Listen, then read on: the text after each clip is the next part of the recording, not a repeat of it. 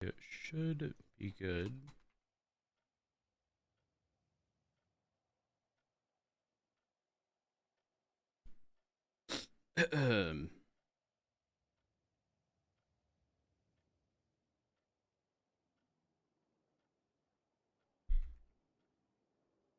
Morning, chat. Ooh, lots of shots. Tank truck? Question mark.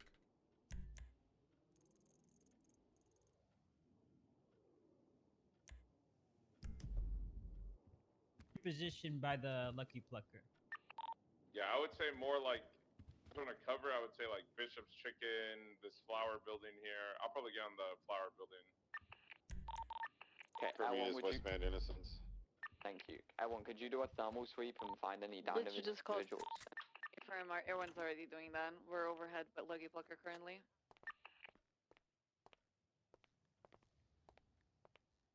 Anita.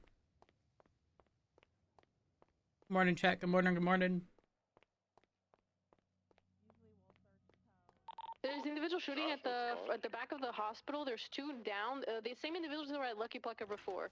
Okay. They have a black and color Reinhardt. Shoot them. They're putting individuals down inside the black and color Reinhardt. They also have a blue color Baka. Yeah, shoot them. They've been warned. They're loading up one individual in the black and color at the back of the hospital. There's two individuals. They're being shot down. One there. There's still two up. Class 2's in hand. One is down. One is down. One inside of the black and color Reinhardt. He's taking off east and then right Did the southbound the driver in other the way. Reinhardt shoot as well? I can't confirm. I saw only one shoot, but they were both holding up the individual. He's continuing eastbound. Yeah, I'm chasing out the Reinhardt. I'm not gonna pursue it by myself. Yeah, let's get out of here. There was like at least 3 suspects down. Okay, get these loaded up ASAP before they retaliate from that. My FPS. There's another one by the sidewalk. If you have a unit with it. Process lasso. Reinhardt was last seen east on Innocence, headed towards Popular. Click. Cash. Click. Much better. Check for that black and color vodka, or sorry, blue and color vodka.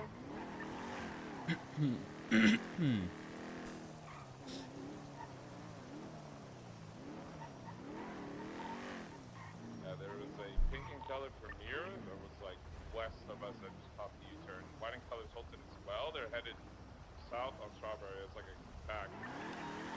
I'm headed back. Triage, it seems they're headed that way. Okay, fam, let's load up ASAP and get over there.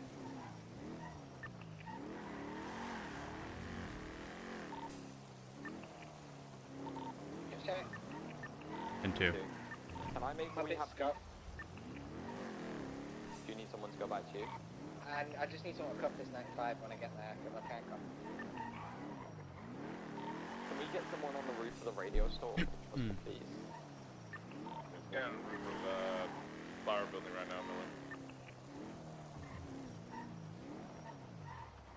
On top of Clip Club as you want? Or across the road? Yeah, whatever the highest building is, I just want to make sure those buildings are covered. Last thing I want is them to turn around now and take the buildings and just deal with us, you know? I'll consistently circle like the Lucky Plucker area. Just make sure to stay in our line of sight, Chief. Which would probably, like, the areas we could probably cover would be, like, probably around Davis, just around the dollar pills and around Quick Lovers would probably be, like, your two kind of big points. 252, I'm get on the parking lot next to the hospital. If we have 695s here, could I get people down here to take 95s? Please don't make me have to start calling out call signs. If you want, if someone can pick up, I'll stay up here, but if someone does, I can process someone if you take their stuff or whatever. I don't mind doing that. You should have enough. Can help process someone, but I'm on Air 1 right now, so someone would have to transport them and document their 252's got it. Take one of the goddamn 90 goddamn 5s. Thank you so much, Maya. That's so sweet of you. That's weird of him. No, he's only taking it because he's got a cadet and we'll get him to do it.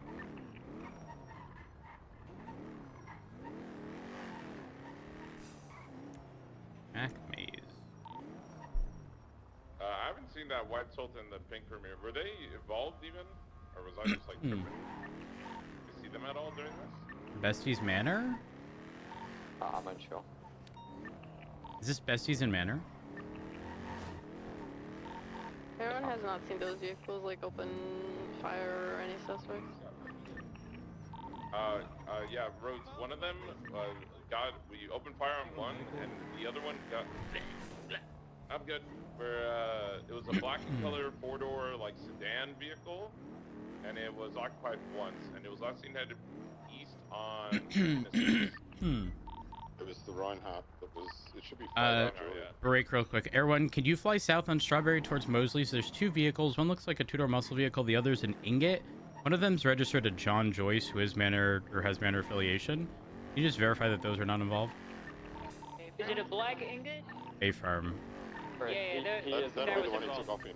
Isn't that the vehicle that took off from the scene just a minute ago? Yeah, we don't know for sure if he shot in that hospital scene though, do we? Break. The one Just on the left is- stand by, actually. Disregard. Gun in hand, like literally 20 seconds prior to that hospital shootout. After I lost visual. If I heard we did shoot out one of his boys in What front did of you him, just so do? He might not be too happy. A firm. The visuals, there were a Lucky Plucker before shooting. I just couldn't confirm if the guy that got inside the black Reinhardt was shooting as well. A firm. Are there any people next to those vehicles still? Stand by. I don't see anything on Mosley's. A firm. I'm just gonna quickly swing by, make sure no one is. I'm with you. Hello? Dominator, I don't see anyone around. Is anyone there? Mosley's outside of it. There's nothing. Hello? Anyone in the trunk? Thermals. Okay, nothing. we're good. Alright, I tried calling out, see if anyone is in the vehicle or trunk. No response. I'm just gonna verify the RO of the abandoned vehicle. The Ingot is gone. RO of this vehicle is Sean McQuillan. The other one was John Joyce, so I'll have the plate of the Ingot. I'm still in need of Sorry? 3 arresting officers. Can I get full signs now, please? Miller, take possessions of one, and I'll do it. Or do you want to take my spot here, and I'll grab it? Just come down. It will be fine. I can take one too if needed. I'm on top of the Yeah, radio. please. That's okay. Yeah, I'm coming. Which one he's taking, Miller? Any of the ones that doesn't have someone next to them, probably this one.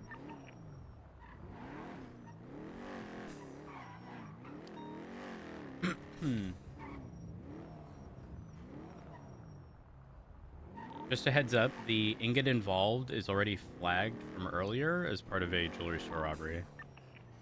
Everyone To needs to refuel. refuel. If 290 will there's a unit. cover you. Yeah, thank you. Oh, sorry. 9076 MRPD.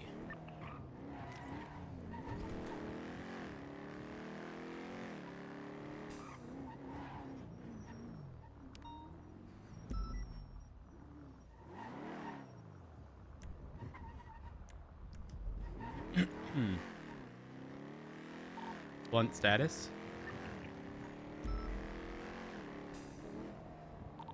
Just overwatching the rooftops. Hey, firm. Southwest. I just hadn't heard you, and I knew you were a little further away from most. Just want to make sure. All good.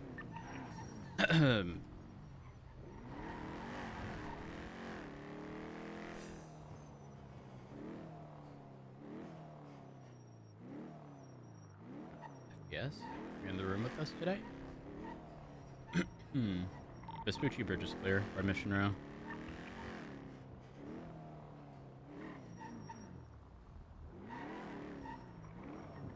Do we have anyone on evidence yet? I've already gotten all the evidence from on top of the laundromat.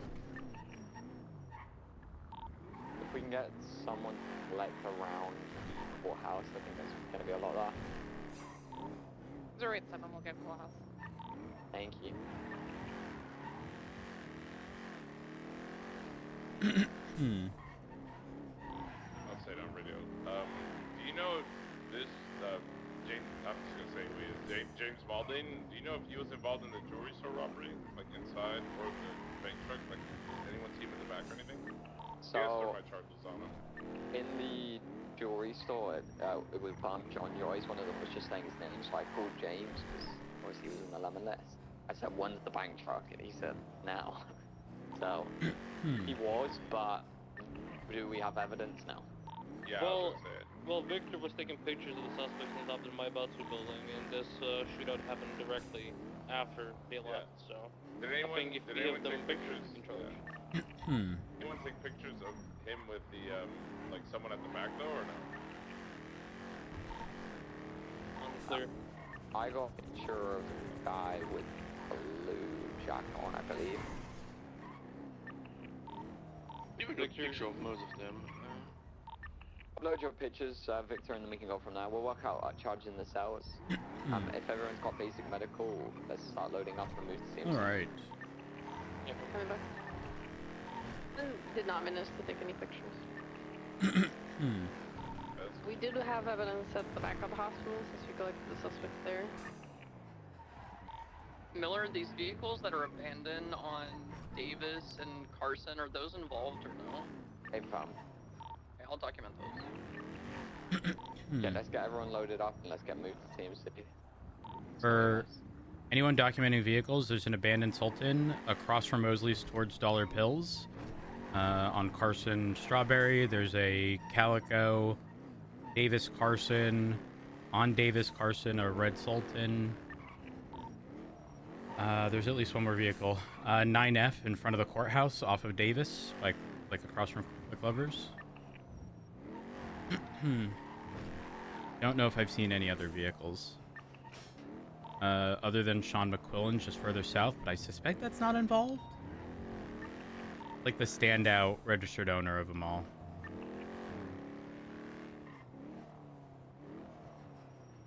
Actually, Sean McQuillan's vehicle is no longer there. 360's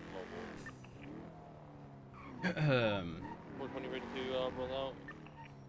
Lovely, let's get the last two loaded up. Everyone will stay overhead for the people lagging behind just in case anyone comes back.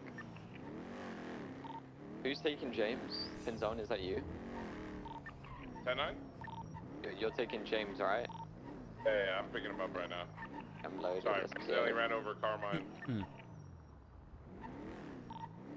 There is also a Sultan by the east side of the emergency lane at CMC, registered to Lucky Torkel. Considering there was a shootout around CMC, I suspect that's involved, given I think all the plates I've run have been between Manor and Besties. Hey fam, okay, let's start moving to CMC now. Let's roll out.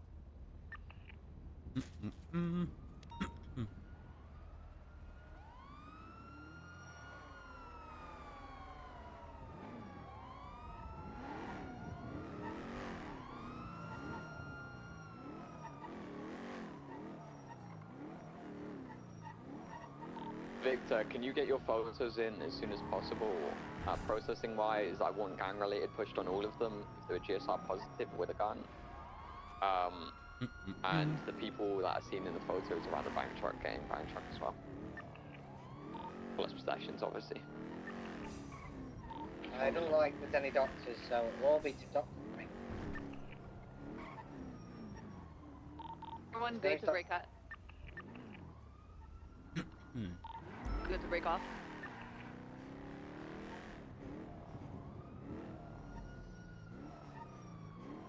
Miller, are you primary? Go ahead, sorry. Do you want everyone to break off, or do you want us to stay over the people collecting evidence? Yeah, stay over the people collecting evidence just for a minute or two. We got this. There is definitely outstandings, and they might feel a certain way.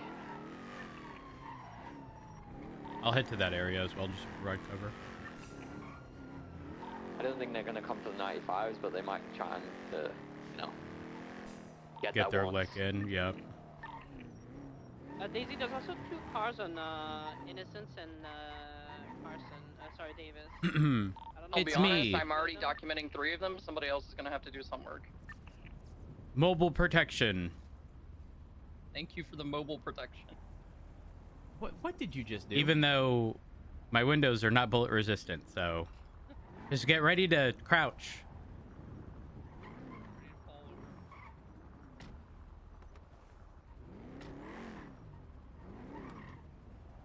Are we gonna roll out together, or do you wanna? Actually, since Air One's above, I'll go sort out those two vehicles on Innocence.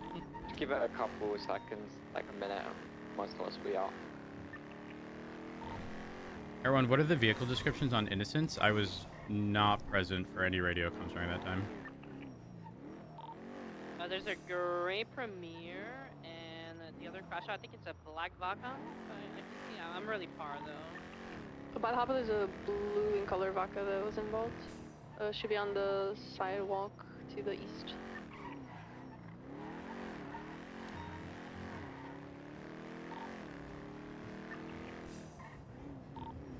Confirm. Should be to your left. There's a Premier in the middle of the street, and the Vaca should be to your right.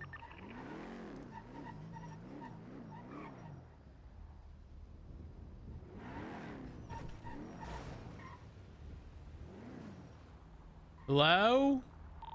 Yeah, local just pushed the blue one out of the Hey, road. firm. I was so confused. I can't document cause and shit because I can't do No templating. worries. Almost loaded up. Can move out very soon. Oh, please tell me I left my camera in my car. I just had to did. buy a new one. Okay, everyone's good to move out with 95s. Thank you. Appreciate everyone helping. Where my BCSO officers at? Going BCSO. Is that you, Ricky? Son, thank you for the 73 months. I appreciate it. Here we go. 2476 missionary 195. Company's in traffic.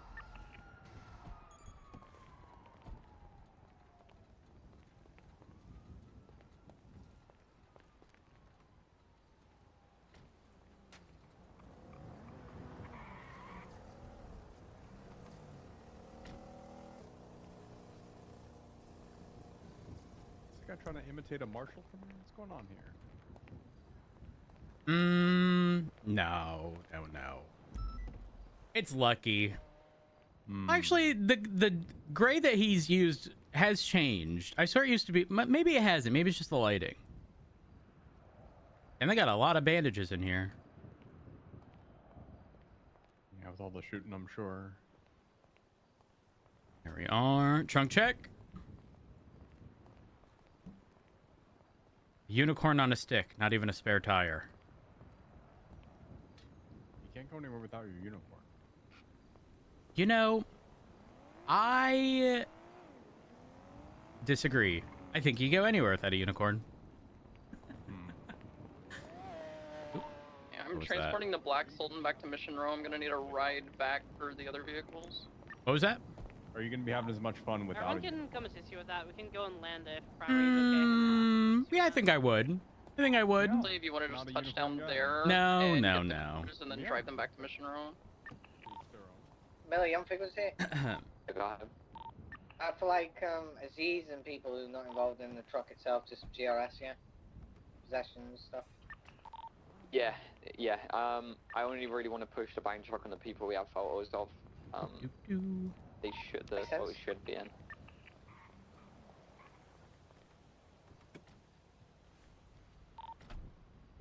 Daisy, everyone's gonna go grab the two other cars. Thank you. Welcome.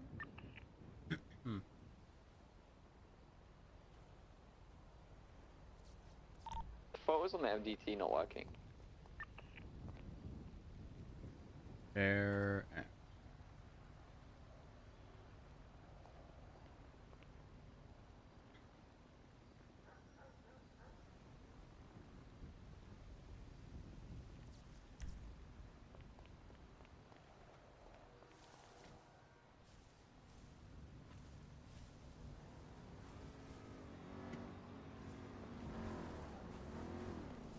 Is there even a plate?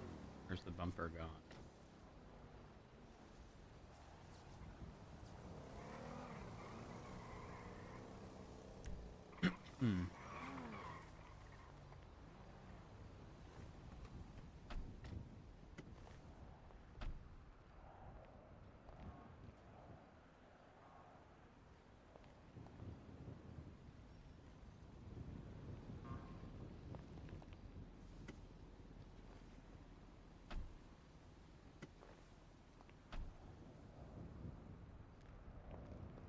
you want to try to transport any of these, or we just document? I'm gonna be real.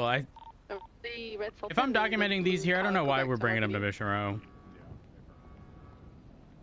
Am I good to just request impounds for these vehicles without bringing them to Mission Row? Yeah, why not? Friends taking them and using them for another gang war. I don't think it's a gang war. I think this was over the bank truck. I'm gonna go find us a cleanup channel. 505, disregard shots, BCSO. Amper, RO, then...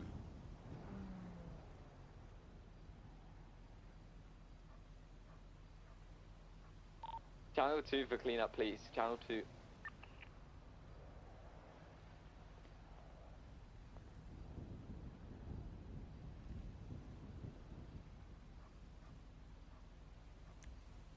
Impound. Violent felony. Air Air 1, are you still on this channel? Anita's got Dispatch down. 29, you're requesting a state tone of blue and color vodka off of Davis.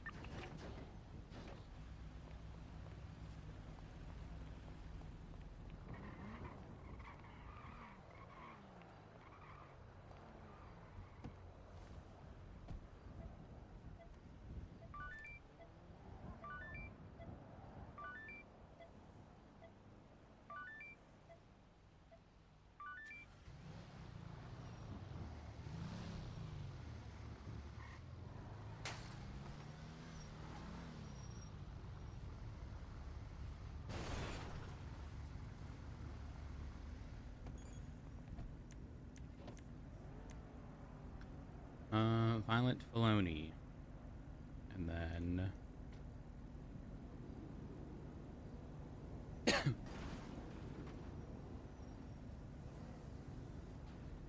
Dispatch 290 requesting a state tone of gray and color Premier, also off of Davis.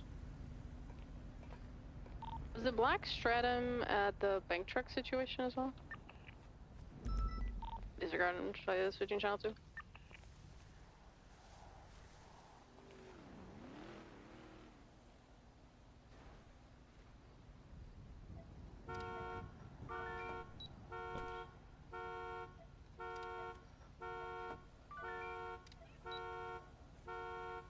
I can do this.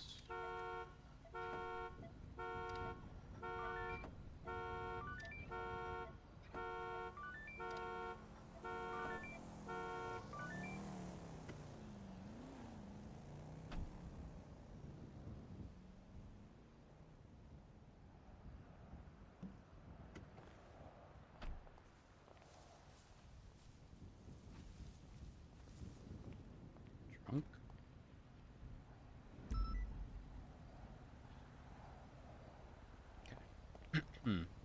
Now we close both. We should be good.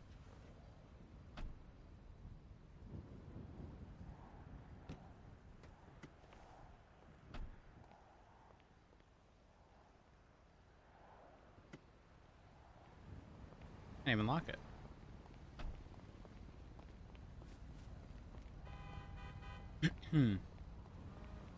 All right, requests have been put in for both. Easy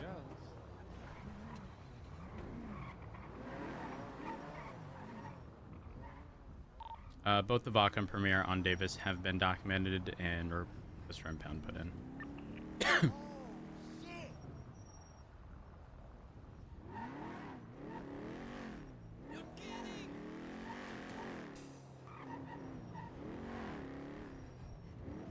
Does anyone know if the 9F near the courthouse is involved? Is it registered? Is it a 9F standby? It's or 10F? the black and red one, right? Yeah. Yes, it is. Pierre Knox is the RO. Oh, yeah, I have that guy in custody, so most def.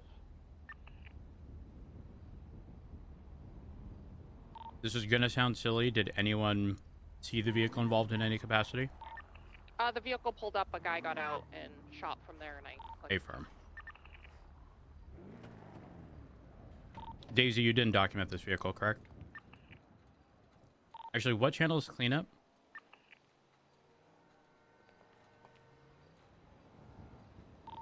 Find it. Is Channel 2 for cleanup? Yes. Hey, from Daisy, did you document the 9F on the courthouse sidewalk? Negative. I Confirm. did the red Sultan, the black Sultan, and the blue Calico. Confirm. Minerva and Selena did the black Tulip and the black Stratum at the laundromat. Yeah, they've been documented and called for impound. A firmification. I'm documenting the, I think it's a 10F actually, but it's on the sidewalk, and I think Ruth can confirm that someone stepped out of this and started blasting.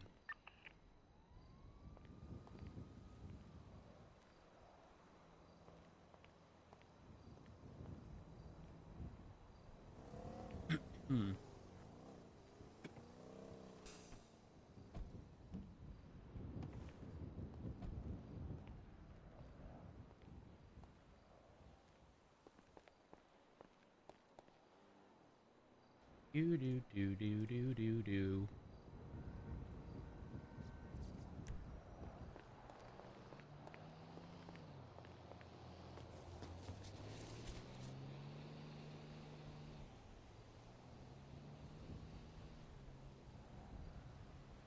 Wait for the UI thing at the top right to go away.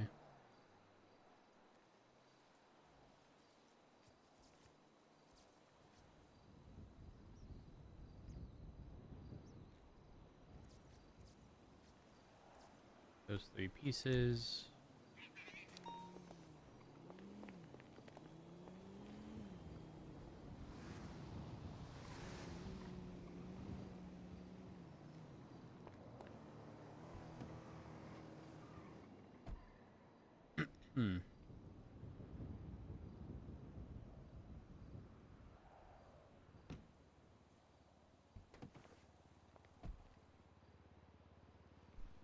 All right.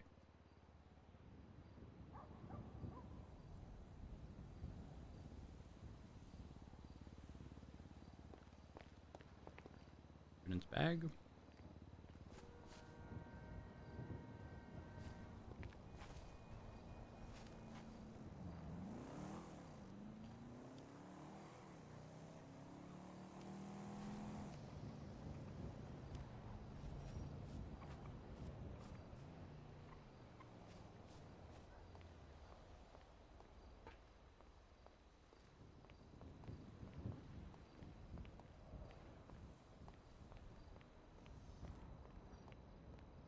We didn't pick that up.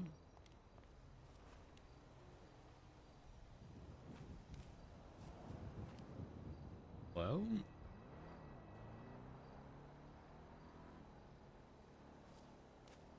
I don't know why I can't pick that up.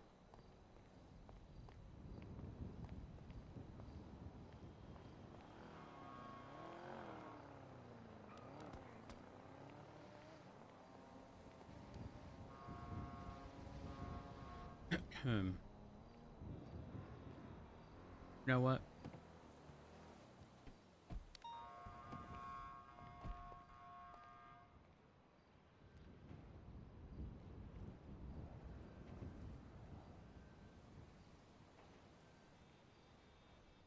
And lastly, Violent Felony.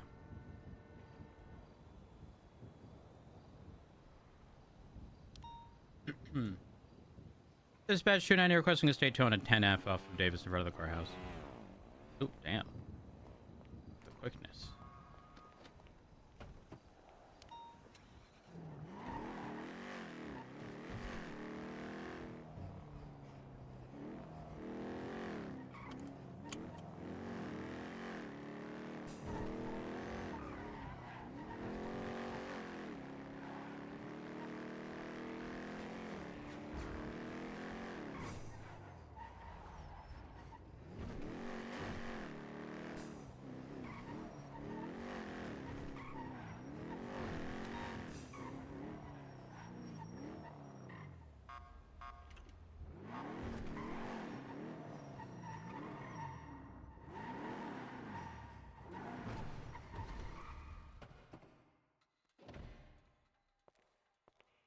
All right.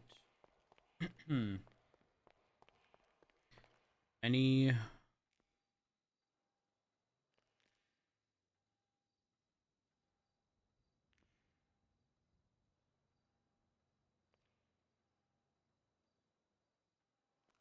Oh. He sent it to me.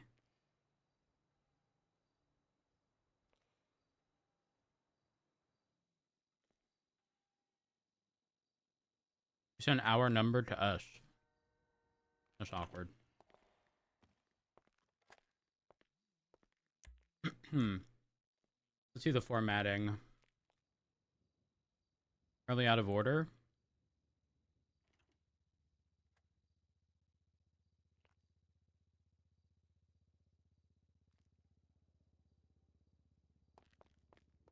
They're caution tape props. What's the website, chat?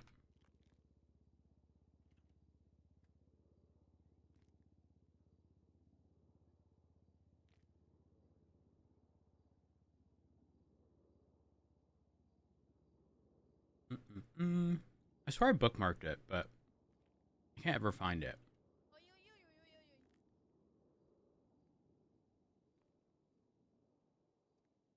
Hey, Espinos. Hey, Jenny. What? How are you going to approach me with "Hey, Espinos" and not expect me to hit you with the "Hey, I was on Jenny"? the radio, Rhodes. Oh, you were walking towards me and saying that. No, hello, Rose. Hey, Hey, sorry, what the fuck? I was just That's I'm a fucked little up. too reactive at the moment, you know? You know what, boss? You got it. What the hell? Man, you just called me Jenny for no reason. Don't say for no reason. Oh my god, bro. Wow. She was walking was towards so me and said, toxic. "Hey, Espinos." I said, "Hey, Jenny." What? I can't believe you said that. You know what? I think it's a Yeah, but I did it compliment. intentionally. This is insane. After everything we've been through, Rose. That's it. I'm twatting this out. Oh no! Oh no! Now people will call me Jenny. I don't want that. Please don't give me that lore. I don't want to accept it. I can't go through this. I will make you pay if you do that. Again, the only contact. Rhodes is causing interdepartmental drama. He called DuPont Jenny. I'm gonna have to call the marshals down here. This is Oh no! outrageous. Don't call them. I fucking I'm gonna have to hate call that the girl. marshals. What's her name? Ruth? I hate her. Don't call her. Do you hate her because of McQuillan's announcement? Yeah, and she tried to give me poop chocolate. Oh, ew. She gave me poop chocolate saying she wanted to apologize, and then she ended me poop chocolate. And you know what? She think I was born yesterday. Hello. Oh, hang on. Hello. Hey, Matt. How's it going? I'm good. I'm good. Your name has caused some drama. Why? DuPont was walking towards me, and I heard, "Hey, Espinos." So and I'm the only one in this hallway. So I turned to her and I go, "Hey, Jenny." But apparently she said, "Hey, Espinos" on the radio. Yeah. She did say hi Espinos on the radio. Yeah, it's awkward. It is what it is. What's up? What are you up to? I have to throw in evidence for 3 different things, but that means I have to manually write the VIN of all 3 cars. So just processing evidence, and then I'll be out there. Yeah. Actually, that's a lie. I have to speak to Davenport. Oh, yeah. Okay, then we can talk on the phone. So I didn't. It's been a few weeks, obviously now, but I didn't speak to you on the phone, or like, I speak to you in general, before me transferring, because I had a few conversations, and I had a conversation with King that I was venting my frustrations, and then saying that I'm thinking about transferring, and then he called me a coward in the process for thinking about transferring, which made me also kind of get pissed even more. I'm going to be completely honest. I didn't think that thing that you did, which was the restructure, would ever happen. And I thought that it was going to be department on standby until Pratt comes back. He's not coming back, for what it's worth. And you did a lot of changes that I think are good. And hindsight 2020, if I would have actually known that you were actually going to do these things, I probably would still be an SPD. But anyways, I'm glad that you I don't, Espinos, I don't blame you, especially considering I made my stance pretty clear that I didn't want the position originally. that did change for what it's worth. That's also I do the thing. intend Like, I thought you on- didn't yeah. want to be a chief. Correct. So I was You're, like, you're I was right. like, You're if, right. so that together with like the conversation with King and everything else. I didn't it realize was the like, music was loud. Sorry. I don't know. I don't know. LSPD's in the limbo, but everything changed for the better. And I'm glad it did. I'm glad it did. Well, thank you. I appreciate sorry I can't it. be there to support you because if I would have known that you actually, what made you decide to like do the 180? Well, my honest opinion, just the Yeah. conversations I was having with the marshals and the BCSO and how productive they were in the grand scheme of things, and I thought sort of some semblance of like normalcy, and not this constant us versus them mentality would be good for PD. And then I figured, why the fuck not?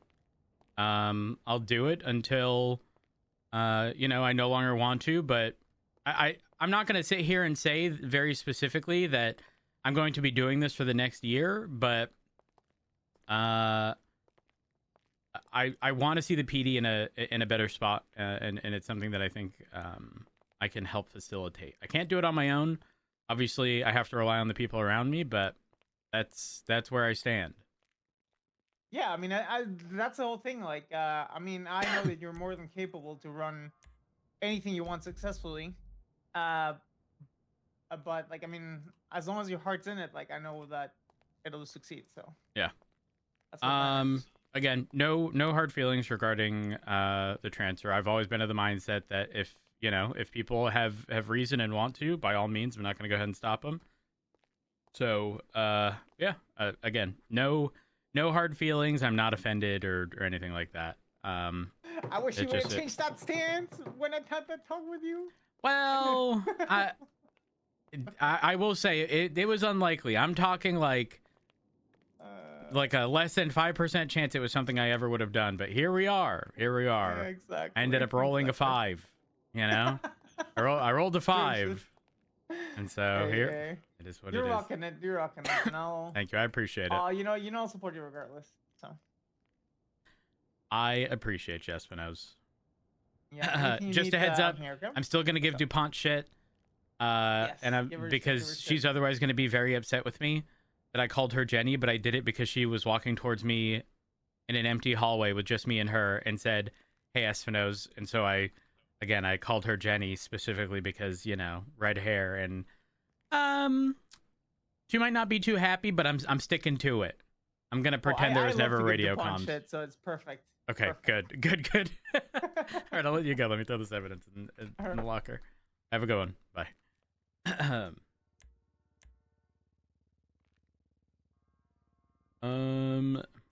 Notepad.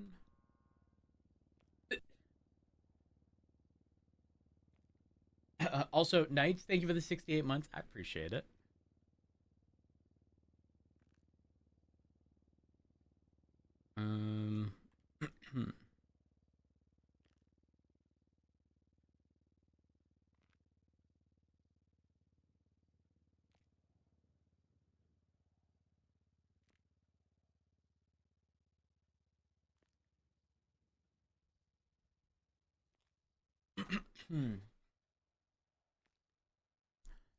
All right, so we have, let me reference photos. Lucky, Torkles, Abandoned, Premiere, or Lucky Torkle. Premiere, let me just copy the plate. Ends in HPS, right here.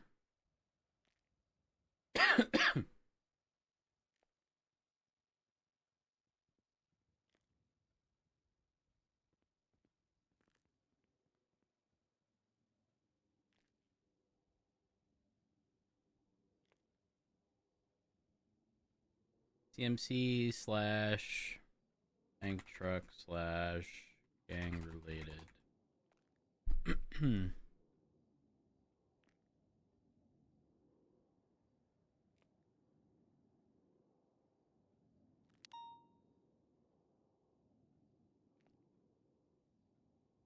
there.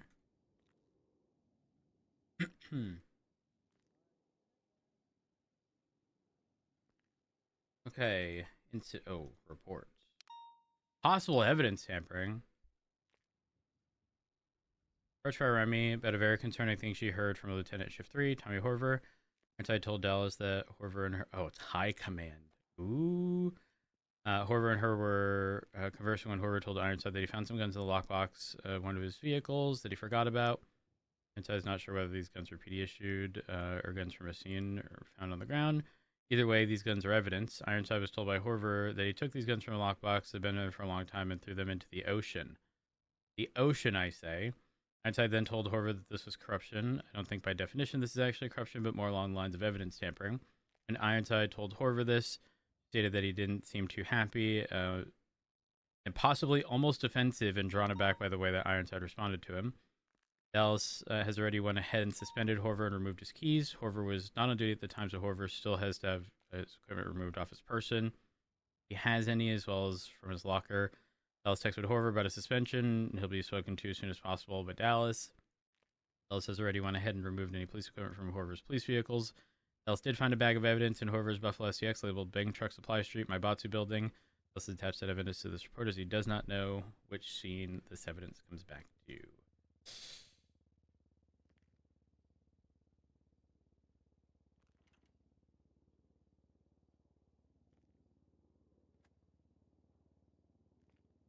I think on a technicality, Horver's fine for evidence tampering, because I think evidence tampering specifically says making it like unavailable. Conceals or removes a piece of evidence with the purpose of hiding the truth or makes an item unavailable for an ongoing investigation or judicial proceeding. More than 30 days old. He's fine.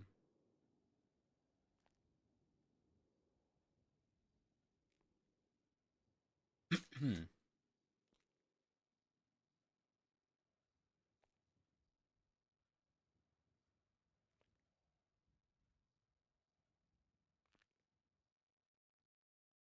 mean, he shouldn't have thrown it in the ocean.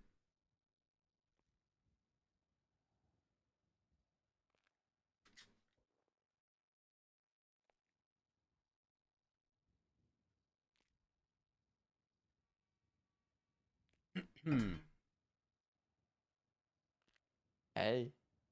Why are you in a wheelchair? Why are you in a wheelchair? I got hit by a car. I'll put in the ICU. You're really pissing me off. What's that supposed to mean? You got hit by a car? You think I believe it's just a coincidence that Brandy starts drinking bilk and this happened to you? She's been drinking bilk? Yeah. What's bilk? You're gonna have to talk to Vale. I accidentally kicked him, by the way. Breast milk? No. Oh, okay. Oh, okay. But similar. From a guy? So maybe that's worse. I'm not sure. You're gonna have to sucking my nipples. Ooh. Oh, you're gonna have to have a conversation with her. I need to go speak to her ASAP. Yeah, no, it's something to do with like a real muscly man or something gets injected with something and then produces milk? Question mark. Bodybuilders getting injected with testosterone. I don't know. Listen, I don't know the logic behind any of this. You're gonna have to speak to Vale. Vale's the one who's been pushing this. Oh my god. I need to go speak to her. Is the lift still broken? Am I gonna have to take the stairs? You are. This isn't very inclusive. Well, it's broken. What do you expect? Listen, I'll get someone soon. Hold the door for me, Victor. Okay, let's get our evidence in.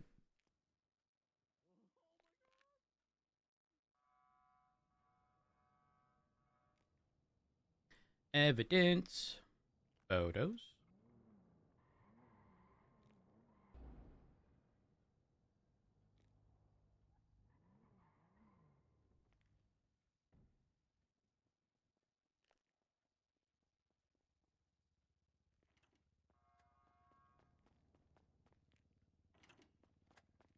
1,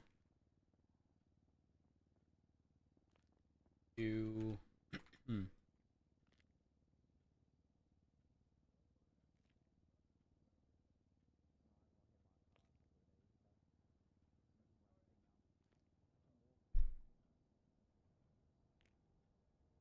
3.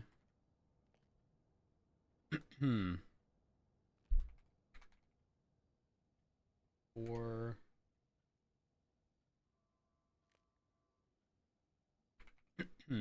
5.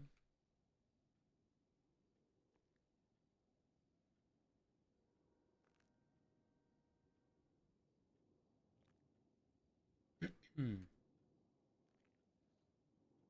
Then we have the Vaca. Registered 2.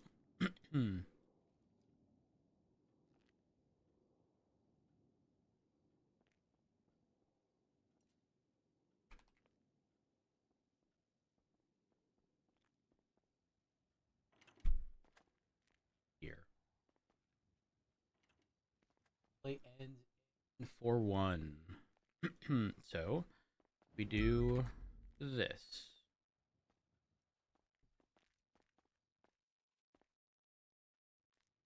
This. Vaca.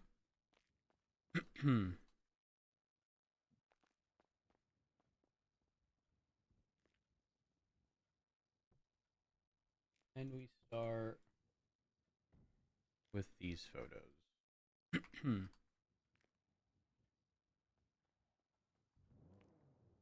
I go back. Evidence. Photo.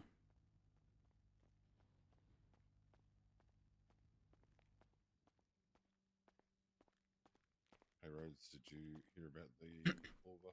I read about it, yeah. Yeah. Not good.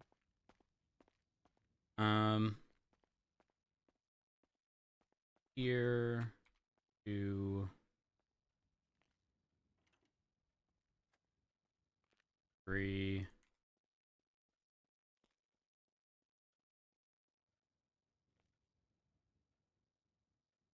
Glove box.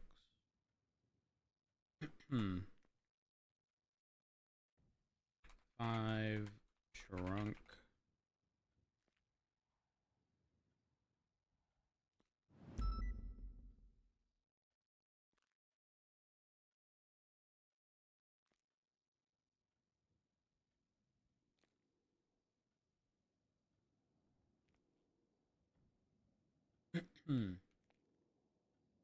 Then lastly,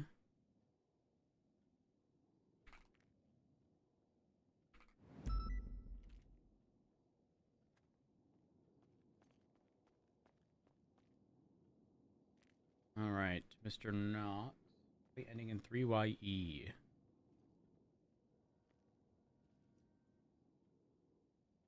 NF. We do Air Knox. NF. Plate.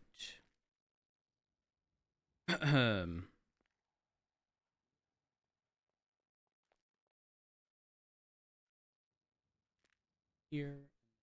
First photo. Here.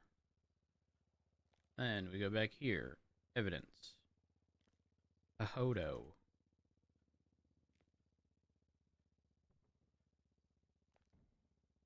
Okay, good there.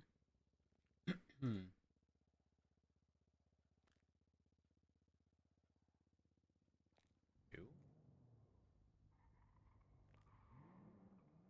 3. Wait, did I not put signs of tampering for the Vaca?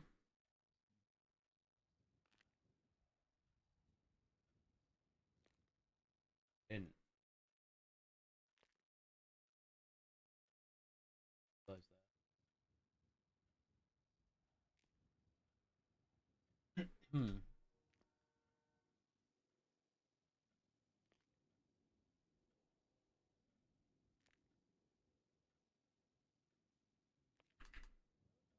We'll do this at the end. Aka. Signs of tampering. Then. Supposed to look out for each other. Well, you probably had a good reason, Ruth, but still, it doesn't Then matter. tampering plate. Then tampering plate.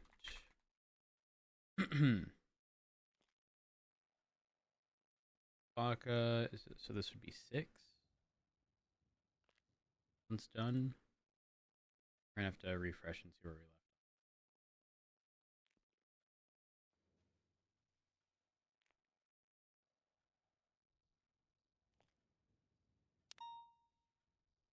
Mm-mm.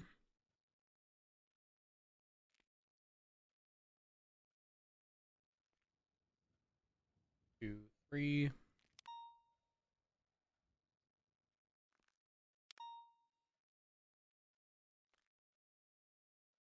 Add photo. And F.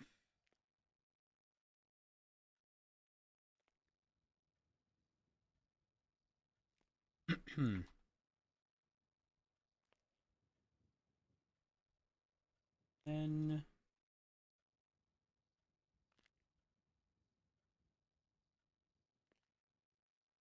glove box.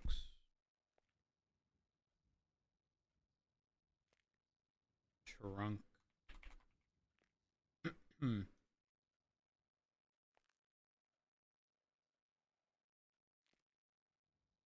Then it is then tampering plate.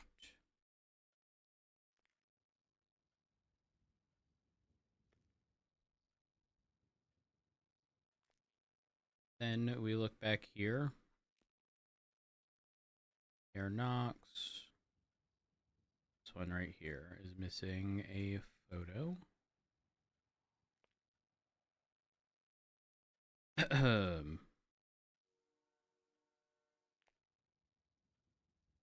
This is the correct photo. X41. Yep.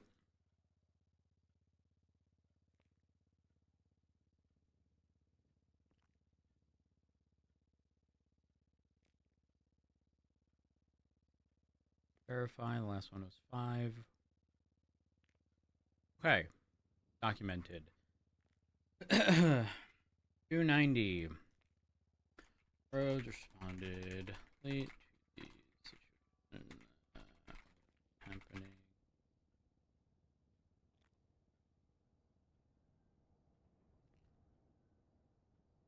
Roads heard Air 1 call out the individual shooting MC.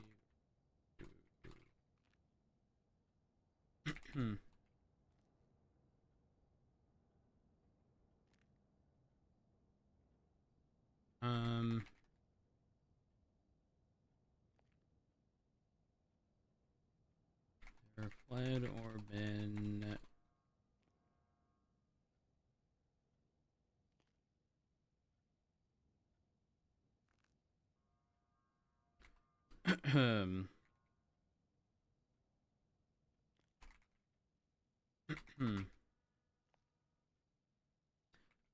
this by the courthouse.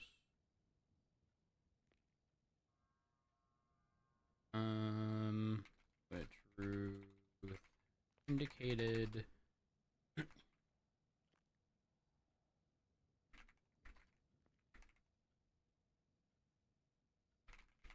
From within it.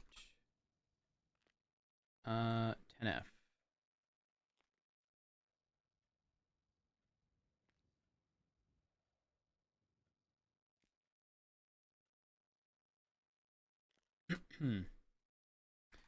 Additional, oops.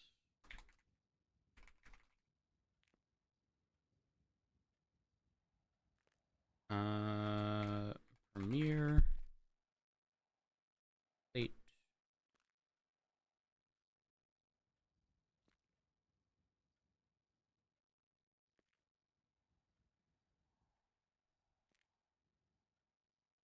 Aka.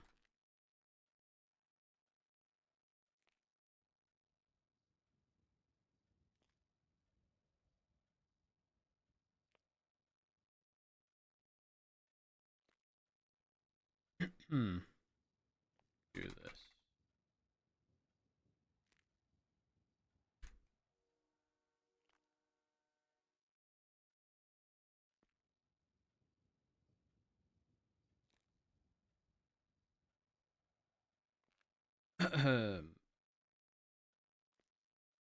Roads documented all 3 vehicles requested.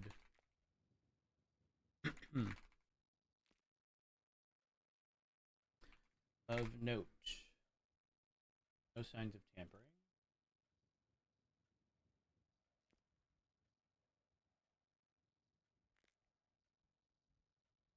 On 4-1.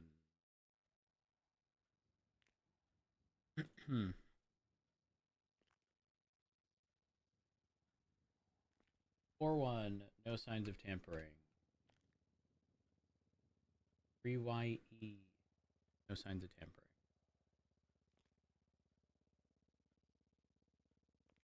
Whoops.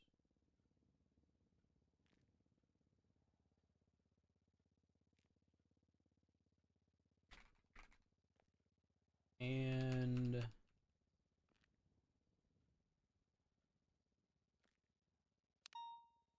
Premiere.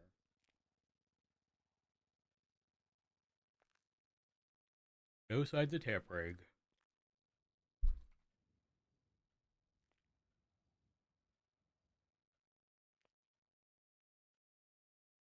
Hmm. 23970.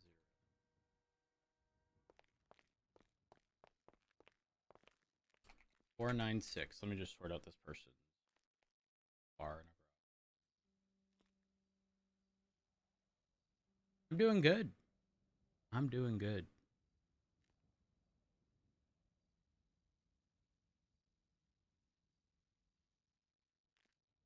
Vehicle menu. State ID. 9F. Change garage. Move to apartments. Confirm.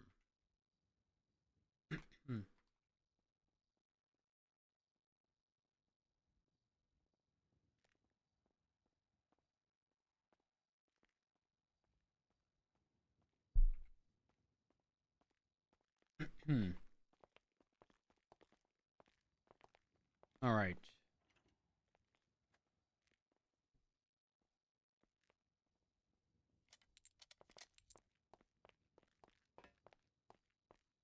Evidence.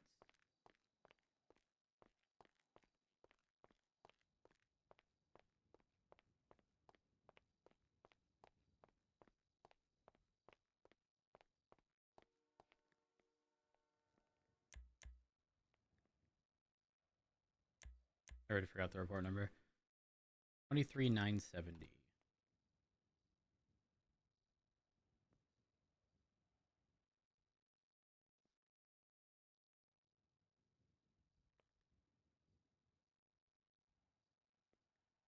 Time to throw stuff out.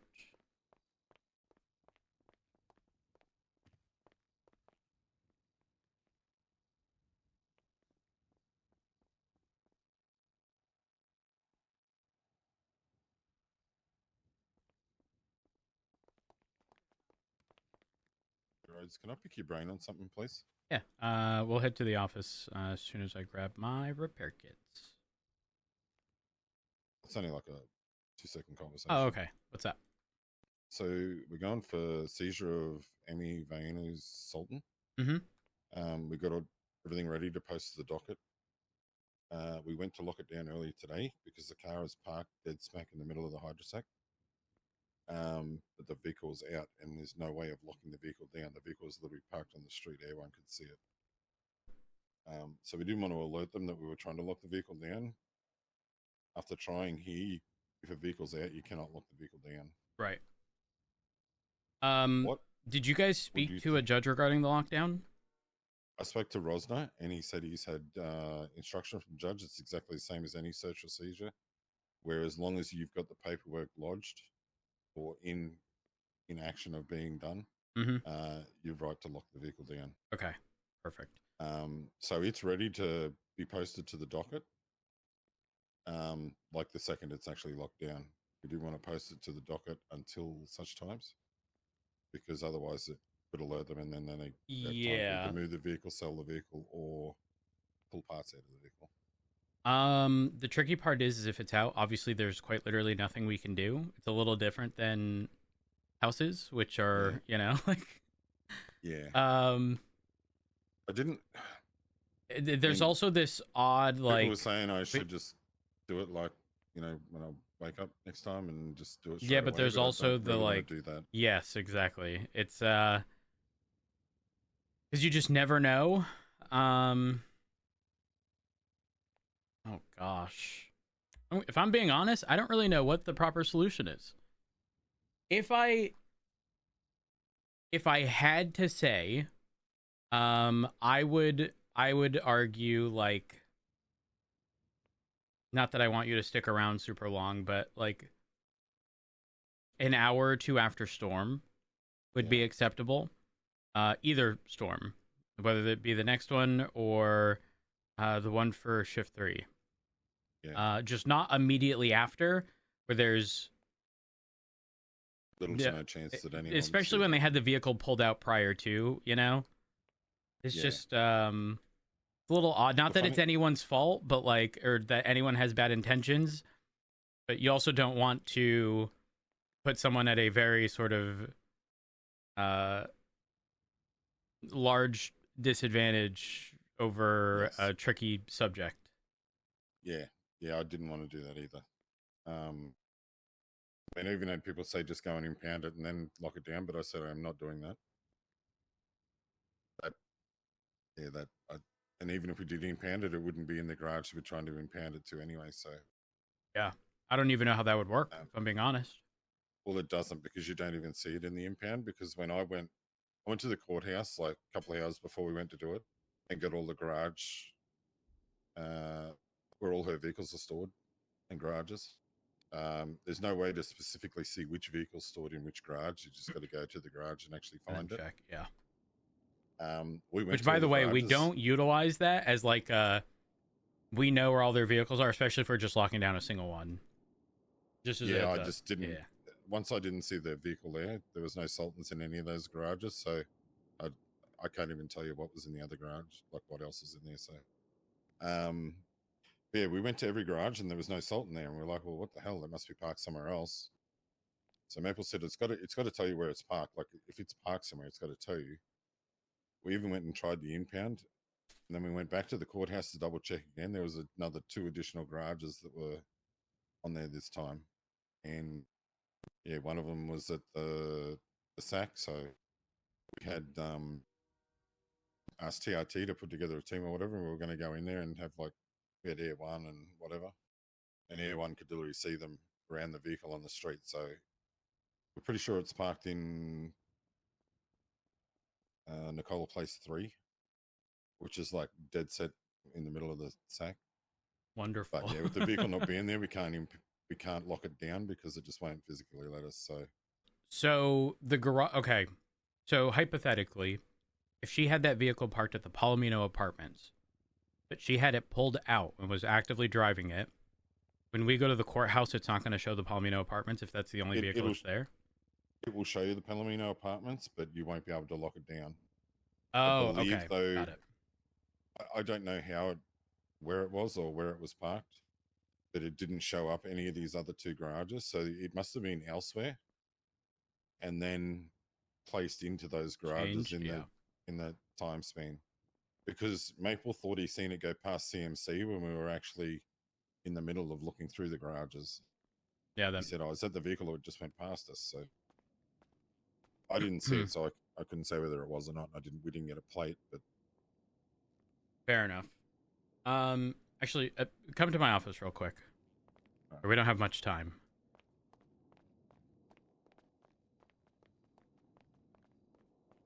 I just want to do it as fair as I can, you know. Like yeah. Especially being like the first time I've done one, so. Yeah, no, I agree with you there. Regarding the Horver situation. Yeah. Listen, I don't think Horver would do anything with like malice. Obviously, stupid call for Yeah. sure, but there's a few things to consider. It's definitely not corruption. Evidence tampering, that would actually only qualify because like there's If intent it was in behind this. evidence. Well, no, because it doesn't. It's still evidence regardless, right? But the issue is the whole like removing a piece of evidence with the purpose of hiding the truth, right? The purpose ends up being Yeah. like the intent, or makes it unavailable for an ongoing investigation or judicial proceeding. We're gonna have to see where that came from. Obviously, he's gonna have to be spoken to. We are I don't mind speaking with Ricky regarding it. Although it's Castaway, taking a little. I don't think this is like he needs to be fired level of stuff. It was stupid, yes, but I think an oversight more than anything else. Well, But we I don't even know what truth it is to it. I'm not sure whether he. I didn't read what Ricky wrote there, but apparently he just mentioned it to Remy that he got rid of the guns because they'd been in his lockbox for a couple of months. So, Is there any indication as to what kind of guns? not as far as I'm aware, because Ricky didn't know what to do, and he asked me my thoughts on it, and I said, well, for one, just to cover us, I would, regardless of whether there's a reason he did it or not, I think the best way is just be suspended until you investigate it, so that if there is something or he's gone off the rails or something, which I highly doubt that he had, but he doesn't have access to anything else that he could possibly, Yeah, you're right. do until you get to the bottom of it. Because the last thing we need is something like that to go on. But What the alongside fuck that, was there's Horver little to no doing? information. I mean, if it was the case if he thought he was going to get his ass kicked for doing it, one, why would you tell anyone about it? He could have just done it and no one would know any different. Well, I But mean, he's two- gonna have trust issues with Remy now, for sure. Yeah. Well, the only thing I think it was he felt guilty for doing it, had to tell someone. But I mean, even if he didn't want to get in trouble and still wanted it to be in evidence, he could just say, "Hey, I found these in the self-submission note," and then still put a report in, and they'd still be in an evidence locker. True. I mean, I'm not gonna lie. just I've had a respect it. situation where I had a negotiation with Jasper. Jasper gave me a Eagle at the time, and it sat in my lockbox for a while because immediately after that, there was like a 78s call that I responded to. Completely forgot. Yeah. And because I knew at this point, it had sat there for a while, it was more than 30 days ago. If I recall correctly, I put it in the trash locker, which is not what should happen. And I think Alice that same day was like, "Who put this in the trash locker?" And I was like, "Oh, it was me." And then took it out and put it in a report, if I recall correctly. But like, that was a long time ago. This was like over a year for sure. Not that that makes it okay, but like, but I think my biggest concern is if it was weapons like guns, they are typically inherently illegal, and people can still be charged for guns that are rusted. So it creates this dangerous situation of we're now presenting another opportunity. But for what it's worth, I don't think like, unless he has a really shitty excuse and like doesn't take responsibility or whatever, I don't think he needs to be like absolutely fucking destroyed, you know? Yeah. It's definitely not good, but it's not. It was definitely a dumb thing to do. Yeah, it's not good, but I think most people could probably collectively look at that and go, aside from this, he's a really solid cop and doesn't need to be fucking, fired or whatever, you know? Yeah. I wouldn't want to lose Horver at all. And I say that he's not even in our department. Yeah, I mean, I'm of the same mindset too, but Consequence, but it doesn't have to be fucking, we don't have to be at 100. Consequence for his actions, because as a cop, we shouldn't be doing that stuff at all. Yeah, like, 100%. If anything, he should have just owned up to it and taken whatever punishment he was given, and then go from there, which would have been a way lot lighter than what it would be now. Like if he'd probably get a bunch of daps, even if he was suspended for 24 hours or even 7 days, is better than the way this looks, Yeah. for sure. Yeah. Stupid yeah, I Horver, guess we'll have stupid to- Horver. I'll have to wait until they speak to him, I guess, because Yeah, we'll only find I don't out. know, like it, The reality exists that, like, he was just joking. it does, but what sort of a joke is that? Like, Honestly, Davenport, if I wanted to see whether or not someone I thought I could trust, not that I'm Yeah, I saying guess I so. should be able to tell friends in my department quite literally illegal things that they wouldn't go and tell someone, but like, you know what I mean? Like, that's not okay. Yeah. But also, is a white lie like that the end of the world? If I am just trying to suss people out? I don't know. yeah. I don't know. Horver is so well-rounded. I don't see him doing that. Regardless of what I just don't see him doing that. That's the crazy part for me. Well, that's what I said to Ricky. That doesn't make sense to me that he would do that. Because Whether he's he would or he wouldn't. It just doesn't make sense that he would do that. Like, yeah, he's a problem solver. He would look at a situation and go, like, this is best course of action. Just, even if it was putting it in the trash locker. Not that that's acceptable, but like, yeah, throwing it in the ocean instead? I don't know. The math isn't mathing. My hope is that this is a big misunderstanding. yeah. There's a bunch of different ways he could have went about it. Like I said, he could have just said, "Hey, I just found these on the steps at Mission." No one would blink an eye at it. They'd be like, "Oh, okay," or or anything, or just put a report up to say that he found these 2 guns, and no one would need to know any different. I don't know why he would. What if he was being pedantic? What if someone gave him like a toy gun that was in his thing for ages and then actually threw it in the ocean? You know, like, Yeah, I don't know. I think there's going to be some other justification. Give me a second. 911, what's your emergency? Hey, Rhodes, it's Pinecone. Hey, Pinecone. I need to talk to you about something, but it's not chief related, so you can breathe a sigh of Okay, relief. come to my office. Davenport's here. Oh, wait. Oh, that part would actually be a good one, too. Okay, I'm coming through. I'll see you then. Okay, bye. All right, go. Pinecone's on the way. He said it's not chief related, so I can breathe. Okay. Where is he?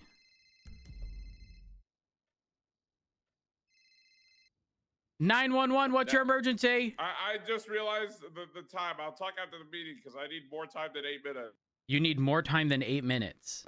Well, I don't know. Maybe. So I don't know. What's it about? Advice. Advice? Yes. Yes, you should get a divorce. No. it's. I'll have a conversation after the meeting. Okay, all right. I'll call you. Okay. All right, Thank you, bye. Rhodes. Okay, he doesn't have enough time, so it's going to have to be after the meeting. I have no idea what it's about. Also, what did Jeb just twat out? He was taken hostage by Hydra for a Polito earlier. Fuck Piggy Patrol.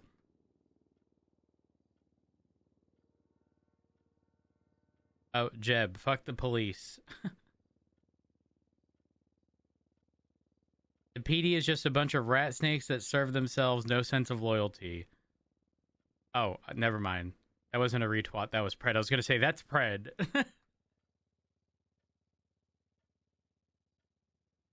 Yeah, Pred's not happy. At all. Yeah, I mean, I can understand why, but Yeah, same. surely he's got to look at the bigger picture.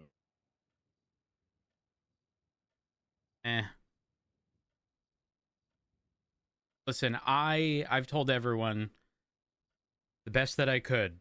I've worked alongside him for years.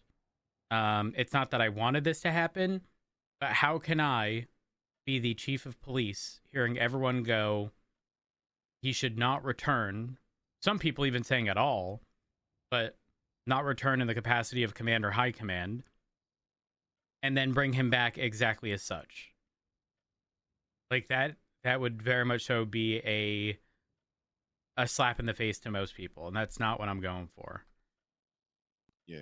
You want to Like, I know know what's personally interesting myself, though? It wouldn't bother me what position he was in because I actually fuck with the guy. But I know from comments and stuff that people made about the Pred stuff that it would tear the department apart because majority of the department didn't want him rehired. You know. Yeah. So, Listen, I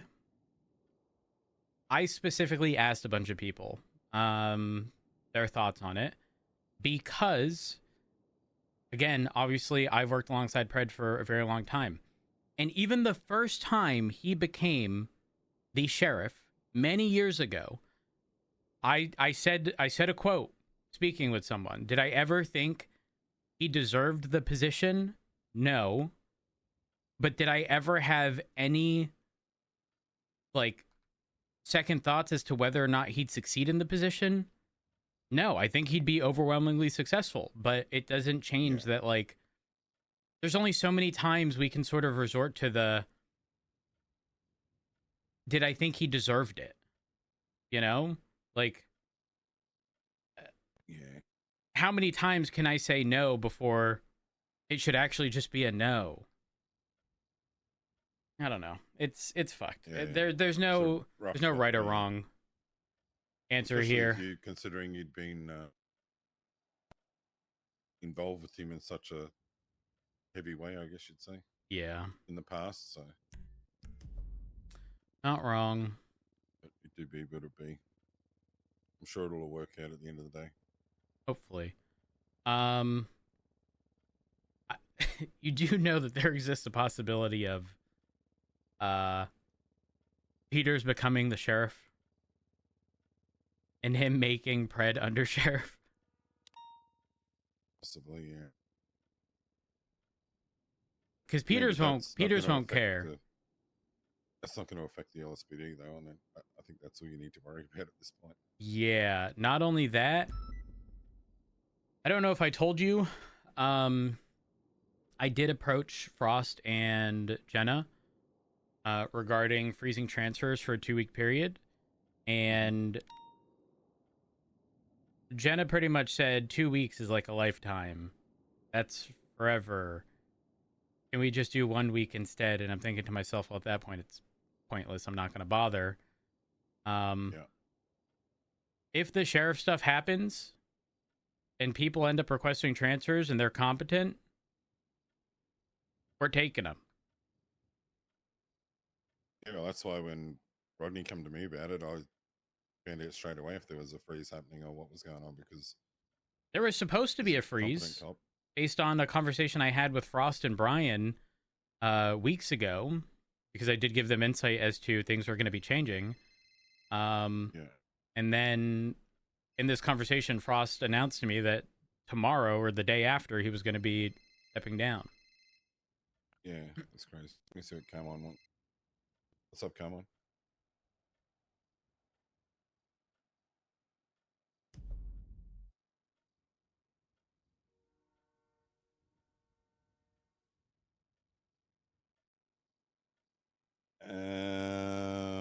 How long they've been on the highway for?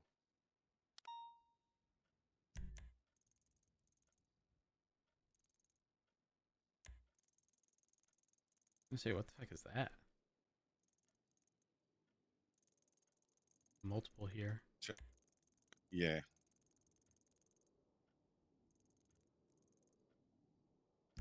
Yeah. No worries. Say it. Bye. He's a problem child. What did he want?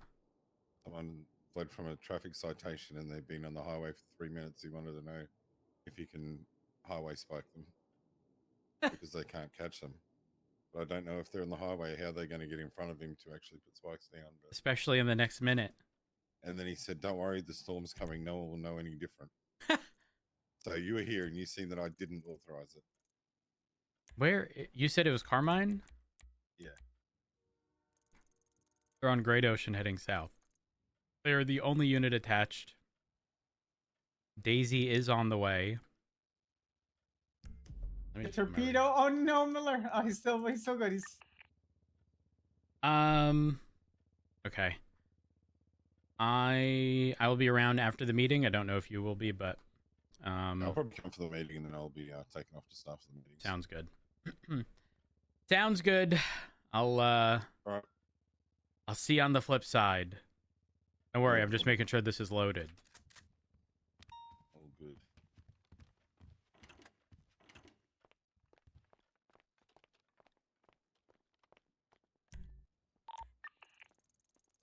Oh, there's no one else here.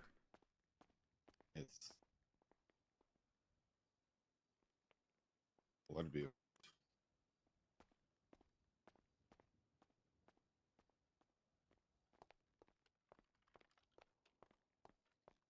You stabbed your best friend in the back. No biggie.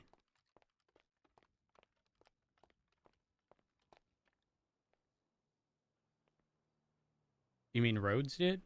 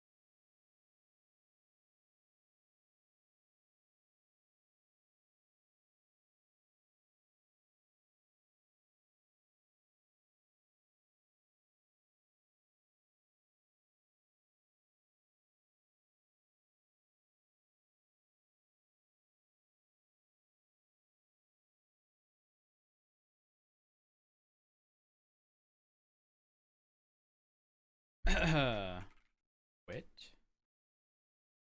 I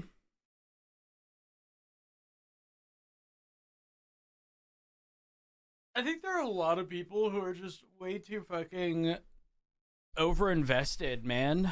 It's actually insane. Like, holy fuck, let it play out, little bud. Just take a little seat and watch. Like, I'm gonna say this as respectfully as I possibly fucking can, but, like, know your place. Holy shit. I'm sorry, I have no tolerance for people who think that they're gonna, like, make sly comments because they're upset. Sit on your fucking couch and watch the show. Quit being pressed regarding something you have, like, zero input in. I don't know. I feel like people just, like, need to remind people. Because, holy fuck. Some of y'all are fucking stupid. That's the minority, I'm gonna be clear. But some of y'all... some of y'all got problems.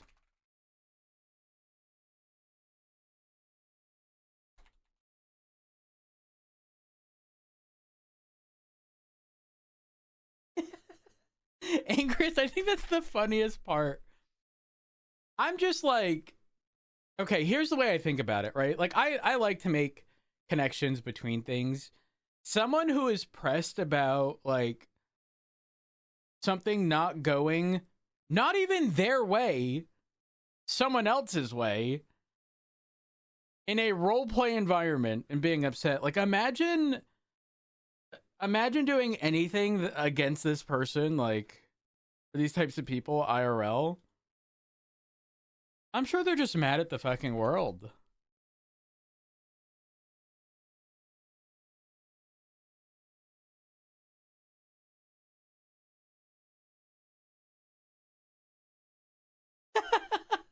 Angriest, I think you put it the best. First, it was imagine having the energy to be mad about roleplay, followed by I'm mad about adults playing make-believe.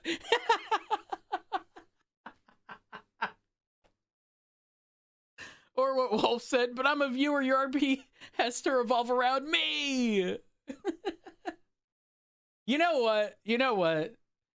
If these are these people's problems, bless their hearts. They got an easy life. If this is what you have to complain about, my goodness. Oh yeah. So here's the thing, Hun, I can't stress this enough. I'm not here to tell people how to feel. Everyone has their opinion of stuff, right? But being genuinely pressed about stuff in a roleplay environment is insane. Like, bro, I didn't ruin the fucking final season of Game of Thrones. I didn't have years to fucking establish a finale, you know? Everything is very much so on the fly. Why did you have to remind me? Guys, I'm sorry. I'm just pointing out the obvious here. I binge watched like 4 or 5 4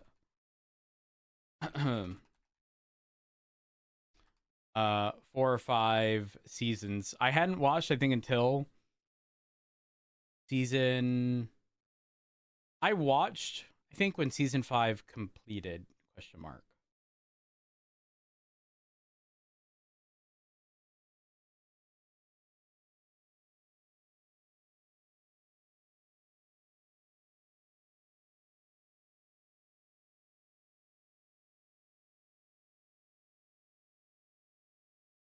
I have not. I haven't watched any shows as of recent. In fact, tomorrow we're supposed to be watching Old. We're supposed to be watching a show. Been delayed a few weeks. Oh, we're watching Fallout season 1.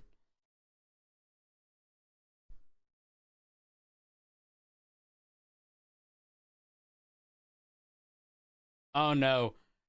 Crispy, I'm the complete opposite. If I start watching a show that I enjoy, it's like the hyper focus aspect of like whatever. I could fucking binge watch so many seasons.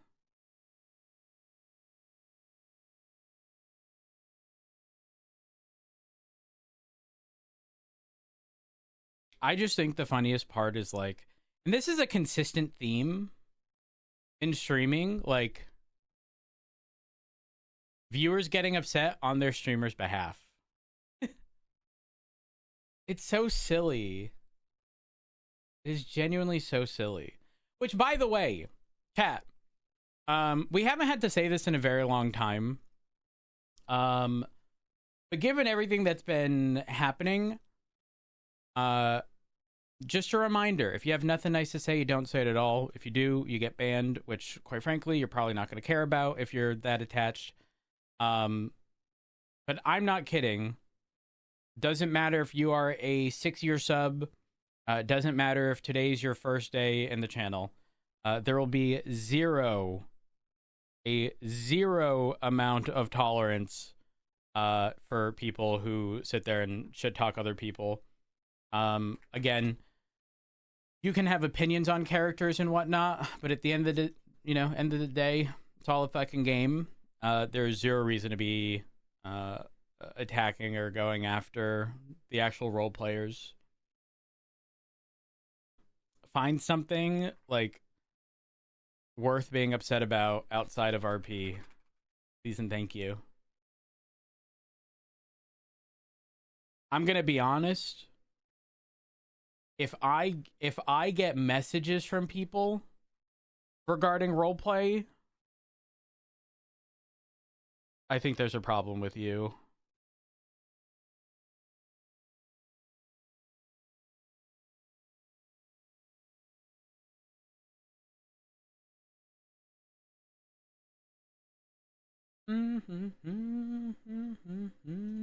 Isn't this an old song? Older. Emotion. Release date. It sounds like an older song. Oh, 2015. Ugh. It was 11 years ago. I'm getting old.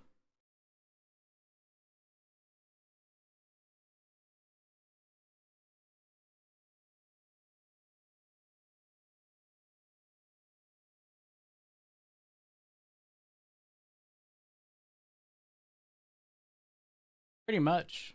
Just enjoy the show.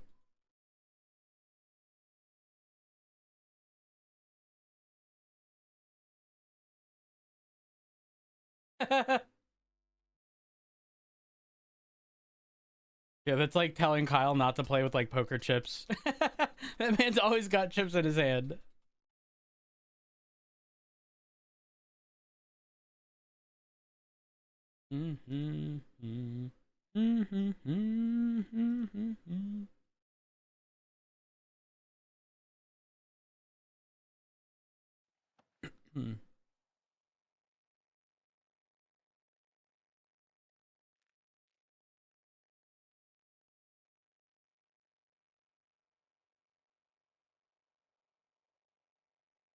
I clicked the wrong character.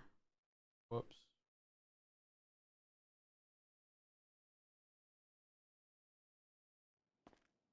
You know what, chat?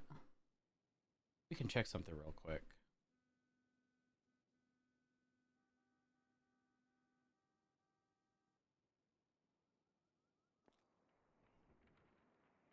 How bad is the south side? Actually, we don't need player blips. Maybe I should keep him on to avoid people or turn VoIP off.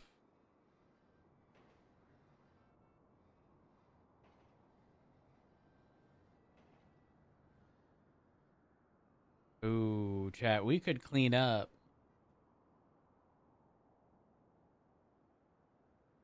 We could clean up the south side. It is a weekend.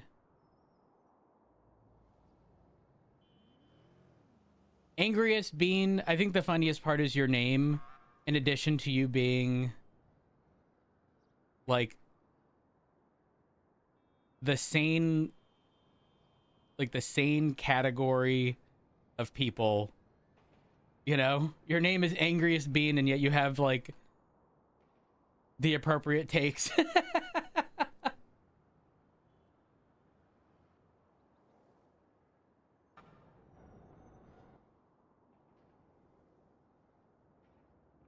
Chat, we could clean up the south side.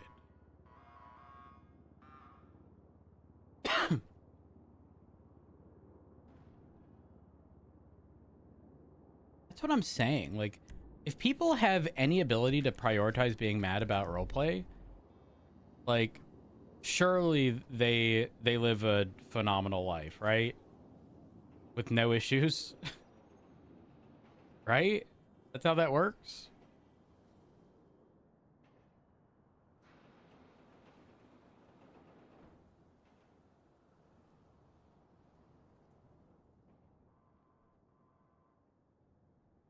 Is it up here? No, it's not there at all.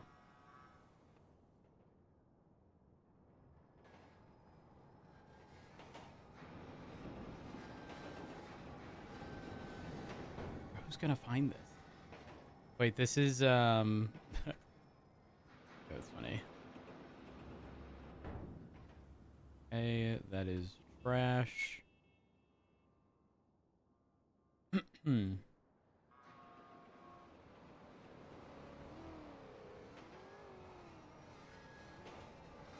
Why do people just throw everything everywhere? That's the question.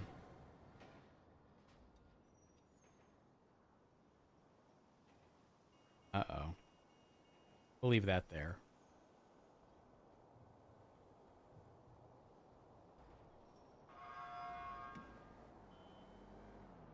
Don't want to be a floating thing. Salvage ammo. Put that down. Our DNA won't matter because it won't be on file. This character's name is like admin with a dash or something. We'll be a-okay. These are normally filled. I don't know if we'll actually stay clearing this stuff, but I'm not opposed to. It is a weekend. I normally do these on weekends.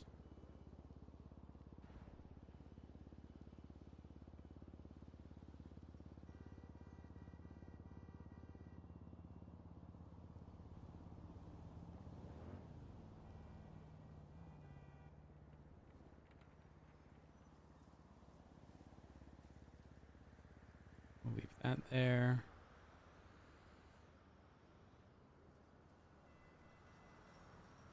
That's bad. Tony Corleone, you are the problem.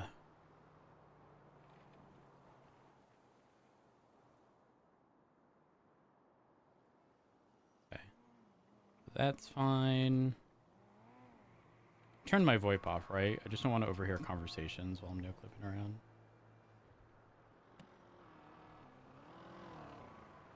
But I'm gonna be honest, it's probably not necessarily like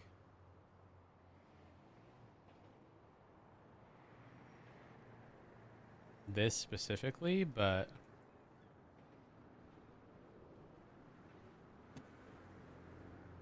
my FPS recently has been just dropping. There is another Windows update I need to revert, but I doubt it's the result of that. Who knows?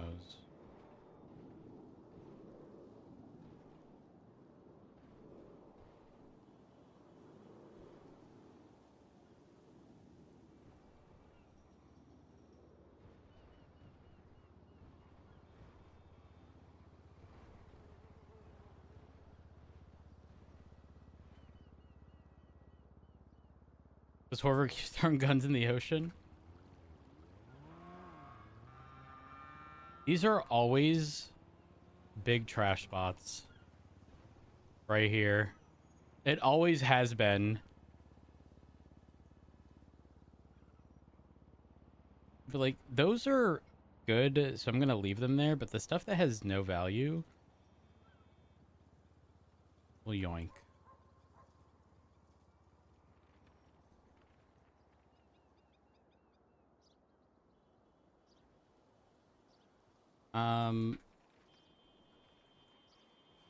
We'll get that to be a single bag.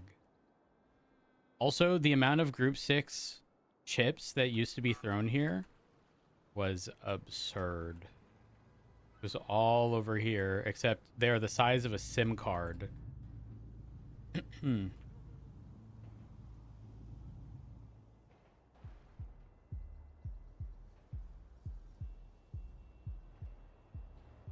So I question if people are doing sanitation, because the amount of trash bags I have seen everywhere has been insane.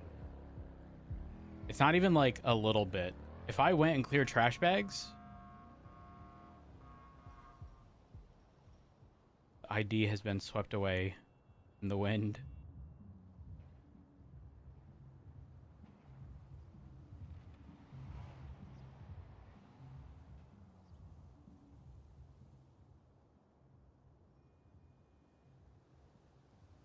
Oh. That interior loaded. Not intentional. Going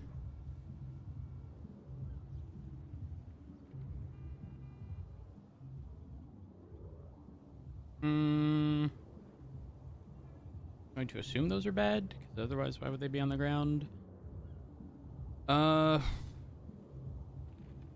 all in one bag, I'm not worried.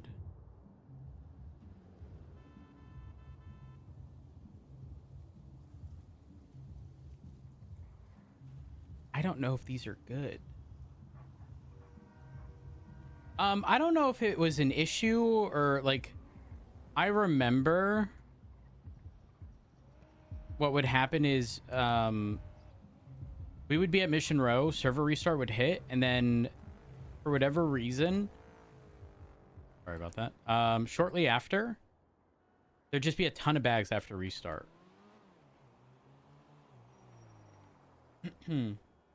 Yeah, I'm doing some trash pickup. Hold on. I don't have process lasso on. Let me at least fix my FPS. Process lasso.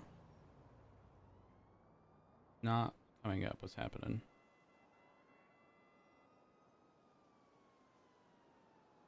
Here. Infinity. Current.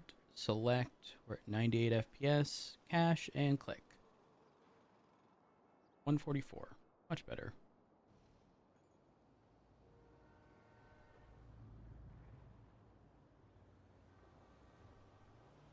It's just satisfying to clean up the south side, if I'm being honest. This also used to be a trash dump spot. We'll keep the gun there. We won't interact with that on cop.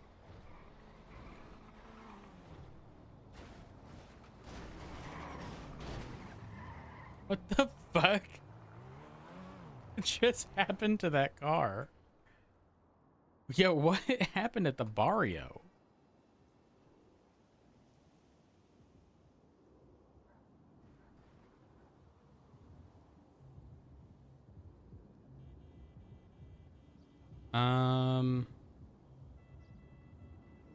Do people not know that guns can be recycled? Let me just put this to the test. Make sure I'm not.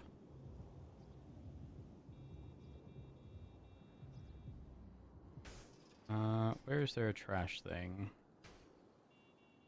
It'll be on a corner around here.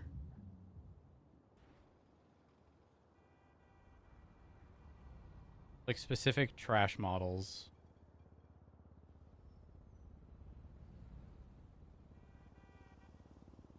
Right here. Yeah, they can be recycled.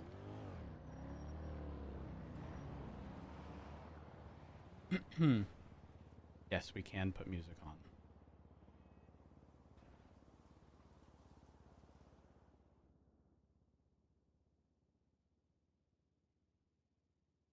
That's all trash. As long as it doesn't have a sim, we'll yoink it.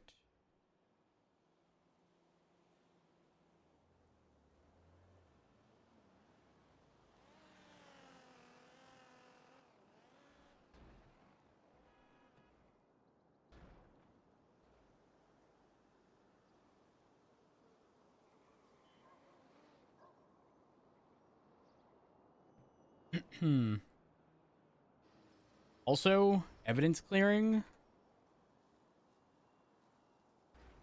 We'll clear all evidence and trash more than a day old.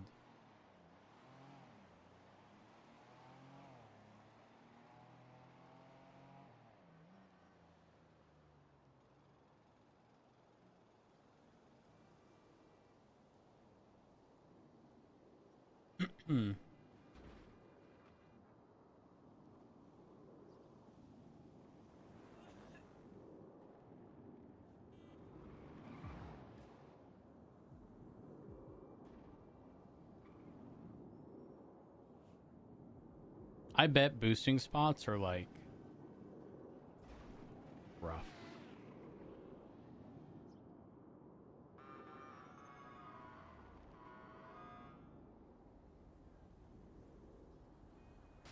Oh.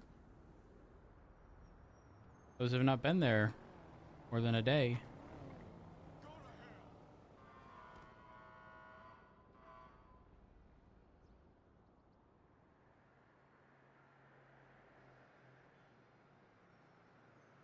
Why are people throwing fish? And so it's literally stuff you can buy from the fucking grocery store place.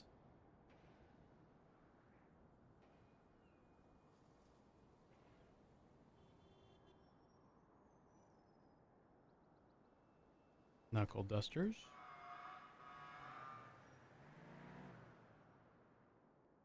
Oh, this has to be like moonshine stuff, surely. Maybe not. They're all bad anyways. Wonderful.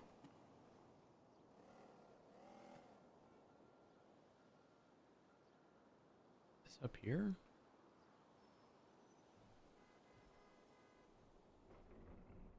Is that a group 6 thing?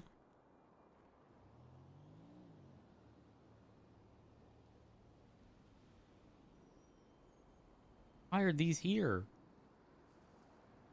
Who goes out of the... Why are there 2 boxes but 1 sign?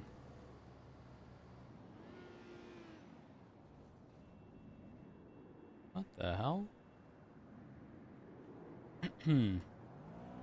By the way, if you've ever watched me do this, I apologize in advance. I cannot stay in one area too long. It fucks with me. Oh gosh. And then I feel like I get nothing accomplished. So I have to move around. This is 000. All this stuff is going to be bugged, so.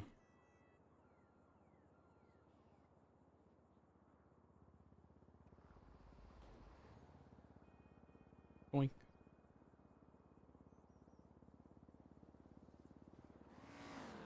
Bandages.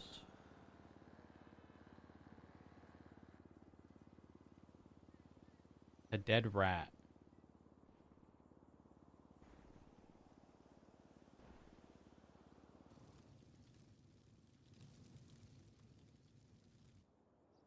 Sewer stuff.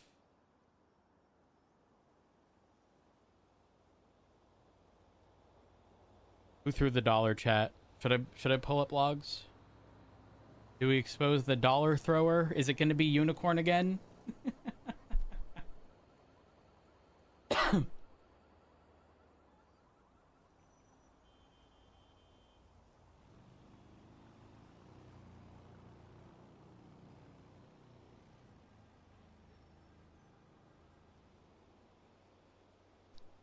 Fine, I guess we'll check. Give me a second.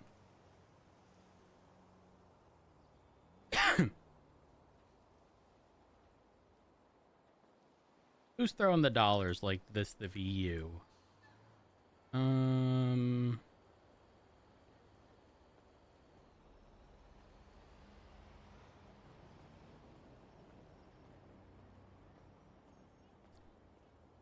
The results are in. It's been there since January. Who is this state ID?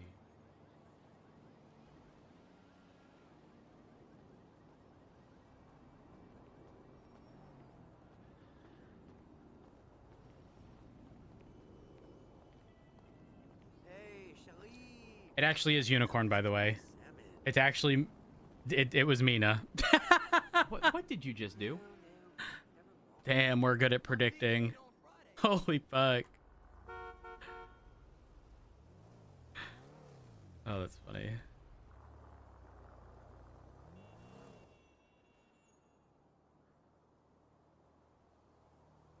there any, like, common places with a shit ton of unnecessary evidence, like boosting spots?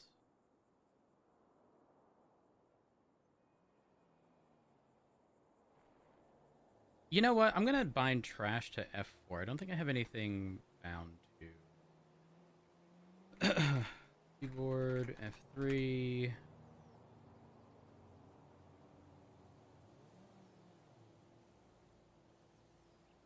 Evidence, and then trash. I'm an idiot.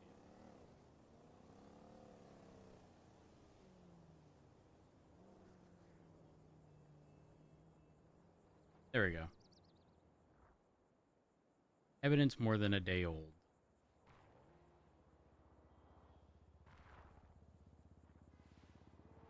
But there was that large shootout here.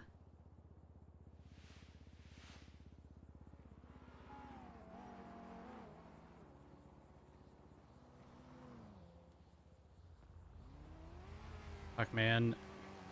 Maybe today was not a good day to do this, because we do need to jump on roads. I want to mess with stuff at the cemetery. That place is always a mess. Evidence marker. Which is weird, because that was looted and placed on the ground, or whoever was looting it was overweight and it dropped to the ground.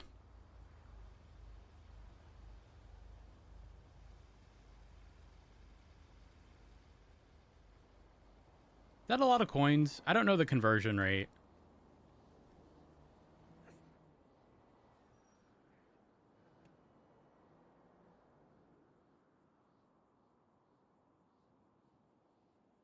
Also, either rental paperwork takes a while to, like, go bad, or people just always throw the rental paperwork on the ground and it stays there for a while. Do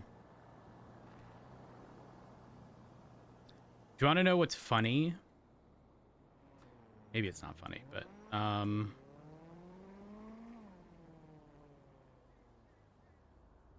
did this? Who did this?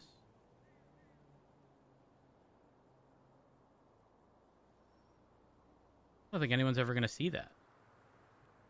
What was I gonna say?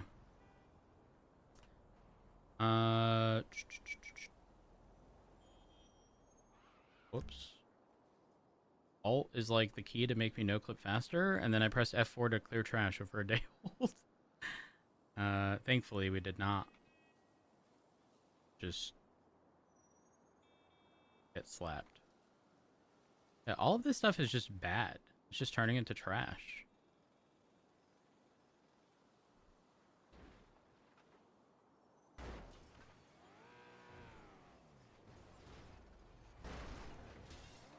Locals are on one today. What the fuck?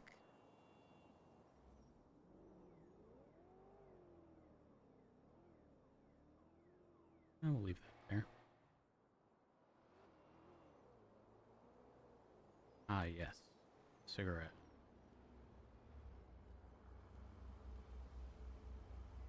Hey, girl.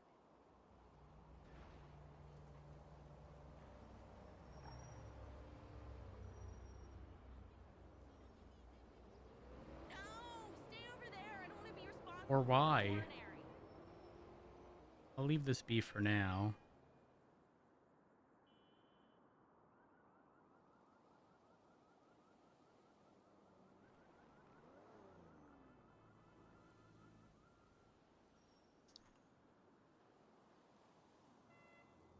Okay, I kind of want to check the ocean. But, like, I also don't want to, like, the Horver situation. Don't necessarily want to mess anything up, question mark.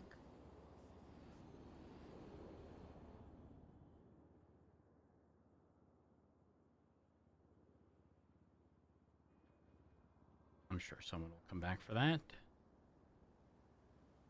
Chat, is it inappropriate to say I missed the pink cage?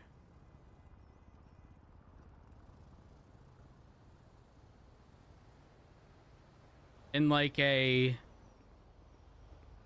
I miss everyone like coming out at the same time and... That makes sense.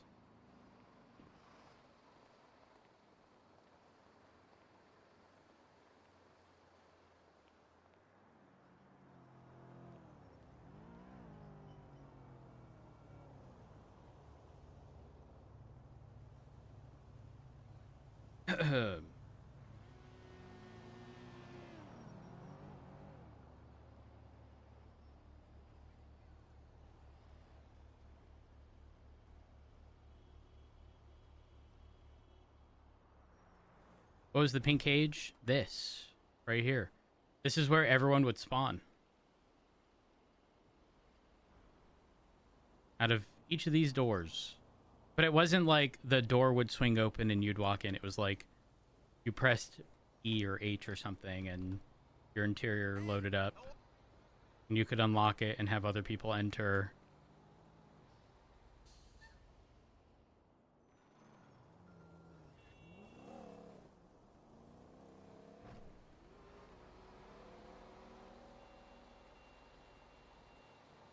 Doop, doop, doop.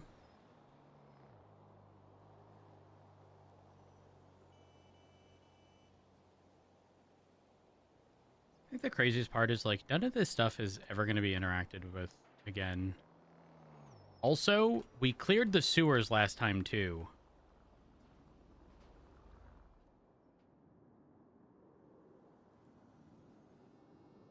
Even though the sewers don't load unless you're in the sewers, there is so much unnecessary stuff there.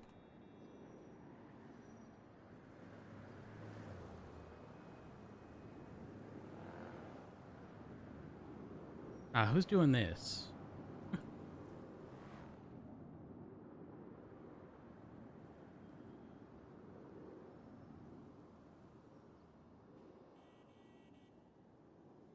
The Alta apartments as well.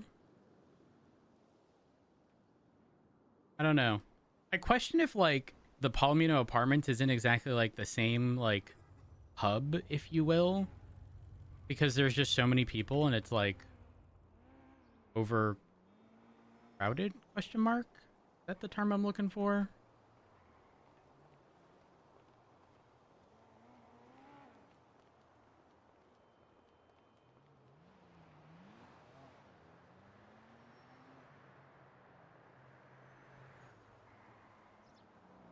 Oh, almost did it again.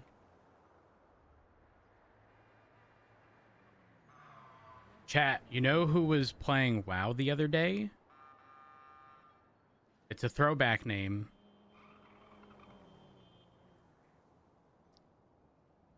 Stitchy Bird, who played Daphne.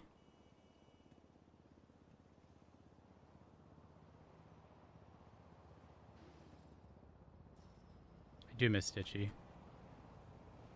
She was like one of the most like go with the flow role players in a very long time. I hope she's doing well. Drug warehouse in Vespucci.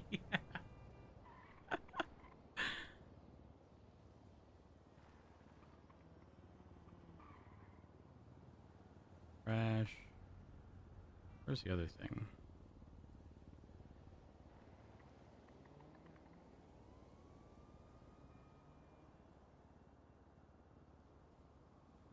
Yeah, I do hope she's doing well.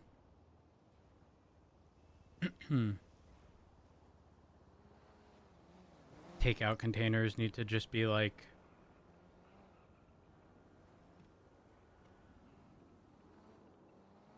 yeeted.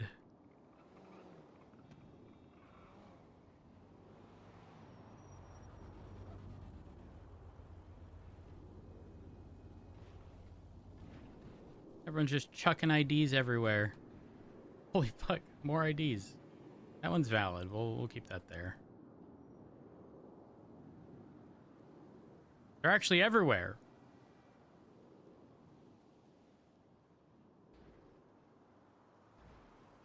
Crash.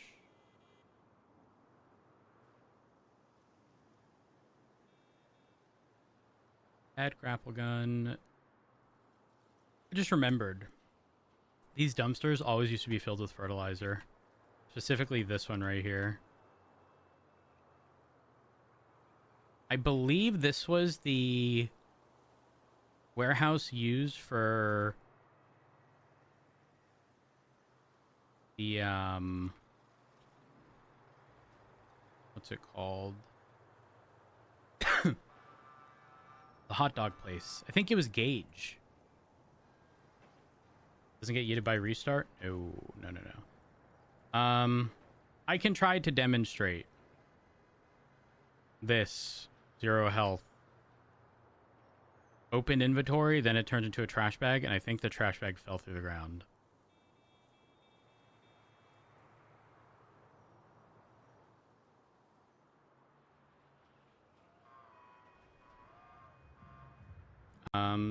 So like if you've ever seen someone open the inventory to see what an item is,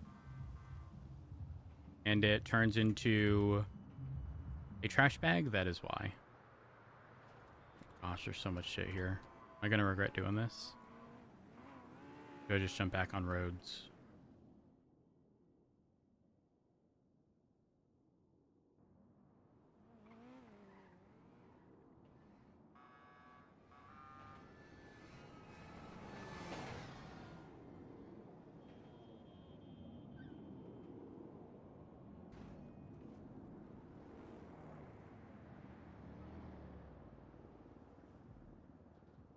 What about Mirror Park? Is that a mess? Waits patiently. Yep. Maybe we do this tomorrow on a Sunday. Sunday's like slowest day typically.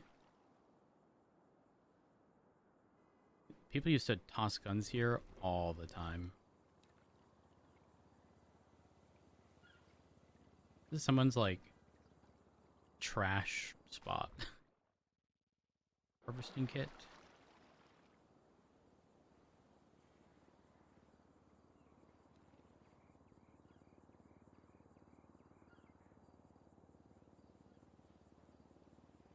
And the other thing we do is we'll go to like commonly used dumpsters and clear those out for the purpose of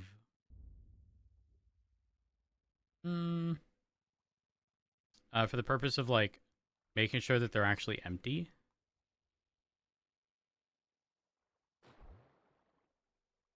That I don't like messing with Sims. Covering that is just too difficult. Trash. Not gonna lie, I'm kind of itching to just clear all the trash regardless of age. Everything is just fucking trash.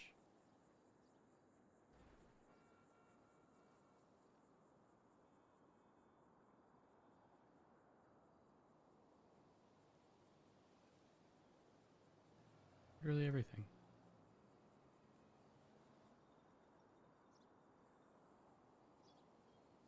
Like these dumpsters here were always filled before, especially with car parts. Not anymore, thankfully.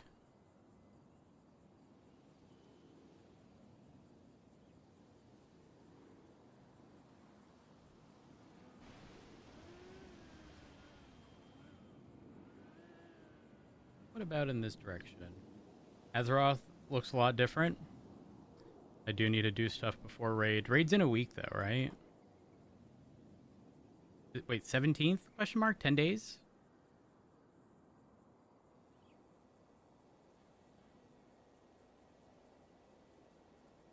Okay. Both are empty.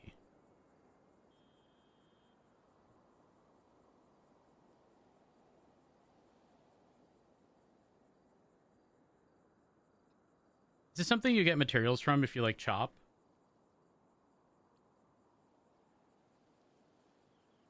I'm assuming, but who knows? Is it time? Is it time to check the dumped guns in the canals / ocean?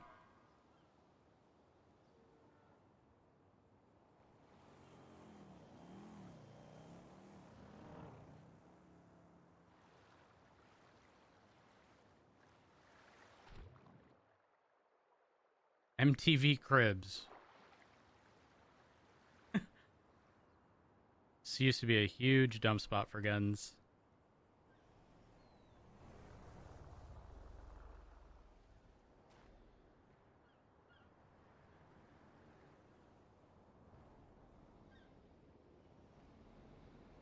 What could you be?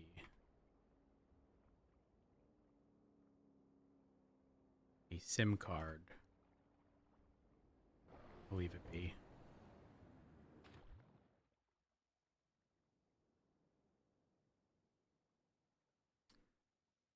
Machine pistol.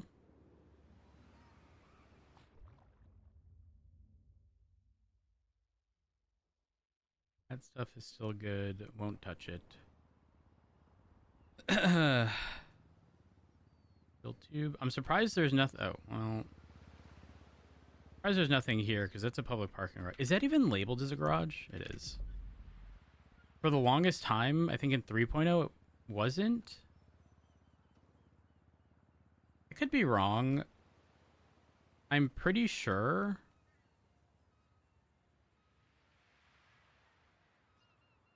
Not. Will sanitation even come to this area?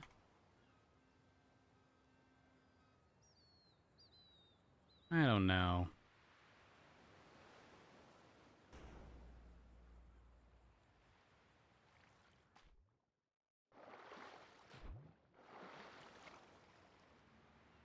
No one's even gonna see this.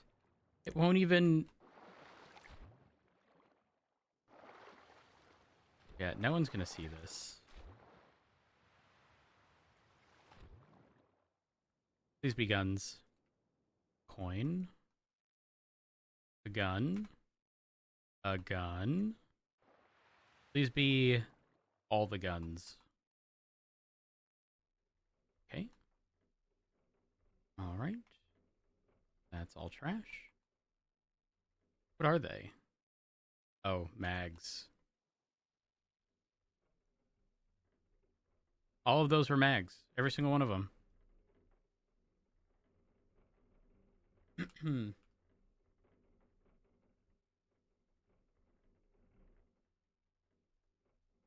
Setting this to 0 to clear these.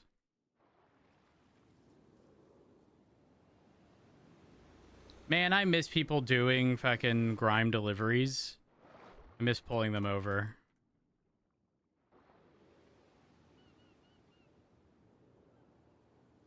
I think that was probably my favorite part of 4.0. It's just the, like, the early engagement when things were, like, much slower paced. Guns? Oh no, we already talked about this. There's a gun. You know what we're gonna do? We're gonna tell all of these things together to there.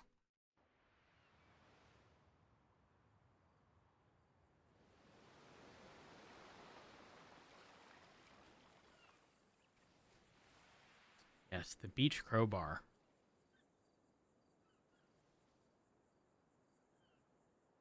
Let's go like Vespucci beachside. Old. That's still good, question mark. As are those. It is not.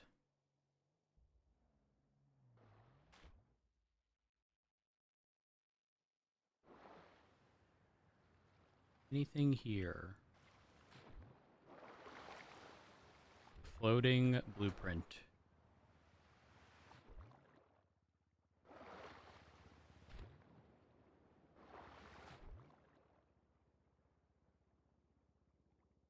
Phone that people, I guess if they check the bottom, but I don't know if they can even loot it at the bottom. If I recall correctly, they can't. Yeah, I can't pick this up here. I could this way, actually.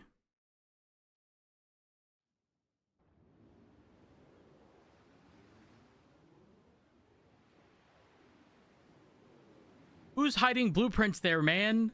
Who's doing it?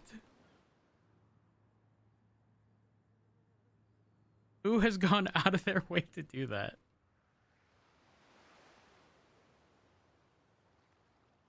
Evidence?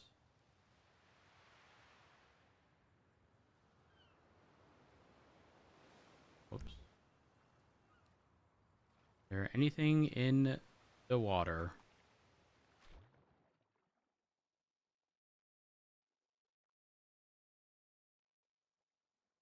An ID. 2 shotguns. Serialized. Interesting that they have serials. No issuer, though. Which is interesting.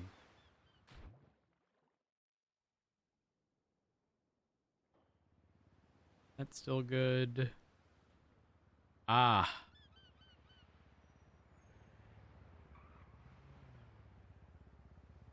Wonder what this could be.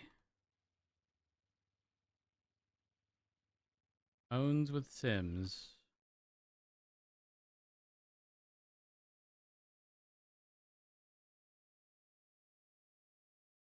Paper in ocean. Bad. Oh wait, wasn't this all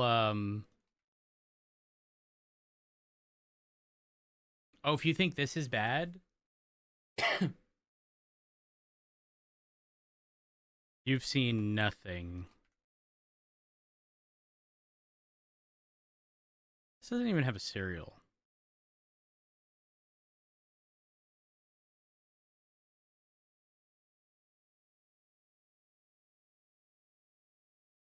I wouldn't be surprised if this was like capped in his like dump spot. That has a serial. This I remember. This was like the McNulty stuff, if I recall correctly. Question mark. That was there from the last time. It shows you like how often these things go entirely untouched.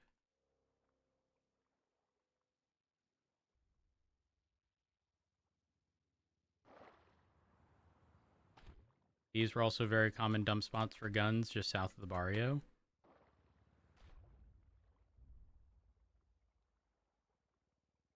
Oh, I forgot music. Hold.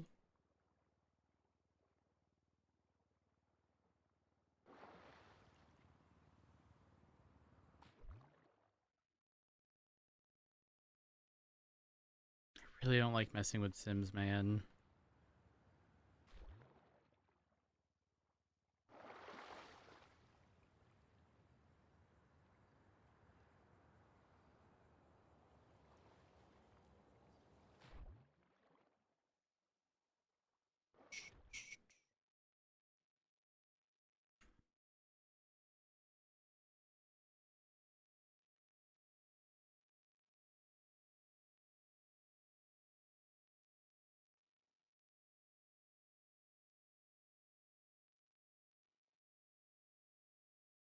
Mm-hmm.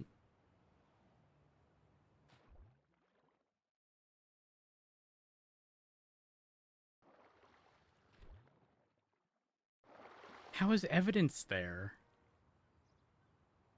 Who's just chucking evidence?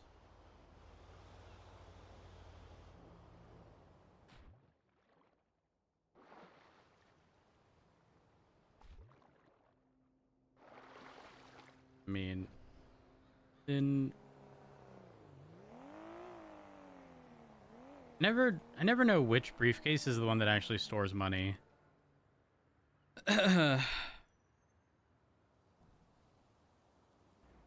Ooh. Maybe that's someone's stash spot.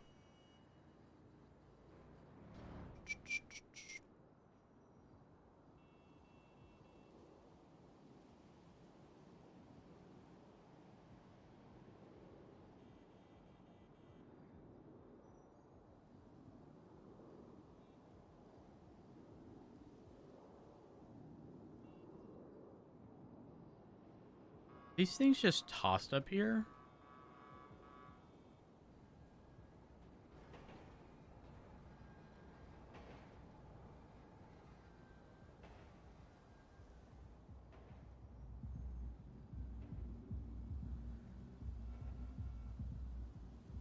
This was all here last time, too.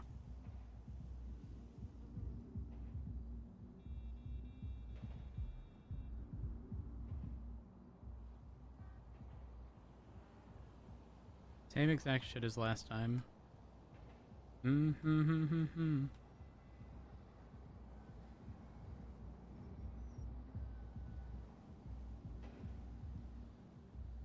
Group 6 data chip.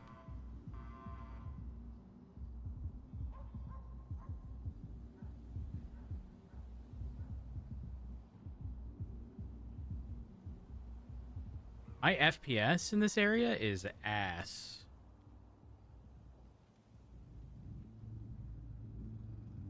These? Oh.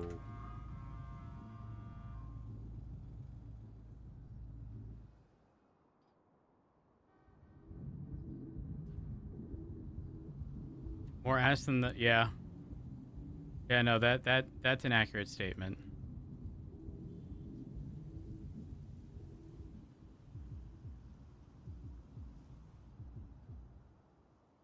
And it's consistent, too. At the barrio, I don't know if it's because of, like... Maybe it's, like, the car dealer stuff and all the cars being out, typically, that are there, but...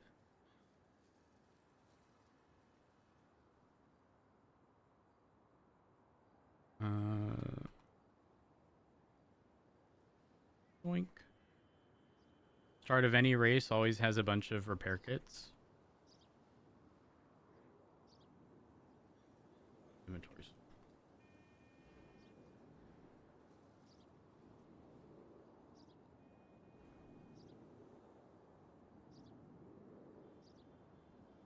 Okay, we have to jump on roads. I keep losing track. Actually, it'd be easier if I just FA quit. And then restart. Hold on. 'Cause I intended on being on roads, and then I accidentally clicked the wrong character. Like a bozo. Okay, I don't know about this song. Too slow. SIM cards do not decay. Neither do phones. Which I'm actually very glad about the phone thing, because people would go and buy a new phone, put the old phone on the ground, forgetting they left the SIM card in, and then it would just delete.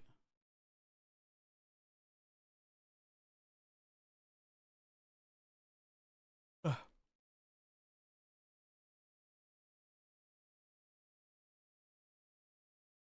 I fuck with the vibe of this song. Maybe we'll do like a deep clean tomorrow. Because again, Sundays are notoriously slow before restart.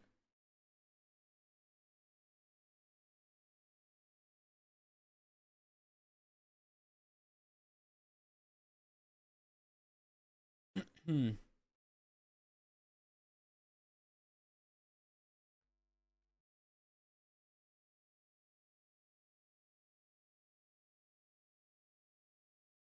I fuck with this song. The album the song is on is Don't You Worry, Honey.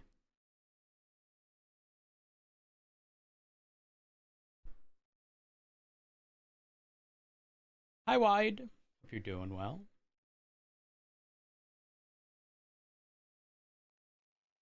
I haven't done any mythics this week, Beetle.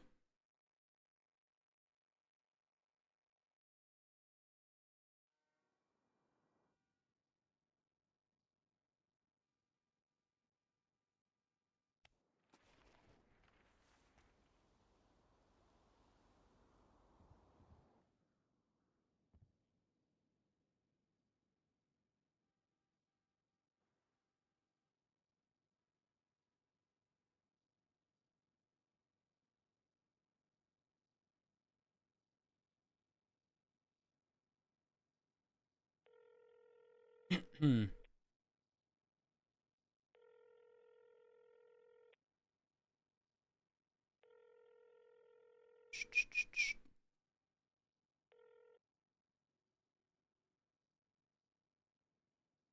Oh. Pinecone?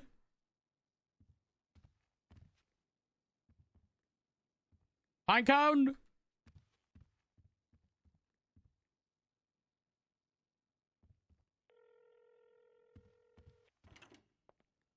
Chief? Hello? You live? Oh yeah, Yeah, I just hey. there's just some water and yeah. My phone ended up in the water, so it was a little plugged up. What's that? Well, you called me, but I'm on my way to the. Well, I called you because you wanted to speak to me. Yeah, I'm coming to the chief's office. I'm coming to Okay. the chief's once I find a car because I can't. Rock, they move these damn cars in the BCSO parking lot. Get this. Oh. Well, we don't have that issue at the LSPD, you know? Oh, yeah, that must be nice.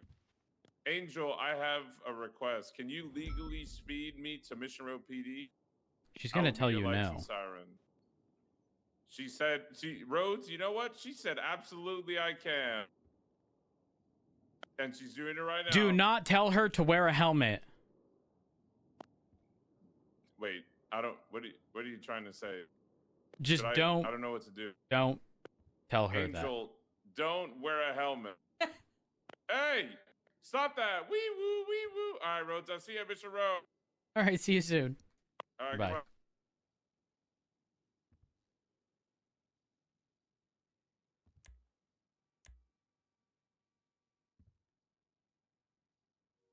19 minutes ago, 30 minutes ago.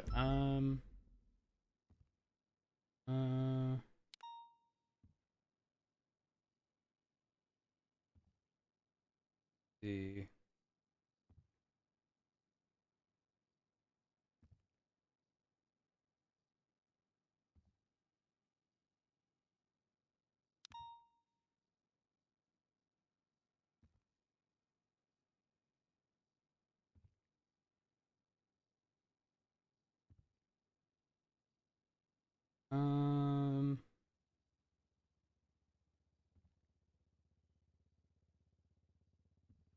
I mean, I wasn't present.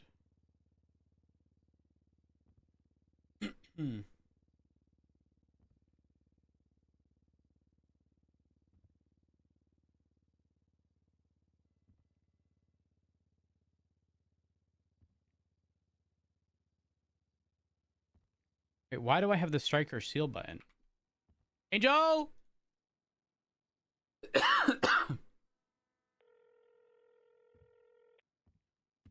Hi, Rhodes. Angel, I have a question. Yeah, what's your question? Could you reference Civil 43? I'm not asking for a specific. There would be issues of conflict to some degree, but it has nothing to do with that. If you open it and look to the side, the stuff that I put for reports and incidents as evidence. Yeah. I have a strike and a seal button. Am I supposed to have those? That's a request.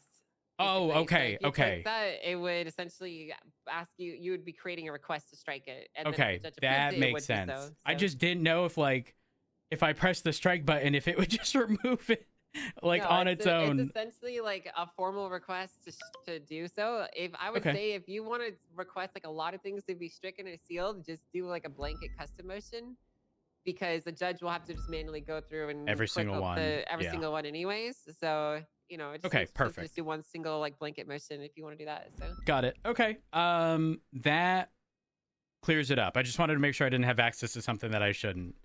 yeah, of No, course. we're good. Thank you, Angel. All right, Appreciate okay, it. bye. Bye.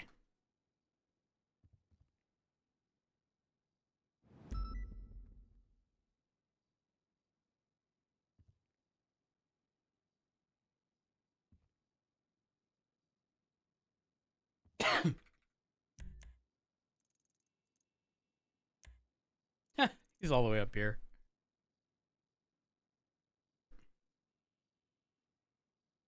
Who dis?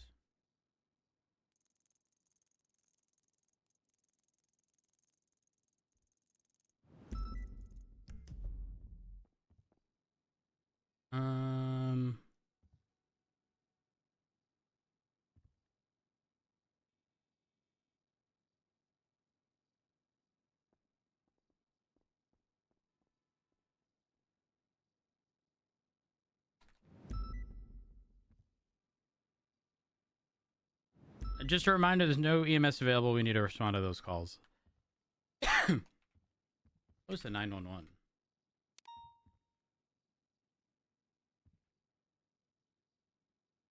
LSPD, Penumbra, British accent. Act like a gangster is scary. Okay.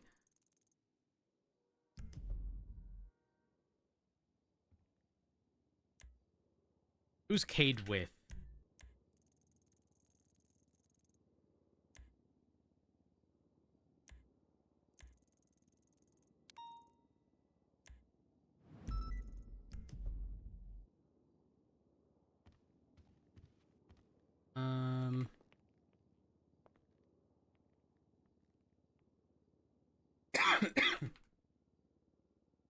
Sounds like Alan. Oh.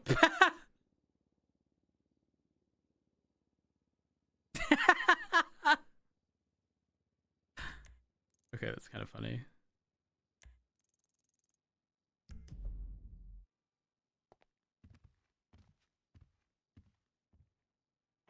It's 65 out. Yo, the snow is melting. You know what's crazy? Our roads got so fucked as a result of the blizzard.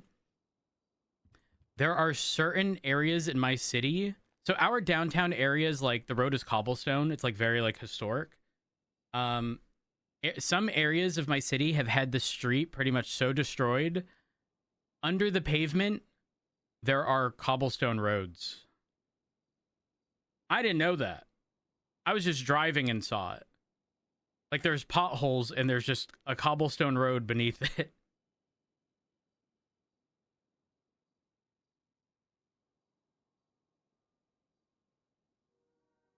I mean, while it is neat, listen, if the suspension on your car is not so hot, good luck.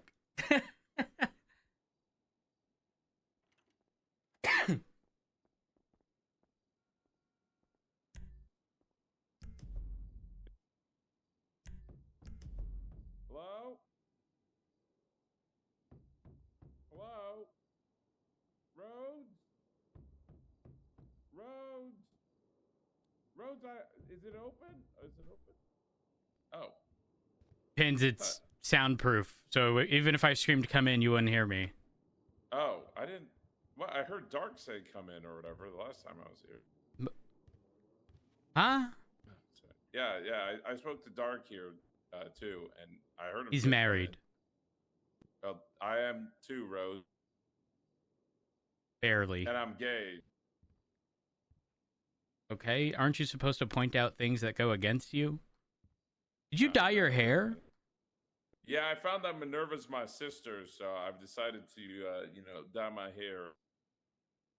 I did. Well, Rhodes,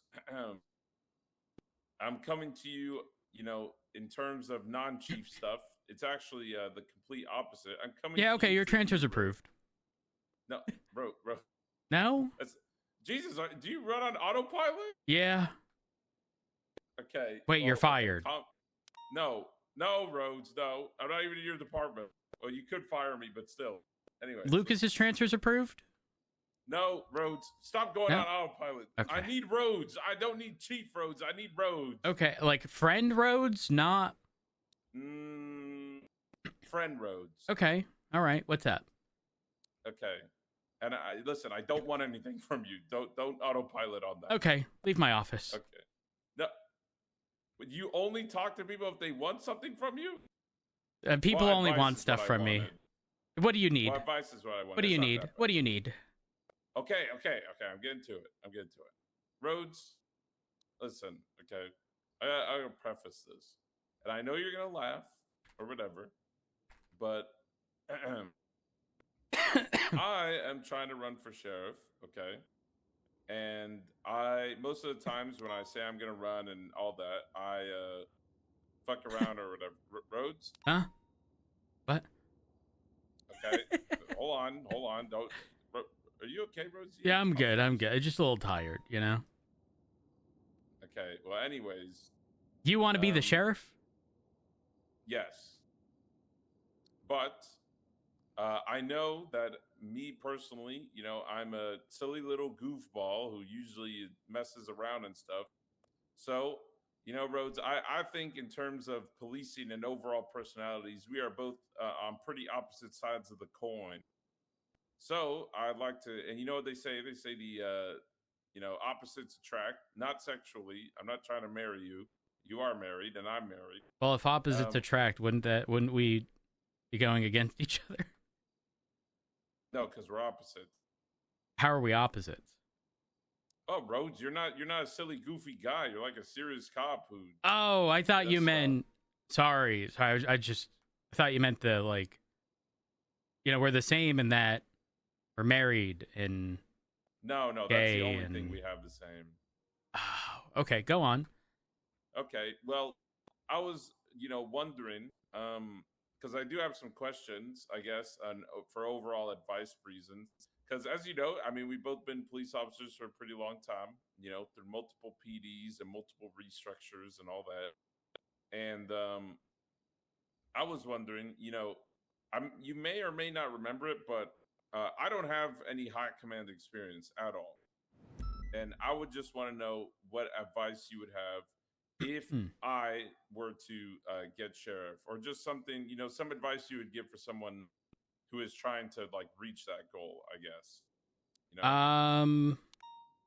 Well, I'll start off by saying that everything you do pretty much will come to a screeching halt.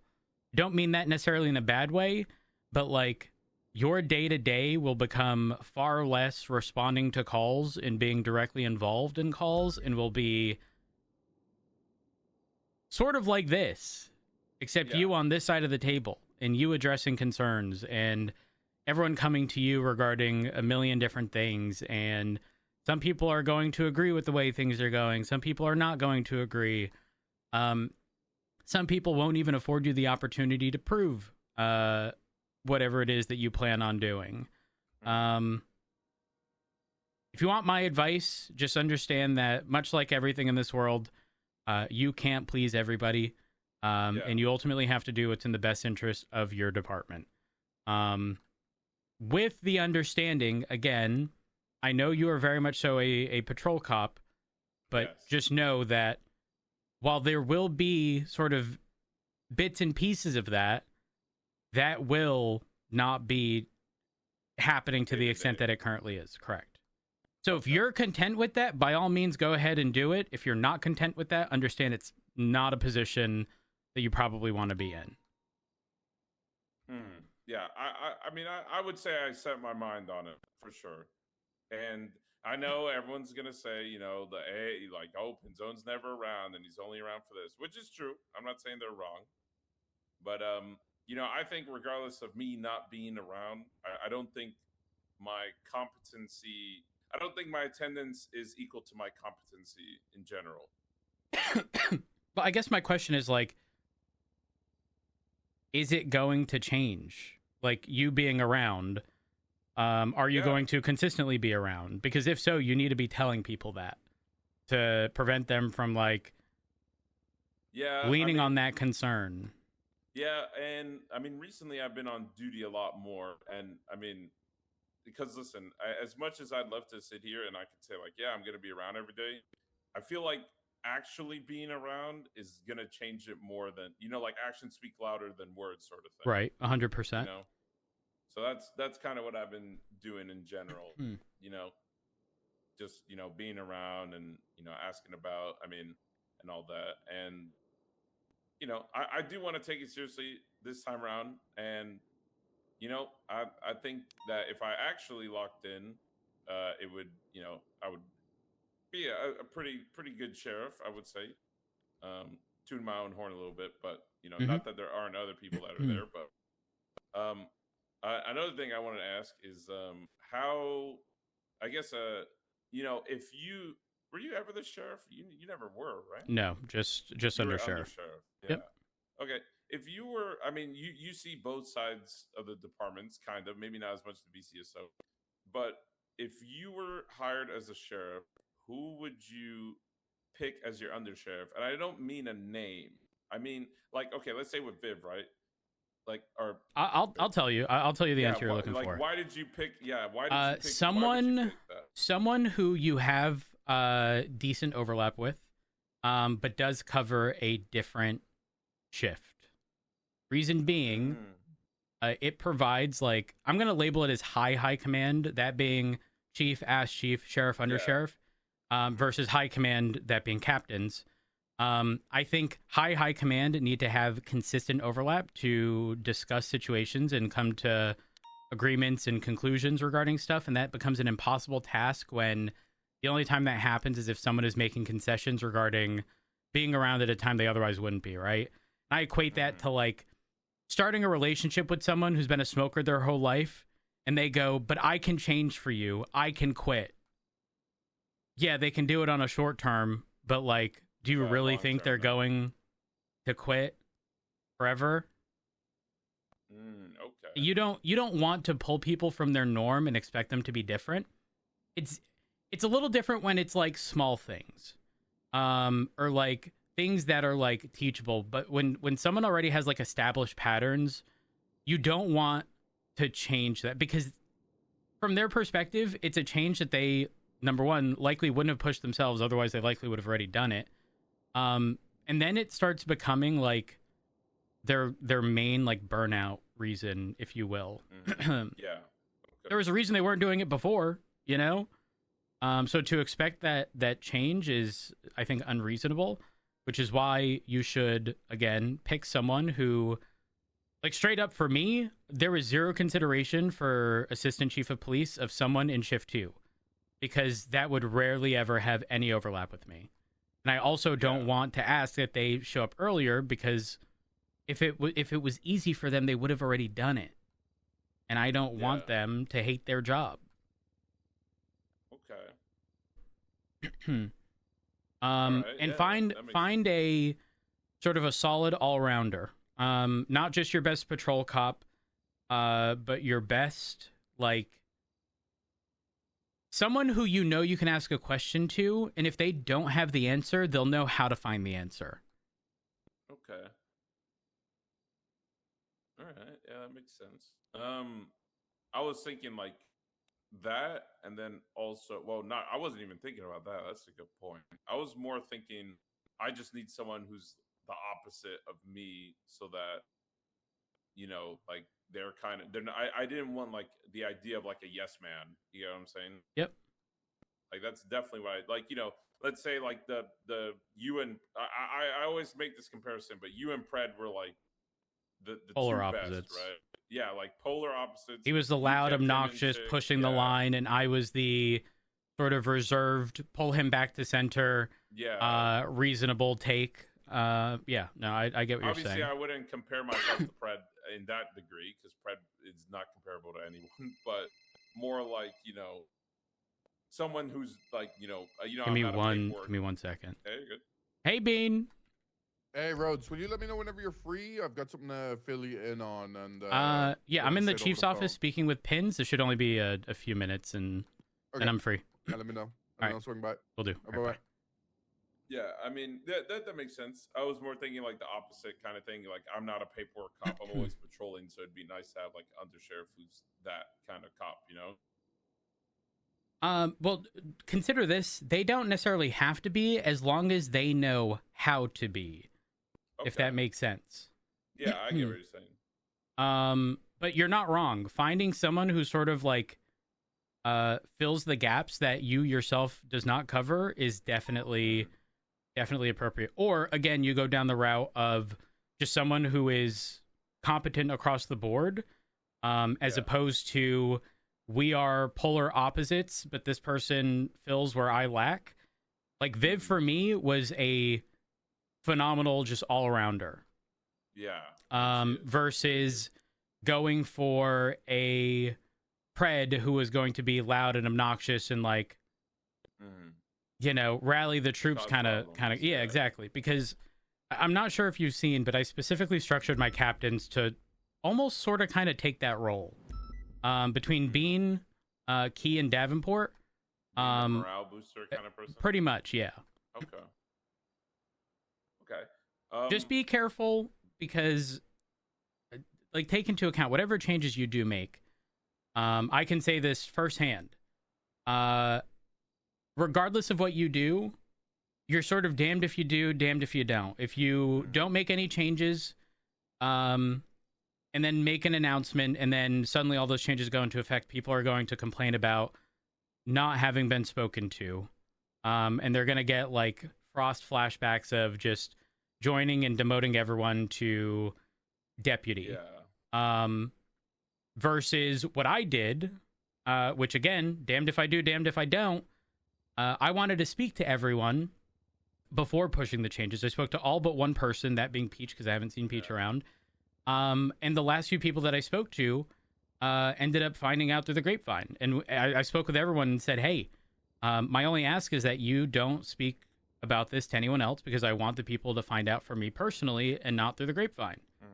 And in 2 or 3 of the conversations I had at the very end, because I had to speak with people who were in other shifts and whatnot, I was specifically told, I won't name names, but that they felt disrespected that they found out through other people. And I then I sit there and question, like, why are you upset with me when I wasn't the one who spoiled it, but it was my intention to tell you? Like, I'm sorry. Like, while yes, you have every right to be upset, your anger or disappointment is not focused on the right person. You should be upset with whoever told you. Like, are you going to be upset that hypothetically I went with Lucas to go and buy you a ring? Okay, and then I tell you, yo, Lucas got you a gift. It's a diamond ring.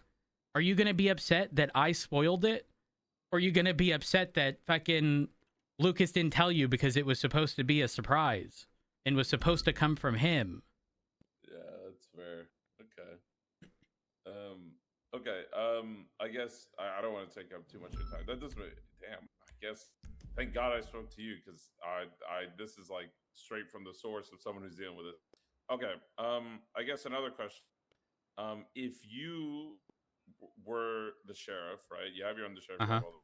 You see how the department is now. Yep. What changes would you make? Because part of me is thinking, okay, BCSO... It's hard to evaluate that, by the way, because like I don't know where the BCSO is lacking.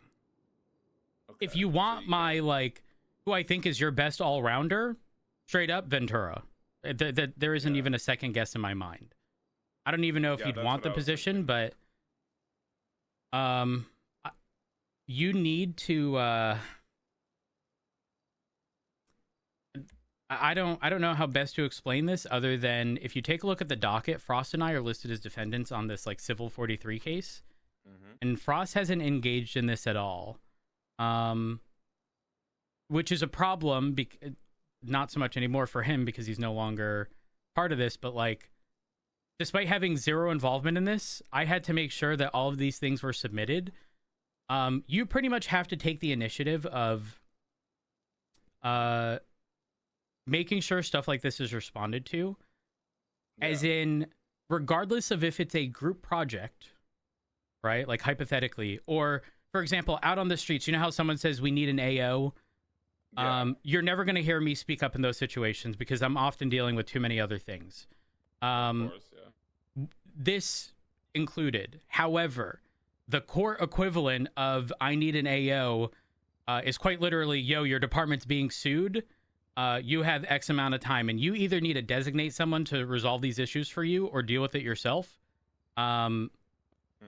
Especially when we're being sued for $15 million in total. That's insane. I do believe Frost intended on settling with these individuals, but not for some like egregious number. Let's see.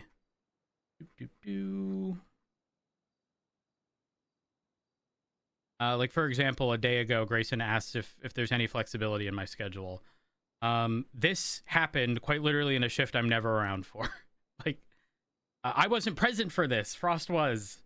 The people who were present for this, like, aren't even listed in this, and we're gonna have to list them as witnesses, or like even fucking attorneys. But finding people to represent us in this isn't easy either, because people typically don't want to defend the PD. Okay. So there's a lot to take into account. Okay. Do you want to take all of that under your belt? Yeah, I think I'm ready for Okay. it, Rhodes.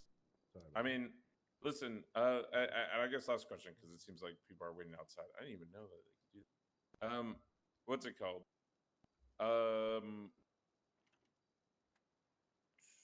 In your honest opinion, who do you think is deserving of sheriff, and why do you think that? Of the current list of people, my stance would be Ventura.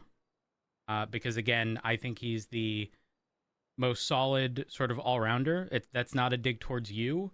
No, I listen. You can be as honest as possible. I want to know why you choose him over me. Like that. That's Again, just all-rounder. He has responded to docket posts. He has no problems leading scenes. You don't have any problems leading scenes.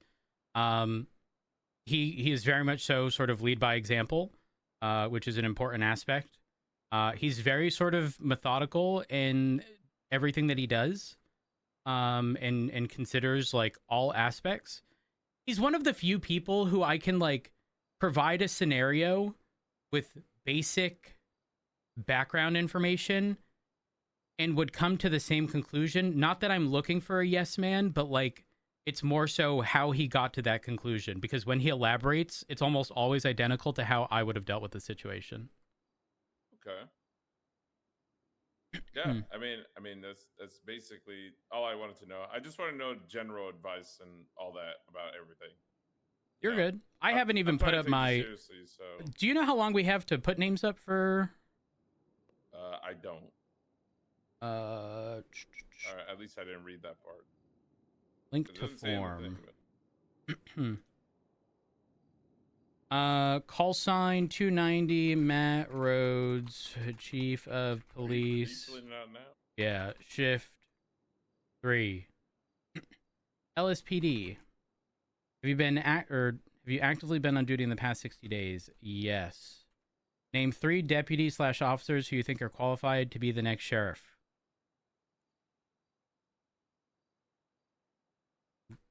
Vincent Ventura.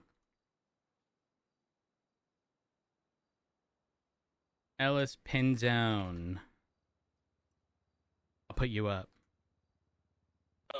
Well, thank you. You didn't need to do that, but I appreciate No, it. if it's something that you want to push for, like genuinely, I'm 100% like on board with you going for the position. Do you actually think I have what it takes? If I actually, like, locked in? I think even if you didn't, you would be willing to learn fairly quickly. I feel like that's what it's probably going to be. I feel like, I mean, I was thinking about it realistically, and I think that if I were to actually get the position, I think it would take, I wouldn't say failures, but it would take learning that I would need to do on the fly, because as much as I could sit here and ask you for advice, it's not the same as actually being there. Let me tell you, in that spot. Doing this is like becoming a fucking parent for the first time. Right? There's no how to be chief of police or sheriff for dummies book that you can read. Yeah, I looked up on YouTube. There's nothing. Did you expect there to be something? I was open. I mean, it's 2026, Rhodes. I mean, surely someone has a guide on how to be a sheriff at this point. But I get it. You know? ChatGPT did give an answer, but I don't think it was a good one. Oh, there we go. Ugh. I just. Well, wait, is that you put in the wrong call sign in there or something? Yeah. Definitely didn't backspace your name. Rhodes, come on. You can't blame a man for looking up how to be a sheriff. You know... You think a parent wouldn't look up how to be a parent? Okay, I have a question. So you didn't fill this out yet? No, I did. You did? Yeah. Who did you put? For names of the sheriff? Yeah. I put Ventura, Mustard, and Rosner. I'm going to be honest. The only reason I did not consider Mustard is I don't know if she'd want the position. I mean, I read the question as someone who you think would make a good sheriff. I didn't think, like, if they actually... Yeah, but I didn't my concern is... I don't want to put someone unless... Wait, has Rosner expressed interest in wanting to go for the position? Yeah, he has. Oh, I'm putting his name down. You know, he sends me $300. I could send you $300. No. It's not that I'm being bought. Rosner gives me an allowance. Oh, yeah, because you're a family thing. It's a monthly allowance of $300. Yeah. I could send you $300 every month. No. You can't buy me. He's just, Rosner got good vibes. Yeah, listen, I'm not gonna. Listen, Rose, I'm not gonna. If you don't think I'm qualified, you don't think I'm qualified. I'm not gonna sit here and be like. No, you're on my list. I'm putting Ventura, you, and Rosner. I thought you pressed backspace already. Yeah, no, I retyped it. Oh, I didn't hear that. Yeah. But yeah, Rosner is running. I think there's Jeb, me, Rosner. Jeb's going? Yeah, Jeb's going. He's been wearing a BCSO uniform and going to our meetings. I thought you knew this. And apparently Peter's transferred to the BCSO and he's going to run. He called himself the Party Hardy of the... Yeah, do you know why? You know what that means? Yeah, it means I know he goes Party for it Hardy every for time. years. Yeah. No, never yeah, gets I know it. that. Just, keep going until you get it. He's never gotten it. 10 years later. But yeah, I have a question. Yeah. You become the sheriff, and Peter's... I don't know what Peter's current rank is. It's probably a deputy, if I had to guess. Well, I was told he might become a captain, question mark. If Daisy stepped down. Neither here nor there.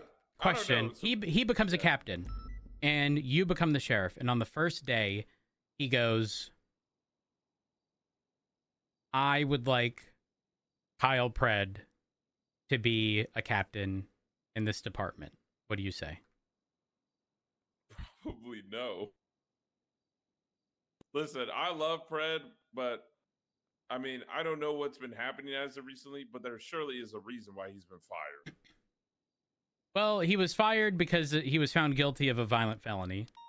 I then, on a technicality, made him the ass chief for all of 3 hours until he was impeached. And the result of the impeachment pretty much said, if anyone has a violent felony or a felony at all, they cannot hold a government position. And moving forward, it'll just be a summary judgment. There won't be any court case. It's literally, they have the felony, they're being removed. Pred was then sort of like back and forth as to whether or not he wanted to return. I then went down the route of restructure. Pred then approached me a few days before I went through with the restructure and said I'd like to come back as a captain. I spoke with people in the department, and it was overwhelmingly no. Some people didn't even want him back at all because of the standard that would set. Followed by me offering him I then offered him a position the day before the restructure as a normal officer and said he could work his way up. He doesn't want it. He wants to come back in either, command or high command, specifically high command. I had to shut that down, and he's obviously very upset. Hence why Jeb, I haven't seen Carmine do anything stupid, but Jeb has been a bit all over the place, having a bit of an identity crisis. Don't know about the others, and I don't wish to make assumptions, but obviously Pred has some loyal followers, if you will. Yeah, I was going to say. And I say this as previously one of Pred's best friends and worked alongside him for years. You know this. I just couldn't in good faith allow him to return in that capacity, considering everyone else's stance on him. While yes, I'm at the top and I can make those decisions, what am I saying to the people who are beneath me in rank, whether that be ass chief or captains or lieutenants or sergeants, who are all saying no? Some sure said I don't have a problem, but if I'm pushing this aspect of making sure that everyone is competent in every capacity of their job, how can I in good faith bring Pred back as a captain? Yeah, I feel like if that came in, I guess I would obviously have to ask my command, but yeah, I feel like it'd probably be a no, just cut and dry. But I do agree, a good middle ground for that would be just having him be a normal rank and then proving himself again, I guess. That is I do agree with that. That honestly, I didn't even think about the middle ground that you thought. Because I mean, coming back after a violent felony and blah blah blah, that's already a lot, Yeah, it's. I would consider that the middle ground for sure. I mean, again, some people didn't want him to come back at all, and even despite that, I was going to make the decision of he can come back as an officer, work his way up. But here we are. Yeah. Damn. Okay. I mean, listen, if you come up with any additional questions at a later time, don't hesitate to reach out. I'm an open book. If I have an answer, I'll give it to you. If I don't have an answer, I'll tell you. Yeah. I just one last one. I know it's probably annoying, but it's fine. I will. Yeah, I need. Listen, I'm right now. I'm so locked in on this. I'm like a goddamn book, just sucking up all this information. I have so many notes up the wazoo. I've been secretly writing on this notepad on my lap that you don't see everything. But I was gonna say so obviously when you get interviewed as a sheriff, they're gonna ask, what are you gonna do for the county? And I guess what they're actually probably gonna start with? What? Define RS, define PC. as a baseline. I doubt that. I doubt they need that. I doubt they need that road. You think that, but I think you are going. Just know you're not getting the position if you don't answer those questions. I'll write that down in my notes. Hold on, let me.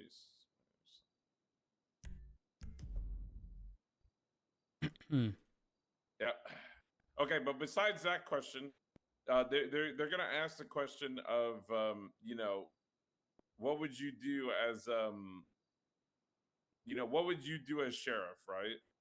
And I guess the question that probably is going to pop up, and I guess the big hot topic that obviously the mayor's office is going to care about more, would be how to increase county patrol. So technically speaking, if I were to ask you that, what would you do? You know, like, you know, in the LSPD, you know, you have the whole, you know, so, oh, some people should patrol this area more. Mhm. What do you think would be like a good incentive, I guess? Because I have a lot of ideas written down, but I want to hear like what you would.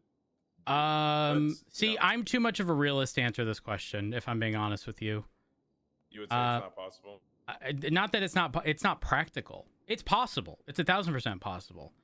But just know that everyone you subject to county patrol, despite 95% of calls coming in from the city, like, they're just going to want to bash their head against the wall if they are being forced to patrol up north. Now, obviously, the Lost is around again, so it is a little different. And Babylon. Correct. However, do understand that when you're dealing with Babylon, it's a whole different beast because you are walking into what they consider like a sovereign fucking, you know, like area or group, if you will. And there's typically a gazillion people there, and it always becomes a fucking mess every time we deal with them. And I say this as someone who's never dealt with them, but has just heard of all of what has occurred in dealing with them. Exactly. So I wouldn't try to go down the route of like, oh, we're gonna overwhelm them with force and blah. Like, you can't do that. You have to pretty much go down the route of like community policing, if you will. Sometimes it's difficult with the Lost if they are on their fuck the police train, because they'll just whack you with a wrench or a crowbar. Yeah. Aside from the Lost, I mean, obviously there's also the clowns up north. There isn't much clown presence earlier on in the day, though. So, like, it really depends. It's all situational. I don't know that there's a solid answer. You can sit there and say we'll dedicate more units to county patrol, but realistically, most of your units are going to end up being sent down to the city, primarily because that's where most of the calls occur. Yeah, I mean, I thought of an answer. Well, I have a lot of answers for it, but one of the answers I was thinking is like, hey, I might not be able to, you know, get everyone to patrol the county, or like, you know, we need officers down in the city, right? But I was thinking like myself as sheriff, just me patrolling there. Leading by example. Alone. Yeah, leading by example would definitely be the way I would go about it. Rather than saying, hey, everybody, let's all get on a different radio and patrol the county for 1 hour and do nothing. I feel like I mean, I've been doing it a lot more recently, just to think about it. Just going like, you know, I don't need to tell anyone anything. It's just it's like with you, right? Like if I see you're patrolling the south side, you know, it's kind of you're gonna naturally bring people along with you. You know what I'm saying? Whether for good reason or for not, you know, like if you say I'm on a 38 on Grove Street with a Manor guy or whatever, someone's gonna be like, oh, I'll back you up, sure, I'll go over there, right? And then you can just, you know what I mean? Like the leading by example part was definitely what I was thinking in terms of that, rather than saying, all right, guys, you know, let's rally up and we'll go do it for 5 minutes and then go back to the city when Polito or fucking Fleeka gets robbed, you know? Yeah, no, that's definitely a solid answer, if you ask me. If I was the one to ask that question and that's what you told me, I'd be content with that, knowing full well how difficult it already is. Also, don't forget Polito, because, like, obviously there's the, oh my gosh, the Cauldron. Yeah. The Cauldron, yeah. So, definitely something to consider for sure. Yeah. But yeah, that was kind of my answer. I kind of wanted your thoughts on that. But yeah, that's basically it. And I mean, I appreciate you taking the time out of your very, very, very busy autopilot day. It's almost scary. I'm glad I got you out of autopilot for a second. I hope. Don't mind me. I'm just making sure it's loaded. Okay. All right. Well, I appreciate it, Rhodes. No problem. Yeah, I wrote down everything. Just remember that. All right. So I'm taking this seriously. Well, thank you, Rhodes. Have fun No problem. autopiloting. Anytime. If you need anything from me, you let me know, okay? Probably won't, but, you know. If I need anything, I'll let you know. All right. Same goes to you. Have a good one.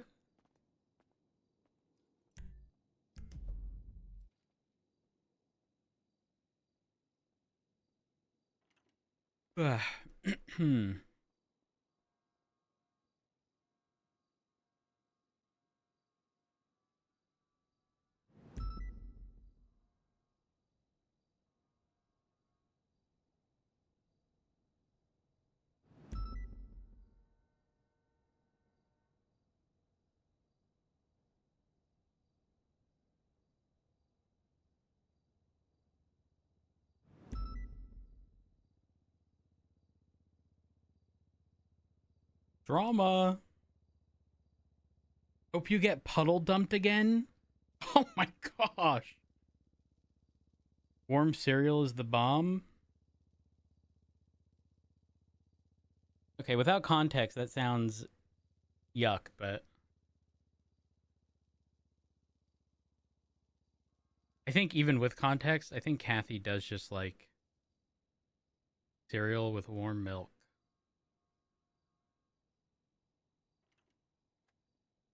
Who am I to judge?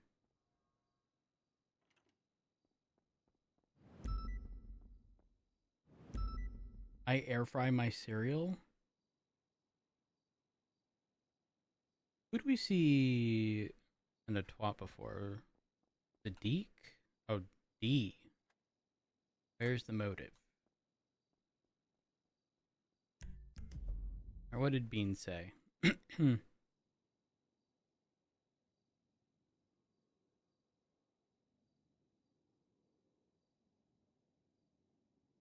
Warm cereal, not just oatmeal? Not really. We have dispatch around.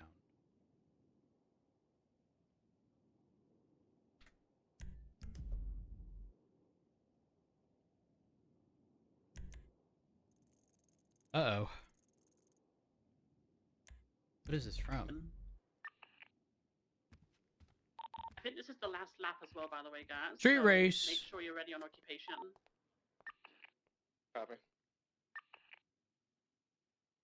It started on Spanish and occupation.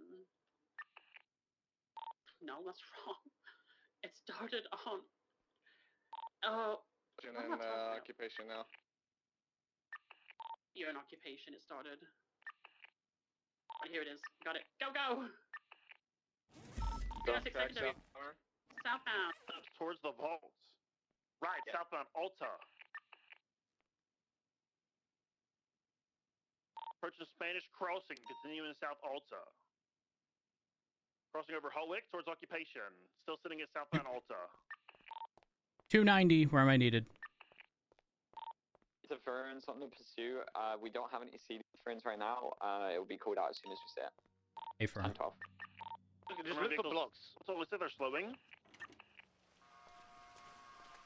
Through the Benny's laneways, right, south, U-turn. They're exiting west. Towards Alta. Turtle. 15 into a unit. They're flipped. Well, it's Yeah? BCSO Redhead Cop. Because if you come to Alta... What was that? BCSO Redhead Cop. Do you have any idea who it is? Yes, DuPont. Yeah, let's fight both sides of this, please. No, wait. It's the popular female with the blue and red hair. I don't think it's her. Doesn't she have like a mustache? Yes. Eastern side of Yeah, no, not Betty? her, someone else. From your No, south, not from Betty, your no. south. They're coming from your south. She's doing the Currently trials now, if that taking the helps. little bend into the Benny's alley. I don't know. Maybe Anita? Anita May? Could be. Actually, Maybe. I do have to go, though. I'm being requested. Is out on foot. Primary's out on foot. Still reversing. Stay down somewhere. Primary on. Enter spikes. Someone get on this orange vehicle now. They're going northbound Alta. Primary target's City going entity. in. Black entity. Heading south and then right west towards Alta. Right north Alta. So that vehicle, I believe, in a person in it. All right, 290's attached to the pursuit. Was the RO flop? Y'all need comms for the flip car? We're ripping him out of the car now. Two units, be advised that car's been secured in Mission Row PD now. Confirm, perfect, thank you. There was a flip car on Americano way. You can get that one. We're currently eastbound Vespucci with the main target. The black entity, she's the passenger. I'll call it just breaking on ED, football comms. We're continuing south. Yeah, they've got away. I just call it primary. Okay, firm. Continuing south, slowing heavily. Turning left east towards Frigid. Left, north. They're taking the little slip towards the canals. They're on the grass, facing east. Could go Palomino jump here, possibly. 22, they're going to be getting on the Capitol. And then right south into Frigid. In the Frigid alleyways south. Full send all the way south. Okay, And BCB. Everyone is overhead. Continuing south Innocence. Oh, sorry. Or South Orchardville, sorry. South Orchardville. They're going all the way to Hanger Way. Left eastbound Hanger Way. Could try to hit Elysian here if they take the slip through the construction. They're taking the slip through construction right now. Approaching Elysian Fields. Everyone's 25% fuel. They're going right west towards the Tuner Bridge. Just a heads up, my vehicle has no top end. I'll need someone ASAP. 385, bring it. You got a unit coming behind I'm going to you. stick opposing. Continuing west. The Tuner turn off. Not taking it. Full sending west. 385, we got him westbound on Wilbur medium turner overpass. Correct lanes of travel. Affirmative. Just some Misa call it for now. Continuing northbound La Puerta. Staying upper La Puerta northbound. Everyone's comfortably overhead in northbound upper La Puerta. In middle lanes, looks like there's an interference vehicle on the left. Continuing north, not taking Olympic. Full sending it north upper La Puerta. Approaching the split, holding in the middle, and then call the turn. Freeway. Or West Del Perro Freeway. Seamus McCarthy was the RO of the SUV. Well. Going into Del Perro Tunnel, BCB. 35, I'm cutting across. Probably gonna take the squeeze up to Bay City, get to Bay City. Yeah, 211 heading Bay City now. I didn't see if they took the little squeeze. I didn't see. We got no visual. They were too fast to face instead of north. I didn't see either. There was pretty heavy traffic. I'm gonna push Great Ocean, but I don't see If anything. we can get a unit to West Eclipse, they could have gone up their way as well. We didn't see him come Bay City unless they're going towards the beach. Possible. Checking the beach now. Don't see anything.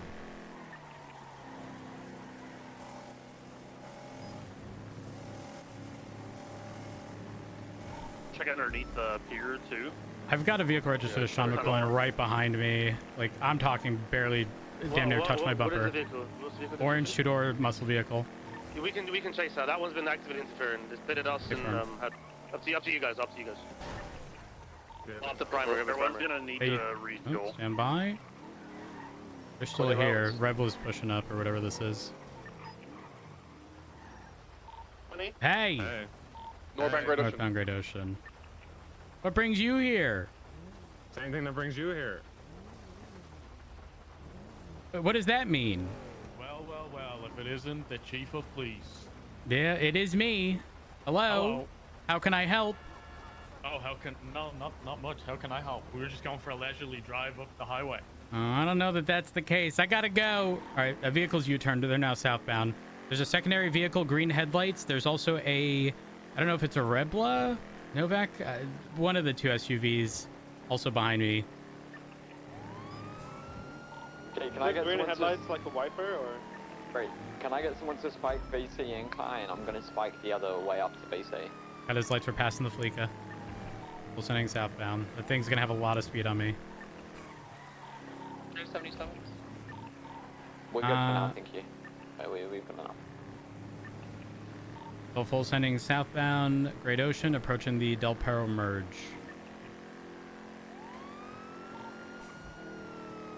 Full sending south, staying on Del Perro, continuing east.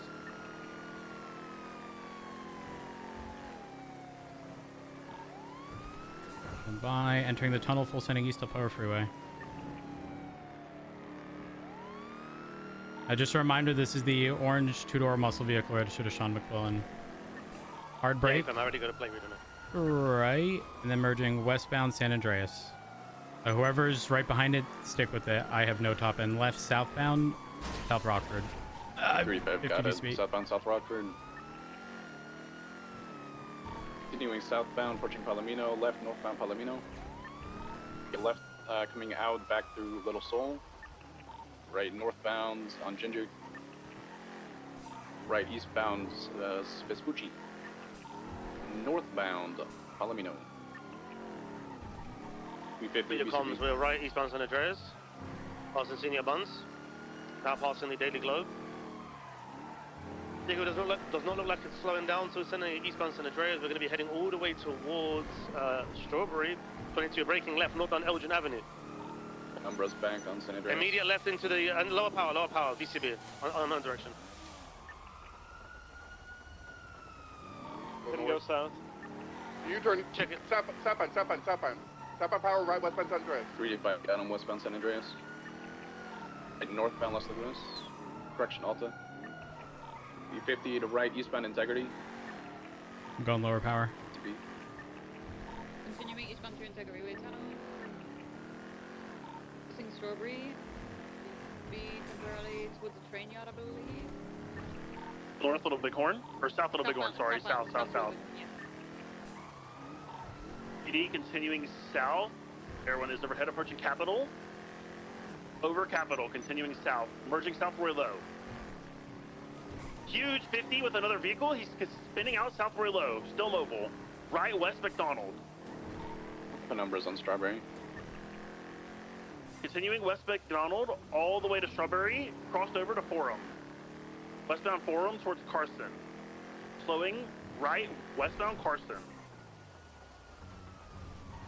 Right northbound Alta. Over Adams, continuing north Alta. Over Vespucci. Over San Andreas, full send north. Do you have food for my partner? Braking heavily, left, west on the grass. U-turning to the freeway possibly, stand by. Yes, getting on Del Perro, westbound. Here. Road, you're my hero. You're my It's hero. spicy. Hopefully you don't mind. Okay. You can't be that spicy. Oh, Approaching the tunnel.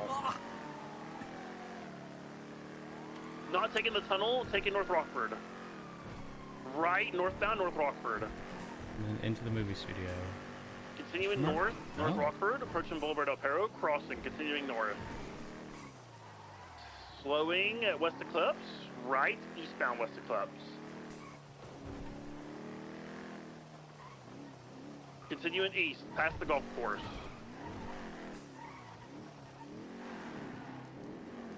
Still sending it east West Eclipse, approaching Mad Wayne, crossing. Continuing east, West Eclipse, approaching the Eclipse Towers. Crossing it east. Are we clear for PBS? Oh, yeah. We're high speeds up to 140.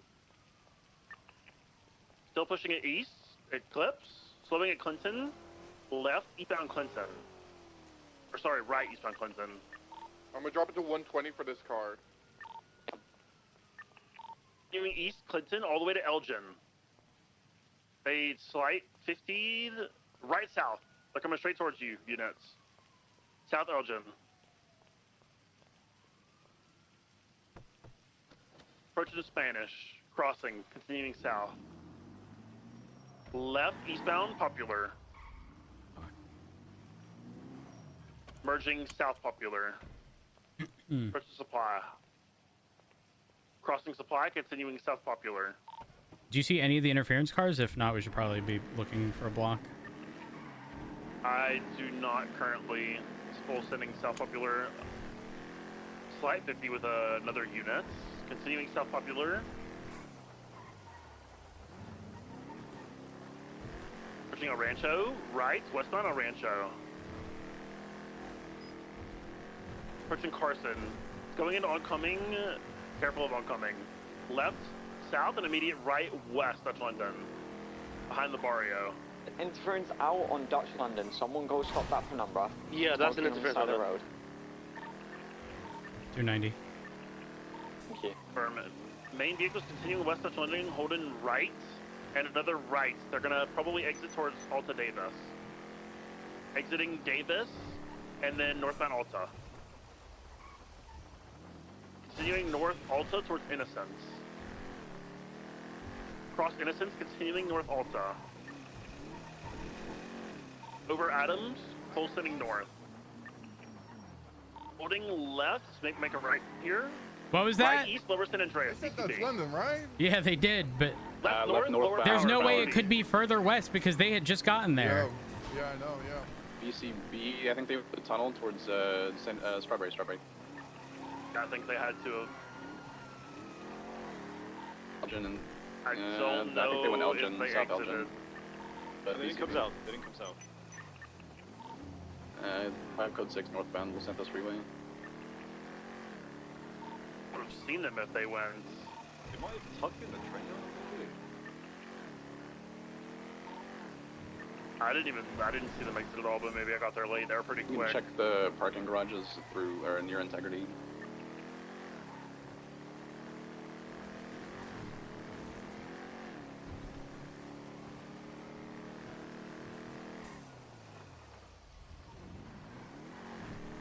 Be advised, 5-2 was chasing after that red and colored penumbra. We 50'd BCB. Okay. Around that as well. We're only chasing obstruction of justice at this point. You can call it. I appreciate everyone backing it up. We did well.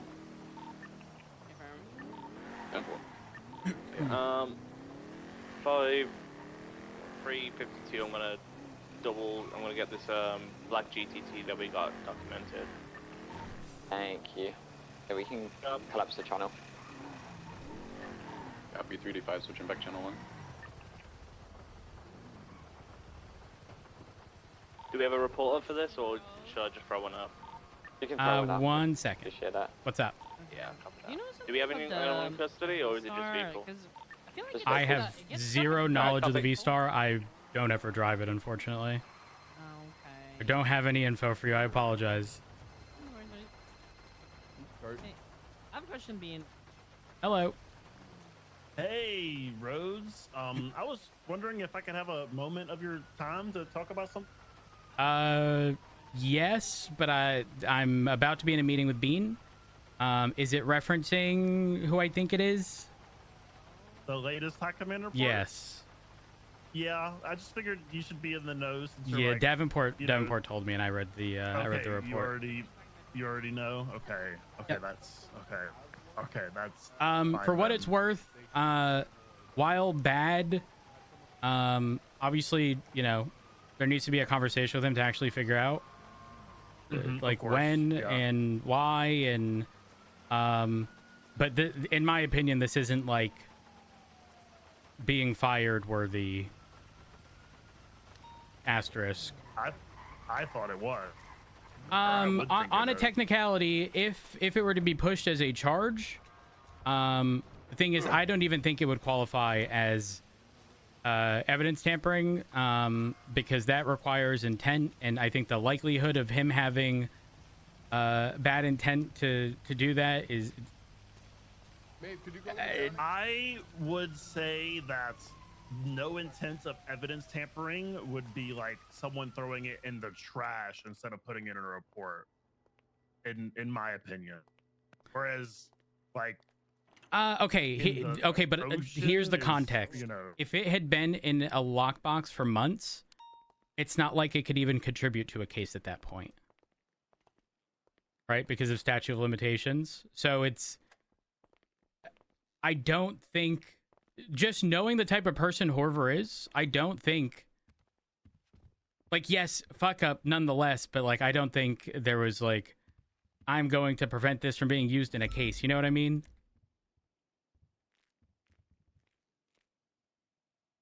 Yeah. Okay. That's also understandable. Definitely need to have a conversation with him, because the opportunity exists that, like, listen, I say stupid shit all the time in a very, like, I say it because I can be overly pedantic sometimes and mean it very literally. What if like one of the fucking crayons gave him like a toy gun? And yeah, you know what I mean? Like, so definitely clarifying with him first, just to double check to make sure. Oh yeah, 100%. It's still bad. Don't get me wrong. Like, if he did it, it's bad. I personally don't think, just my stance, it's fire worthy. It's bad. Can't stress that enough. But it'd be different if it was like an active case and he knew it would. I would fire him if the gun was a murder weapon. I would fire him if the gun was on an active case and he knew that active case was there and he intentionally didn't put it in evidence. Like, those are different than, you know, hey, I just realized that this shit was in my lockbox for months. Tosses in ocean. While that's fucking stupid, it's not like messing necessarily with like an active situation. Yeah, I can see that, I guess.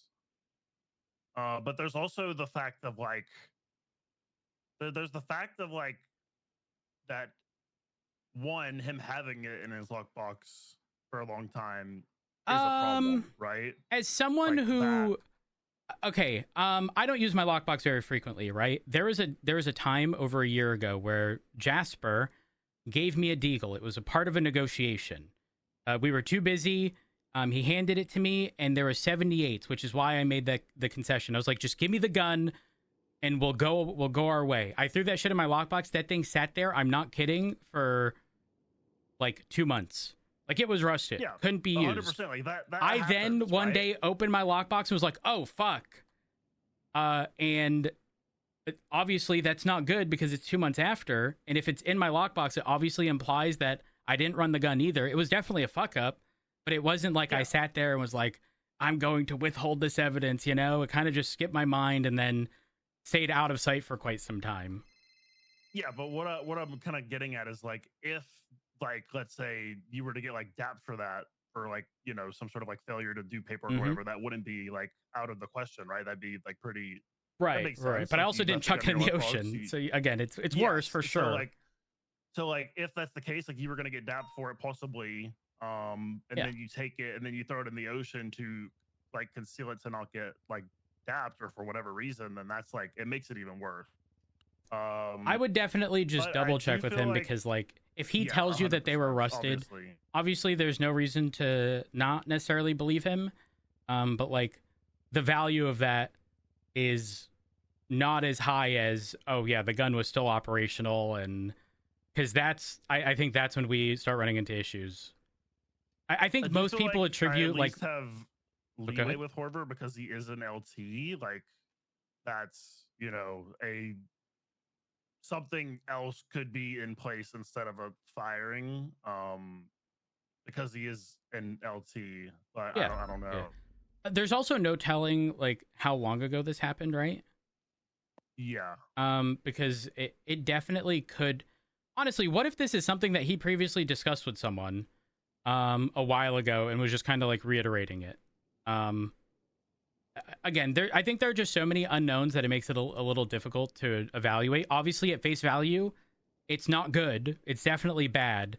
But my immediate stance is, I don't think this is like, again, fired worthy. Even if it is bad, if the general, like, if it didn't change anything realistically. Because if the outcome of what he did is the same as if someone had done it maliciously, then like, we aren't really evaluating things in a like a tiered, like, this was malicious versus he just made a stupid fucking call and did something really dumb, you know? I I don't know. I kind of like am like of the opinion like I don't see a world where I would ever throw a gun in the ocean, so I don't see how it couldn't be malicious as being someone who upholds the law to throw a gun in the ocean, right? Yeah, no, I get what you're take saying. On it is like, in what world is someone who upholds the law throwing any gun in the ocean? Right. So again, definitely depends on timing. There was a time where there was no directive of rusted guns. Rusted guns would go into an evidence locker, but because we couldn't fire them, we didn't get casings. And then eventually at some point it was clarified. You put the gun in the locker, and the local EMS people, which weren't always there, would run the guns for you or have a means of establishing the pattern that they would have on casings and stuff. So, like, again, I don't know if it goes that far back or if it is more recent. If it's more recent, it's definitely worse. But if it was during that time, or what if he's just implying this shit happened years ago? It's hard to tell. Still, even still in that context, like, sorry, B. You know, throwing it in the trash or whatever, like those things are not as bad as just throwing it in the ocean. Yeah, I agree. Especially considering guns, even if rusted, can still be charged, because then you're creating a scenario that could result in somebody else's arrest, and it should have never happened. Yeah, we'll see though, because he could have, for all we know, he could have been talking about years ago, right? So that's what we kind of gotta. 100%. Like, again, at face value, looks bad. I think with context, it probably won't be nearly as bad. Just knowing the type of person Horver is, I don't know. Horver's just a solid all-rounder, and so I don't see him making that call. Yeah, that's why this surprises me so much. Like, I'm like, what? I would definitely say reserve judgment for after the conversation, because if we approach him, I say we, obviously you, but like if you approach him in a very sort of like accusatory way, and then you find out this is shit that happened like 8 years ago and has no relevance to like the day to day or anything as of recent, obviously he might feel slighted when realistically he's done nothing wrong as of recent. Yeah. Okay. All right. Just wanted your, take on it. Yeah, no problem. No problemo. Okay, anytime. Let me know how it goes. Yep, we'll do. All right, bye. Hi, Bean. I'm fucking pissed. Hang on, I just found out something. Uh-oh. This motherfucker, Tory Slaughter, asked for fucking $500,000 in car parts and then transfers to the fucking BCSO. Okay, so I'm getting us paid out. Fuck all that. No one's getting reimbursed and then transferring. I'll handle it. Well, let's just grab the parts. Yeah. Not forcefully take, but like, ayo, you transfer departments. Back. Yeah. What was their reason for transfer? I have no idea. It just says Tory approached Captain Key about a transfer to the LSP or BCSO. Wait, BCSO 2. Key cannot type. That's my captain. Tory approached Captain Key about a transfer to BCSO to LSPD. From LSPD, I'm assuming. Is what he meant. I will make and sure then they just recently got paid out for parts? Is what you're saying? Yeah, okay. Literally 2 days ago. Yeah, on the 5th. $500,000 for a brand new engine and 4 slick tires. On what car? Their personal, I'm assuming. I'm gonna be honest. I could use that V12 in my Scout. Yeah, we got people that need V12s. Because the W16, it's so painful in the Scout. 8th gear, I say hits, but it's like, the body motion that happens when you slam on the fucking brakes and you just go flying. It's just like that. That's what happens. It's the power's gone. The only thing is the W16 makes the Scout so heavy. So whenever it's a pursuit ender, like if pursuit goes on for way too long and you try to box something with the Scout, usually it kind of knocks the other car out. So it's really handy for that kind of thing, or like buses or fucking something like that. I think we need actually, yeah. If we'll get you V12 for your one, and then I think we stick the W16 in a scout downstairs for whenever we deal with It's almost large bad. interference I'm pretty cars. sure. I've had it for a while, but fair enough. I mean, either way, yeah,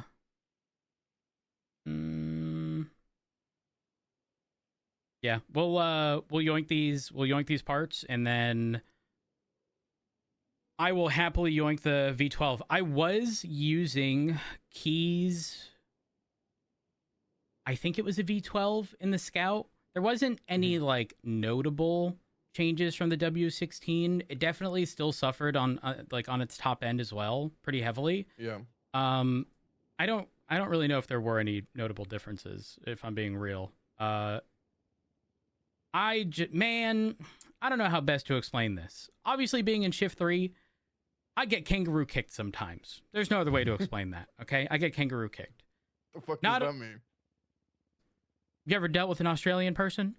Oh, yes. Yeah. So they could be in a go-kart. They're still going to push me out the way, right? Yeah. All-wheel drive is my best counter to that. My best counter. I don't know how else to explain this other than I have something that's really low and they have something that's really high. Yeah. Resulting in the kangaroo kicks. So if I don't have an all-wheel drive car, it doesn't matter what the fuck I'm in. I'm being shoved. All-wheel drive gives me the best fighting potential, though, in those scenarios. They just get like a little bit of a nudge, and then they start going, they can just squeeze them, Every time, without fail. Yeah. I was driving the Penumbra. Love the way it drives, don't get me wrong.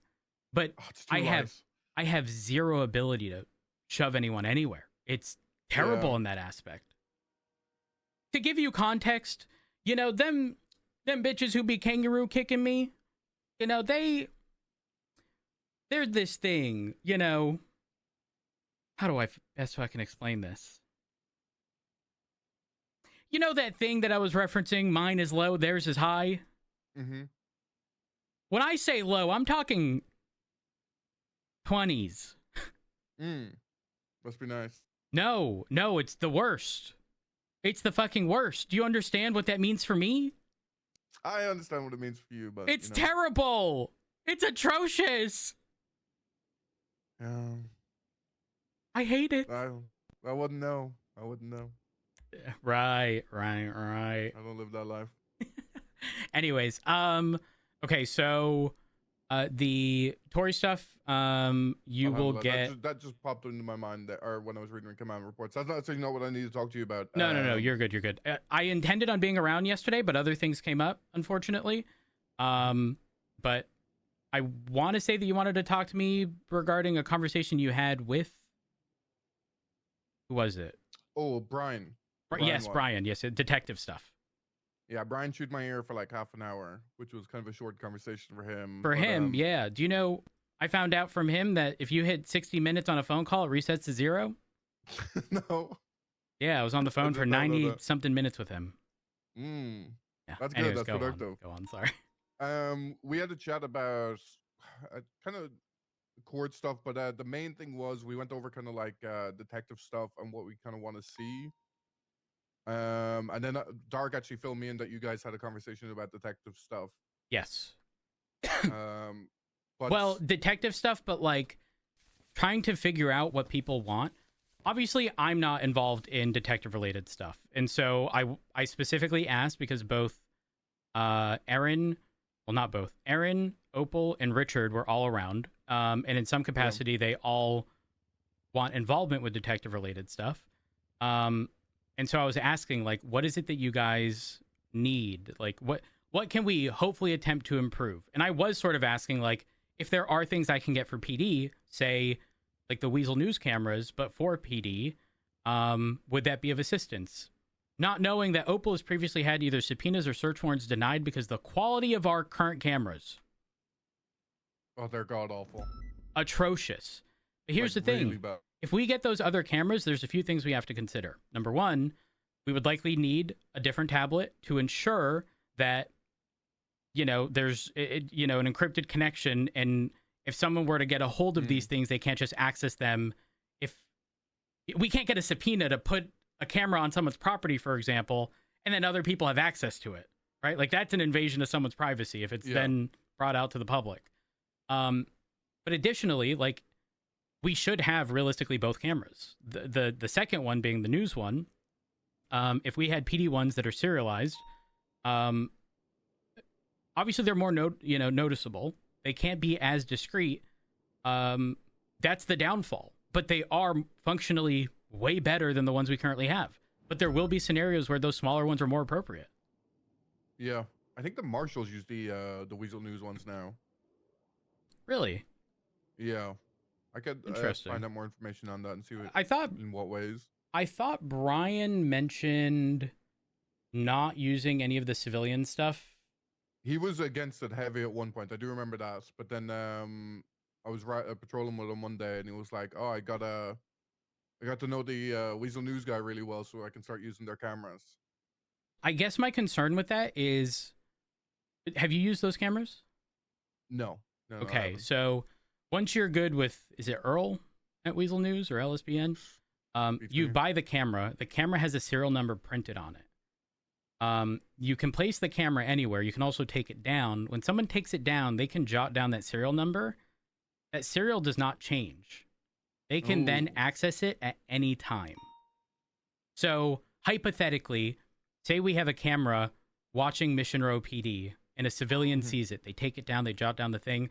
We then take that camera and go and put it where there's constant drug sales. Yeah. They load up the tablet, put in that serial. They're going to be watching exactly what we're watching. Okay. Which is a problem, which is why I say like the encrypted aspect is definitely important if we're going down the route of, like, realistically, 9 times out of 10, we're putting it in public places. So it's not the biggest deal in the world, but like we obviously don't want people to know.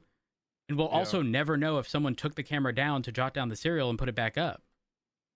So it creates problems for sure. But I would like to get it ideally in our armory, in a PD specific tab. Wait, don't we have a tablet for the drones? Yes, I believe we do. Yeah. How are those accessed? Is it a serial? No, I think you just connect. Oh. Like, yeah, you like plug it in for a second, they sync up, and then you can just drive around the drone. Okay, got it. Either way, like that stuff was discussed. The other things that were discussed was sorry.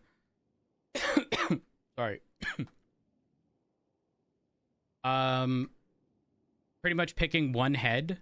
Opal said that she's sort of got a lot on her plate right now. So that would be kind of difficult. Are you even aware of the narcotics task force unit stuff? Dark filled me in on that. Okay, expanded and everything. Correct. So it was kind of like utilized as it was something originally for Shift 3 because detectives weren't exactly a thing, and the people who were selling drugs were doing it in a way where if you didn't have a drone, you were never seeing them. Like the ADMC doing it from like a rooftop where the locals are jumping from one building to the next. Like again, without a drone, you're not doing shit. So Espinosa is obviously transferred. And realistically, if all we have to do is revise drone SOPs and just put this under detective stuff, I have no problems doing it. But essentially, guns and drugs being sort of the new sort of heavy focus for detectives was kind of the gist of what I got. Asterisk, murders too, but like how often are we running into murders that are like solvable, right? Like we get bodies, we'll document bodies, but like rarely are we getting much aside from that. And then detectives also taking a role of like assisting people with interrogations or hag related charges, because if you are a detective, the expectation is like you're pretty solid all arounder. Obviously you need to know the ins and outs of legislation regarding what you're doing. For example, if you're using a drone, and I think this should be consistent amongst the entire department, if you're interacting with any aspect that has specific legislation, before you do it, read up again, just to make sure nothing has changed. Make sure you are doing the correct thing, as opposed to defaulting to sort of things of the past. For example, a voluntary raid. Still requires that there is some kind of like written contract of them agreeing. Before, you could take their word. You can no longer do that based on legislation. Unless that's changed in the new search and seizure stuff, which I doubt, but anytime we're engaging, every time we're engaging with legislation, we need to read it because it is how we've ended up in being sued over and over and over. Speaking of which, I need to talk to you about money. I know we have a large sum of money, but I need to know I need to know how much of that is like reserved for stuff because we're going to be paying out in some of these cases. Well, they want 15 million. They're not going to get anywhere close to that, to be clear. All we did was lock down their properties for less than a day. But there was not something actively being written. So that's going to be paid. Realistically, it should be BCSO because I think it was like the Frost situation. I think Riker locked it. Is this the Kanashiro thing? Yes, yes. Oh, yes. But either way, they want 5 mil per person for less than 24-hour lockdown. The lockdown should not have happened. Full disclosure. Not until the warrant was being written. And upon speaking with Opal, while she was writing down notes, it was not in the structure of a search warrant. Therefore, it doesn't qualify. So, yes, it was unlawfully done. But should they be paid $5 million a piece? Absolutely the fuck not. No. At most, I'm thinking like, I don't know, 200 grand a piece. And even then, that'd be 300 grand from us, 300 from the BCSO. Yeah. The other thing is the Frederick White situation. Oh yeah, the Miller stuff. Yes. That the way that currently stands is, let me see here. In our original negotiations, I offered, it was either 750 or 800, to essentially just make this go away. That original amount I was structuring as like 400 from PD, 400 from the DOJ, a collective 800 grand, except unknown to me, the DOJ had offered $1 million already. So they severed. They can cover the difference. Well, here's the issue. They severed the lawsuit. They took 1.1 from the DOJ. Now they're coming for the LSPD separately. What? Yeah.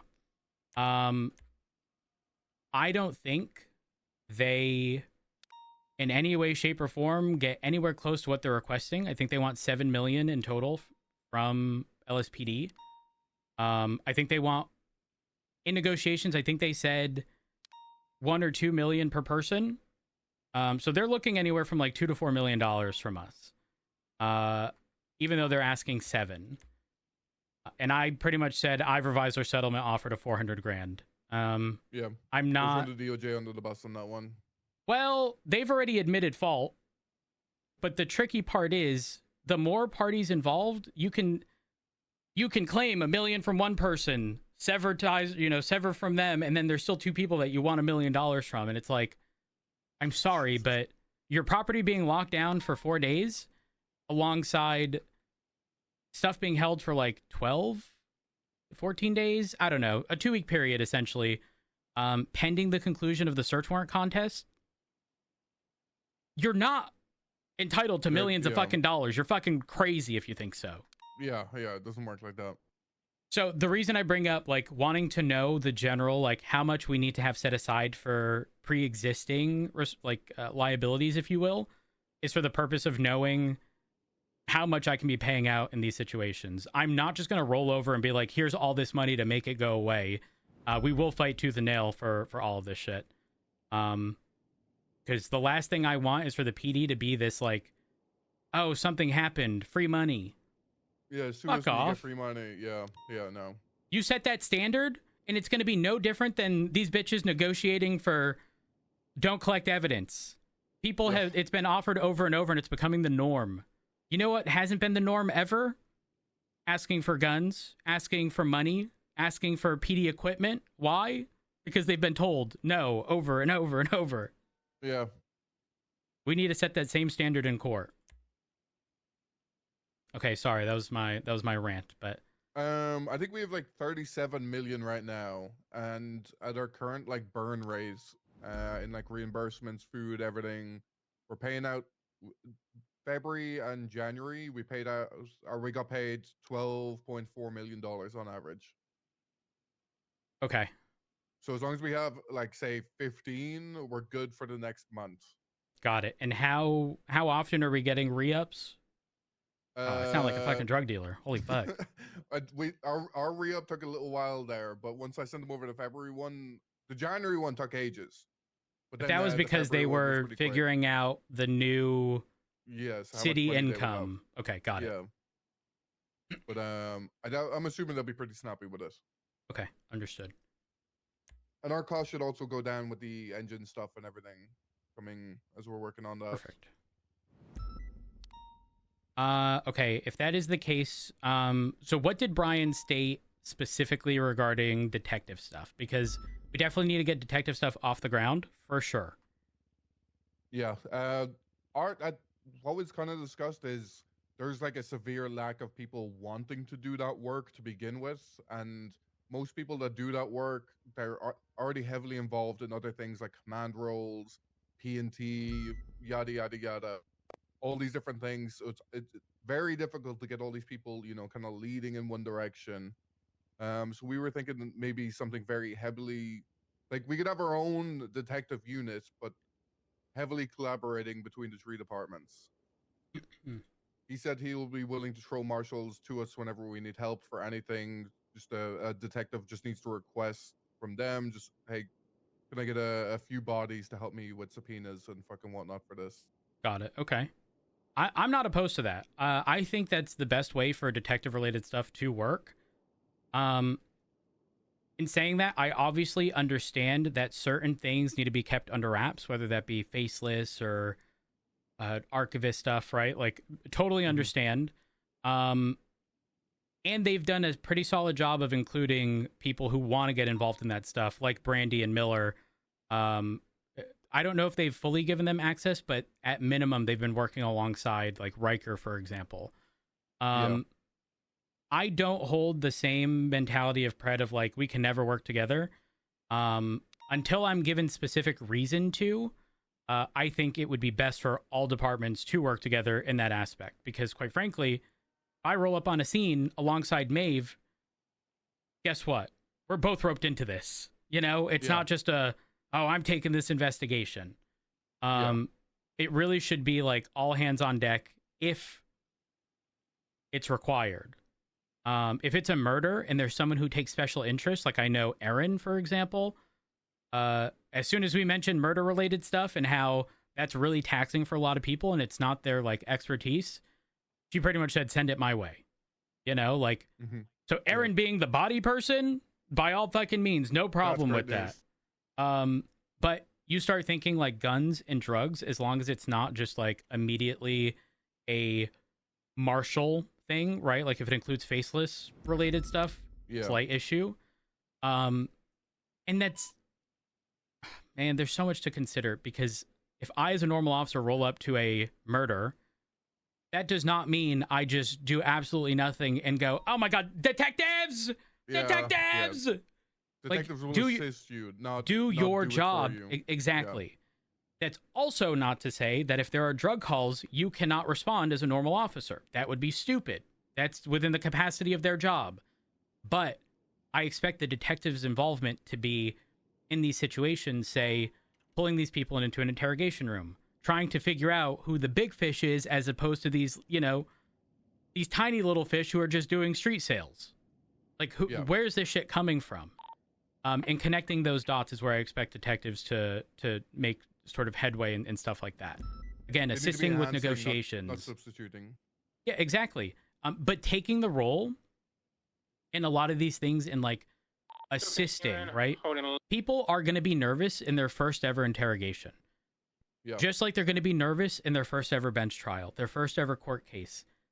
Having someone with experience there, not the detective themselves doing the work, but them instructing the person on how to do it themselves, is exactly what we need from detectives. I don't want them to just be this like informative role and we can help role, because that can be rewarding, but it's not the same as them getting their own, I don't want to say W's, but like, yeah, no, you need, there's a balance, right? There's a balance of teaching people while also doing your job to the best of your capacity and coming out on top and it feeling rewarding, right? If you're not rewarded, then that's fucking ass. Yeah. So there were a lot of, those were most of the things that had been discussed. But we do run into the problem that you mentioned, where there's a lot of overlap. And for example, Shift 1 is Opal, Aaron, and Brandy. Brandy is new. Opal is now a lieutenant for Shift 1. And Aaron does P&T. So are we ever going to have a dedicated detective in that capacity? I don't think so, unless someone comes along and picks it up and starts running with it. But I don't necessarily think that's a bad thing, as long as there's structure there for collaboration between the other departments and being able to pull in help when you need it. That's true. I do think the collaborative part does kind of resolve the issue of there not being a, like, I do think we still need like a point of contact, like a primary point of contact. Person, yeah. But if it's amongst all three departments, I think the only thing we need to consider is how are those things resolved if there's conflict? Like, say, again, hypothetical, say there's a murder, Maeve thinks it's involved with, one group, Opal thinks it's involved with another group, but in order to follow either of those two, you need to make a decision. Are the marshals the deal breaker of like which route they go? I'm sure it could be discussed in a conversation, but I'm trying to think worst case scenario where they are entirely against the other person's thought or like theory. How do those situations get resolved? Because it will happen. Then bringing it to a high command member and then just resolving it that way. As those issues pop up, they'll be handled on the fly. I don't think we need to define something for that. I know it would be handy, but just the likelihood is slim anyways. Yeah. Okay, do you know who's involved in the BCSO detective related stuff? Maeve, Riker will be the main ones, I believe. I think they run their kind of units per se, but I don't even think it's that big. So is that like Shift 3/1 or primarily Shift 1? Primarily Shift 1, yeah. I have to ask Maeve, but I think that's Nova as well, I suppose. Okay. See, Nova is someone I know who would target guns, drugs, like for sure, without a doubt. Yeah, she loves that shit. Okay, so for us, we have Opal, Aaron, Brandy for Shift 1. For Shift 2, we have Gravy, Moss, possibly Deke is what I was told. And then for Shift 3, we have Dark. Mm-hmm. If the BCSO have Maeve, Riker, and Nova, I wonder what kind of not contribution, but like what the marshals are going to be sort of contributing to the overall. Like, is it all marshals or fair game if they just want to attach to something within that capacity or like offer assistance? Because I would much rather all three and like assist in situations, like for sure. Yeah, I think the way Brian put it is collaborative, and also if just bodies are needed to do something, he will spare them. Okay, perfect.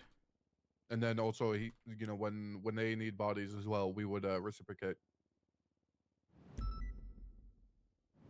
Got it. Now, was that a generalized statement of like faceless stuff, or is he specifically pulling from the detectives in these situations? I think he's talking more for state level things. Okay. Like yeah. I mean, that's investigations. That's just like a generalized, like, yeah. If it's state stuff, we're likely assisting regardless, so it's not that big of a deal. Okay, listen, I'm on board. I'm on board. I don't know if we should be waiting for the sheriff to be determined. I don't know what route that would entail, but do we speak with Maeve, Riker, and Nova. All three are around right now. I think maybe talking to them would be probably the best idea. I think the detective unit will be very like autonomous, regardless of whoever is sheriff, unless they come in with fucking big sweeping ideas. But I think if someone did come in with big sweeping ideas, it would just piss off Maeve, Riker, and Nova. Yeah, no, 100%. 100%. Okay. Do you want me to give him a call and bring him here? Before you do that, I need to talk to you something. Hit me with it. So Opal pulled me aside yesterday. She was given a investigation by the marshals. I don't know if she's brought this up at you yet, but I'm just passing it up to Jane. She got contacted by, I believe, Jessica Springfield. There is a marshal. It was started out as a Marshal IA investigation. It was passed down to Marshal Omega, and then it was passed to Opal. Basically, TLDR, Gravy was with his wife. He was on duty. They were at some like beach. Then when other officers came to like, welfare check him, see if he was okay. Someone had like 2 people had like drowned. One of them had like a bag of cocaine shoved down their throat, and both of them are, I believe, in the ICU currently. Whole thing. Don't believe there's any wrongdoing on Gravy's side, but that's what Opal's going to be checking on. Question. Mm-hmm. Could this potentially be set up, considering the Flippy situation? I don't think so. I don't think. Or just related. Unrelated, wrong place, wrong time. Unrelated, wrong place, wrong time. Kind of thing. That's what it seems like. But Opal's just gonna double check. Yeah. Yeah, just because of the recent Hydra stuff. 100%. Okay. Just gonna keep me in the loop on that. Not the worst thing in the world. I'm not gonna lie. Gravy's kind of been. I mean, he fucked up, but he might perceive this as like being kicked while he's already down.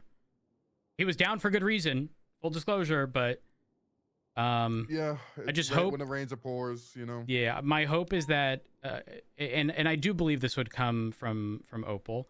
I hope there's sort of a level of tact utilized, I made that sure. Yeah, because if you just approach in a very accusatory way, like, people are just going to be immediately on the defense, and it's not going to look good. And then people are going to perceive it as, I'm not being supported by my peers, and then transfer.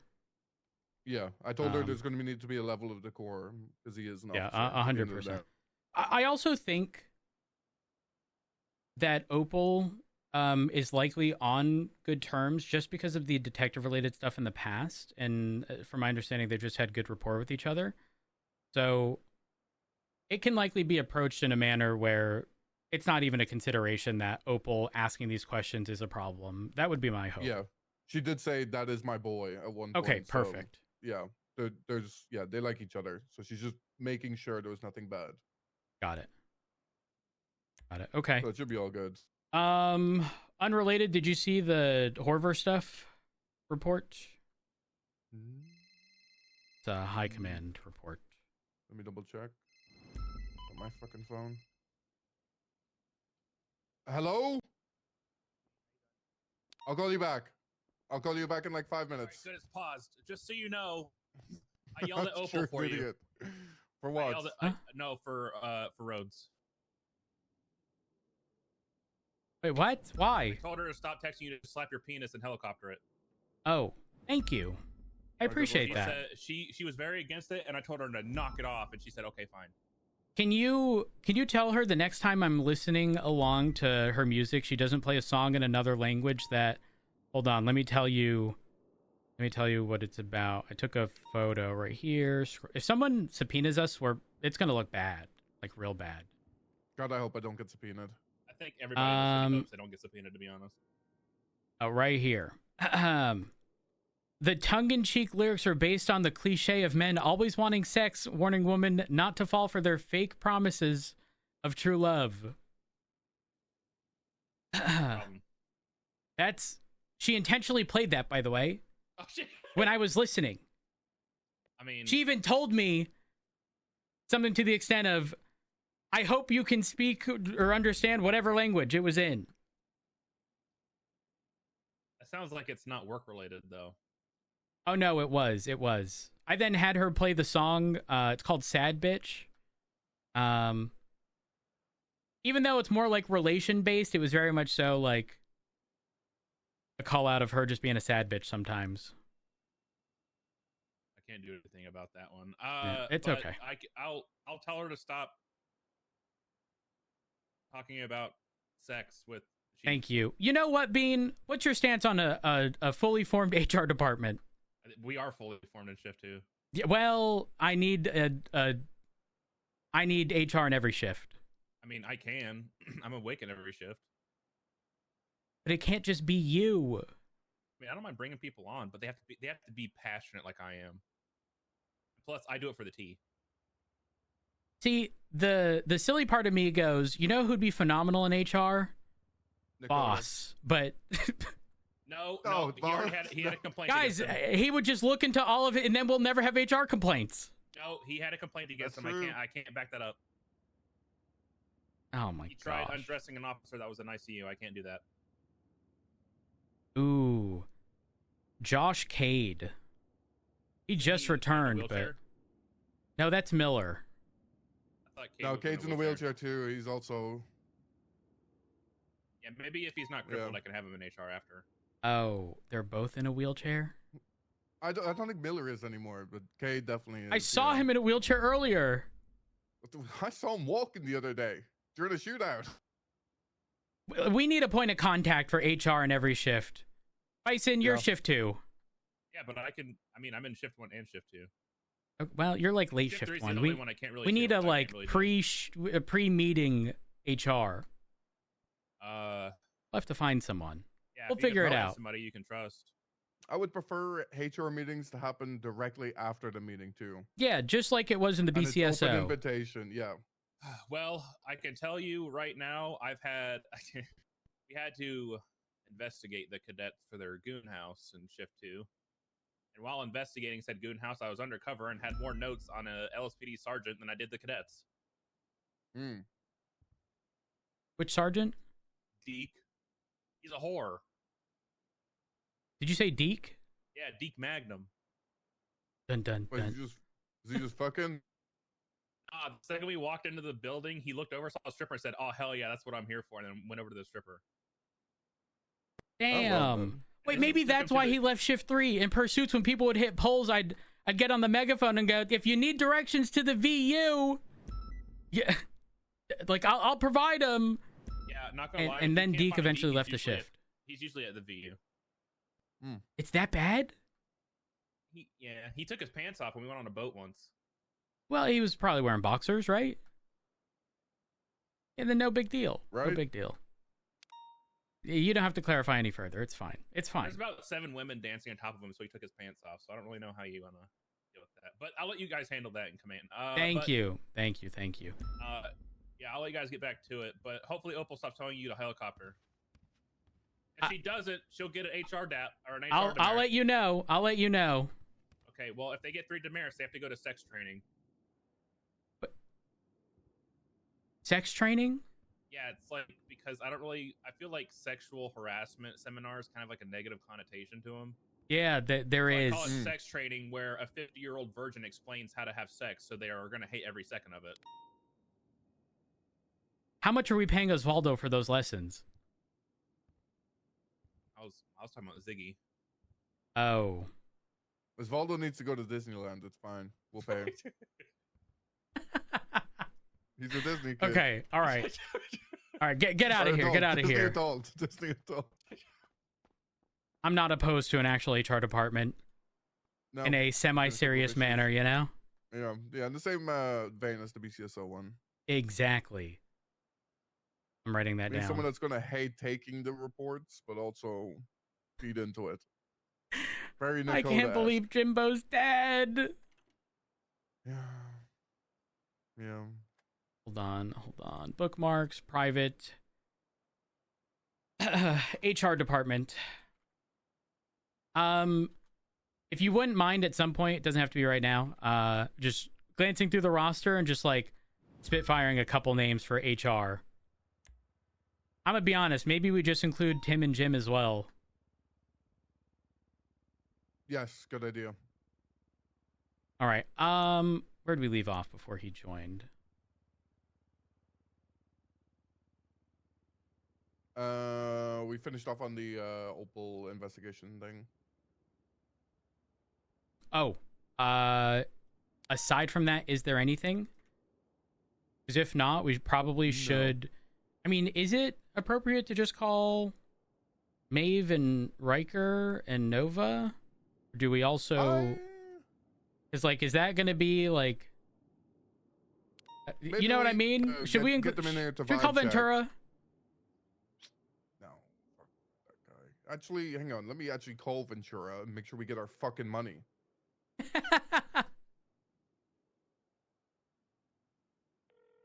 If not, we're suing. Yeah. Hey, what's going on, Ventura? Good morning. Good morning. You're walking into the chief's office? Good. All right, he'll be here in a second. Alone? He fucking better be. Yes. Oh, Miller and Maeve are talking with each other. Hmm.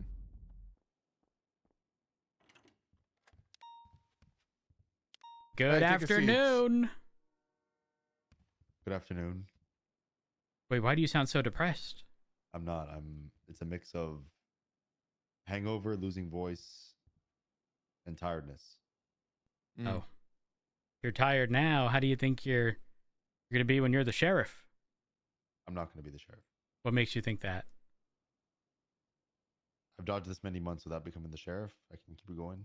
You have not been put in the position of... Okay, let me rephrase. No, I'm not rephrasing, actually. I want you to know I put you, Tins, and Rosner as my 3 names. I put Rosner as well. Oh, maybe Rosner will end up getting... Anyways. We need to have a conversation. Yeah. You guys stole money from us. No, we didn't. Yeah, you did. 550K. How did we you wouldn't steal mind 550K? opening up the reports section and going to command, and then Tori Slaughter's transfer request. We're gonna need the money back, paid in full, or the parts.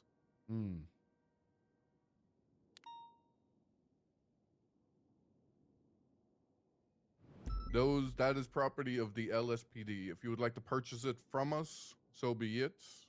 Otherwise, we're gonna need it back. Yeah, we're willing to just take the parts back in their current condition. No big deal. Account for depreciation? Well, 2 days of... well, I mean, is it really depreciation if we're taking the parts back? You pay 100K for slicks, you get robbed. Correct me if I'm wrong. Wait, Dean, didn't they pay and then we just reimbursed or something? Yeah, they did, yeah. What's the money? What's the 5K for money? What? 5,000 money. You trying to get a tip? No, this is what they submitted, so I'm assuming they just took out another 5K to pay. Maybe it was a $5,000 installation fee for the engine. Yeah, something like that. But you know, we don't even need to talk money. We just need the parts and stuff. Yeah, we'll take the parts back. Really? Yep. Yes. We need you to go strip their car. Well, I'm not gonna do that. I can't pull her car out and strip it. I got you. I can speak to her when she wakes up. Maybe she has the money to cover. Maybe she wants to cover costs, and then we'll cover costs. Who knows? It's all kinds of possibilities. Yeah. Listen, our budget's looking a little bit light. What's it looking like right now? $37 million. $37 million. We're trying to pump that shit up. You have $37 million, and you're in here busting my balls over 500K. No, we're just no. This was very much so a. Tori's going to be approached, and we don't want it to come across as like an ambush and like no one was informed type deal. We're not actually asking you specifically for $550,000. Well, he's their money guy, so I am directly asking. Yeah, but like, Daisy is, I think the cleanest way to deal with it is definitely just the retrieval of the parts. Especially because I need that engine anyways. Yeah. Oh, you need the engine. Yeah. My W16 is atrocious in every capacity. You don't like it in the Scout? Oh, it's 8th gear. I might as well fucking walk. See, well, you use the Scout for pursuing. I use it for just hitting. I never make it to 8th gear. W16 is good for hitting. I never make it to 8th gear. Well, I mean, like I said, I can talk to Tori when I see her, and we can explore possibilities. It's not an issue. okay, that works. There is a follow-up to all this. What's that? Detective stuff. Okay. So right now, are the 3 like main detective focused BCSO people Maeve, Riker, and Nova? Or are there more that I'm not considering? I am not 100% on Nova's sort of vibe because she's more at shift 3 or like before the meeting, shift 1. I know obviously Maeve and Riker. I think, Rosner dips into his own type of kind of doing stuff. True. But yeah, I would say that's a fair, I guess, assumption, those 3. Okay. Bean, do you want to explain the conversation with Brian? Because I don't want to misstate anything. Yeah. Basically, Brian, because, there is only a dime and a dozen detectives, he's looking for a more collaborative environment between BCSO, LSPD, and SASM when it comes to investigations and whatnot. State level things will still mostly be handled by them as they occur, but like whenever a BCSO officer, or LSPD, or a marshal finds an investigation, more open collaboration on those. Essentially, this isn't, at least the way I view it, is gone are the days of this is just an LSPD investigation. If you are, like, in any way, shape, or form wanting to assist in an investigation, regardless of the department, you can. Alternatively, if you are overwhelmed and need assistance, reaching out to others, again, even if they are in a different department, or marshals, I don't want it to just be confused as LSPD, BCSO. It sounds like that's being offered, and I'm very much so for.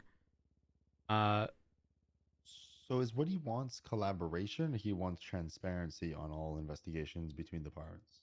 I think more just collaboration, like being able to pull bodies whenever you need it on an investigation. Okay.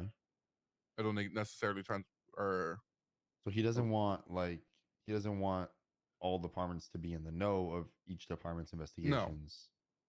He just wants the if we need help, we're reaching out to them. Okay. Or if they need help, they're reaching out to us. Okay.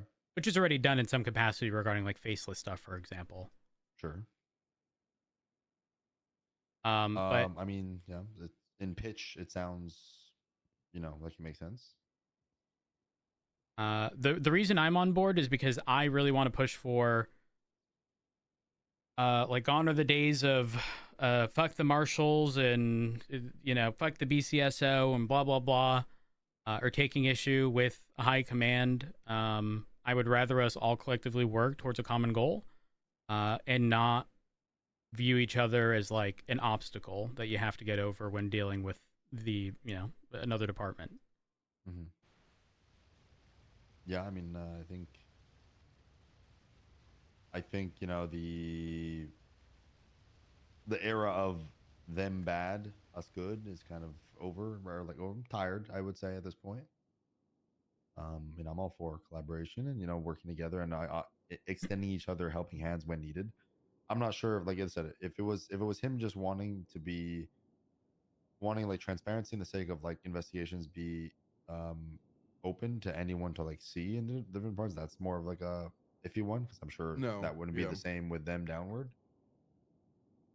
I mean, it just it makes sense. If you need help, ask for help. It was more a talk of like resources, like because there isn't a full roster of detectives.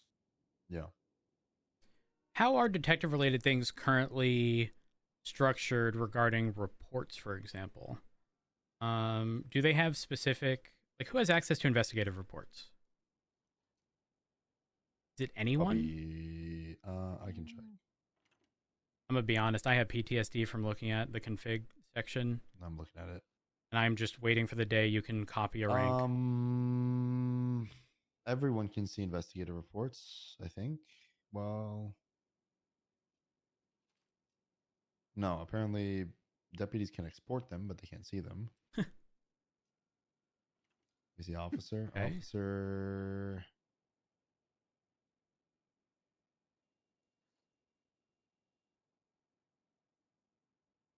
Seniors can't see investigative reports.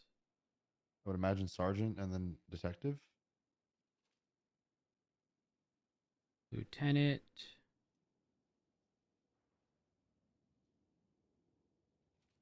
Reports view. Yeah, Okay, sergeants can see lieutenants them. can. Sergeants can see them, and probably detective rank, whatever it's called. PD detective. I see Riker as PD detective. He's also a sergeant. So obviously, a lot of this stuff had been done in the past. We definitely need to all be on the same page regarding who has access to what. So it's sounding like Command Plus has access to investigative reports in addition to detectives, right? Yeah. Yes. Where is the detective? So a Master Chief rank, I see. Master. Is that Jimbo's? Oh. Has like no perms. Yeah, I think that was Jimbo's. I'm not crazy. There is a detective rank, right? Yeah, PD space detective. Oh.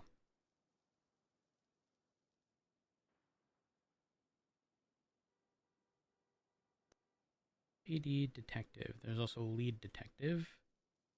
Yeah, and it's just for the sole purpose of investigative reports. So we're good on that front. I don't take issue with leaving permissions the same. Do we need to address? Well, are there marshal ranks that provide access to investigative reports? Let's see, marshal. Oh, they can. They have like their Omega shit. Fuck. Yeah, but they're for specific categories. Yeah, Maybe not. Like Marshal Omega sees Marshal I Omega see reports. investigative unit as a report type.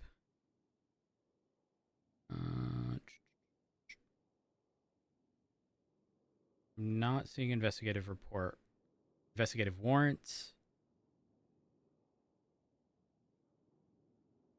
Because obviously they're going to need access to these reports to assist in that capacity if they are working with people. It's. I think it's just as simple as just giving them one of the ranks that has it. Like, if that's the case. Got it. Okay. Like state marshal can see investigative reports. The state marshal rank. I swear that was the one I was just looking at. The one I saw said like investigative unit as a report, and they could export investigative ones, but I didn't see it as a state view. marshal recruits can see investigative reports. Okay, if they have access to that, then there isn't even a permissions issue that we'll run into. Yeah, they'll just inherently have it, which is if the recruits up can see them, it's fine. Okay. So again, I'm fully on board with this. This also helps alleviate the aspect of a lot of people, at least in the LSPD, who are involved in detective-related stuff, have a lot of responsibility elsewhere. For example, Opal is now a lieutenant. Aaron is not only a sergeant, but lead of P&T. Brandy is now a sergeant and getting involved, but new, right? So, like, trying to find any one specific person to lead, I think, is going to be difficult.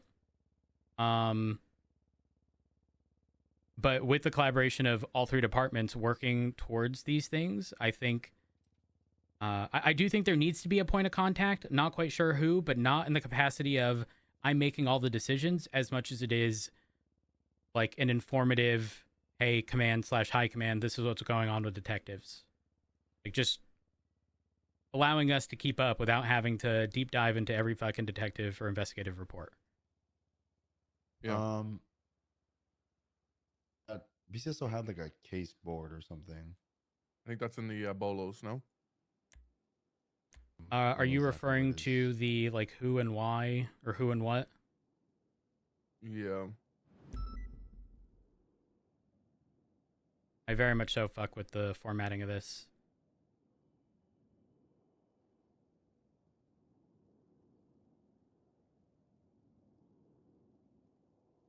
All the ones at the top seem to have been updated. The ones at the bottom are still... Does anyone know where Muir has been? Has he been around? Gordon? What was that? Gordon Muir? Did you say Gordon? I think it's Gordon Muir, no? Is that his name, Gordon? No. EWAN? Is it Ewan? Am I crazy? I think of somebody else. Edwin. Maybe. I don't know. I haven't seen that person in a while. No, I have another. Muir was a good one. So that leads me to the next thing, Ventura. You're the money guy, right? He's fired. He's fired? Well, he's got rank access removed. That probably answers it. Since when? Beats me. I wonder if it was for activity. Maybe. I'll check the roster in a moment, but... Civil suits, Ventura. We're being sued, and obviously Frost stepped down. I don't know. He's listed as a defendant, likely because he was sheriff. I'm listed as a defendant. I had zero involvement in any of this. Civil 43, Melissa Murmurs, Cassandra Cage, Mary Mushkin. Yeah. They want $15 million, $5 million for each of... Frost told me that he spoke to you and he said that he's still going to handle this and still take care of this. Yeah.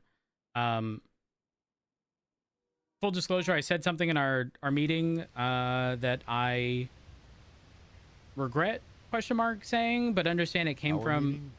No. With so Jenna was here, as was Frost. I had emailed Frost the night before regarding this because there is a motion that compelled us to provide all of these reports. The response I got from him via email was a skull emoji. And then I waited pretty much as long as I could to speak with him, and then ultimately just provided all of the reports that were requested and then filed a motion to suppress. It was denied, but it is what it is. I cannot make any of these court cases. This happened in a time when I am never around. Do I think these people deserve anywhere close to what they're asking? Absolutely the fuck not. But Frost openly said, like, yeah, at the end of the day, their rights were violated. We should come to a settlement. So I don't think these people should be getting any more than $200,000 apiece. Their property was locked down for less than 24 hours. And apparently the issue is someone didn't start the warrant on the MDT. And when we spoke with Opal, she was not writing a statement of PC. She was just jotting down notes. So we're not going to have anyone who can testify to the fact that there was an active warrant being written. You don't need to be fleshing out a statement of PC for it to be considered to being worked on. When Crane spoke to me, he said going forward, like, all you need to, like, if you want, you can just start the report. Jot down notes as to, like, the points as to why it's locked down, and then work on fleshing it out after. So hers were personal notes. Again, it wasn't. Yeah, I know. With how legislation is written, the whole, like, active writing, apparently nothing was actively written regarding the actual warrant itself until, gosh, what does it say? I know. Like 15 hours? I'm not arguing that, but like I told you on our phone call, does the DOJ not, like, the DOJ permitting that in this circumstance does that not shift some blame on them? Them, like, okaying it in the previous civil suit that was filed, and them, like, permitting what civil suit was that? So I can take a look, because I never actually got to see that. Oh, fucking fine. One of the fucking kind of sure ones. Let me look.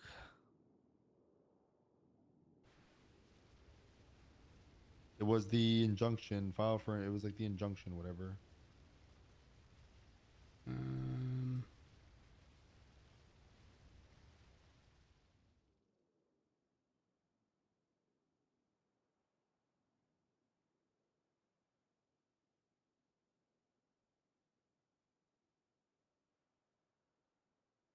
Was it on this docket or was it on the government? It was on this one. Okay. Civil 16. If you just type in injunction, it will pop up. Is this one right? No. Wait. Maybe. Let me read. Emergency injunction for the release. No, this wasn't filed by. It wasn't a Chris Peters thing. Oh.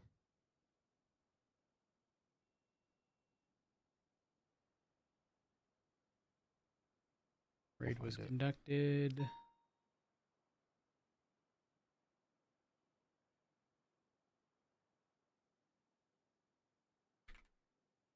Now,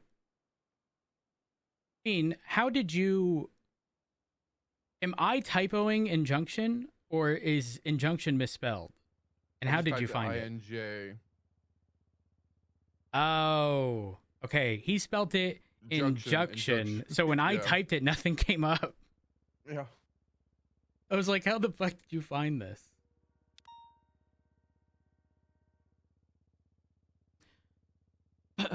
Okay, regardless, assuming Okay, so we're liable. Civil 14. Civil 14. Justice Danielson wrote out when he custom motion. Which one did he deny? In one of his motion analysis, he wrote, after reviewing this motion, all related materials, the court has concluded that the emergency injunction should be denied at this time. Following review of the inquiry, the court finds that the involved law enforcement agencies have acted within the bounds of the law as set forth in the search and seizure legislation. Oh.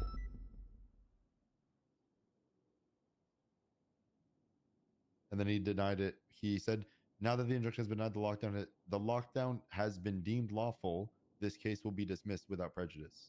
This is the ruling of this court.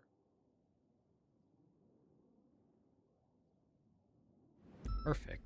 Like whether or not it I'm not saying that in the wording of the law and how it's been clarified that we did it right in this point. I'm saying yes, obviously we did it wrong, but I'm saying the DOJ concluded deemed it acceptable. Deemed it permittable in this instance. So that means any relief should fall on the shoulders of the DOJ at this point. Right? Is that like flawed in thinking? No, I think that's accurate. Now, Obviously, the DOJ should go fucking fork over $15 million. Fuck no. This court sternly reminds all law enforcement agencies that good faith compliance with legislation means that a judge at any time should be able to verify that a warrant's being worked on without the officers needing to be present. In this case, the court has been provided ample evidence that a warrant was/is being actively pursued from the point of the lockdown forward. So, we are pretty much going to have to introduce this as evidence, in addition to whatever was provided to Danielson, to make that call.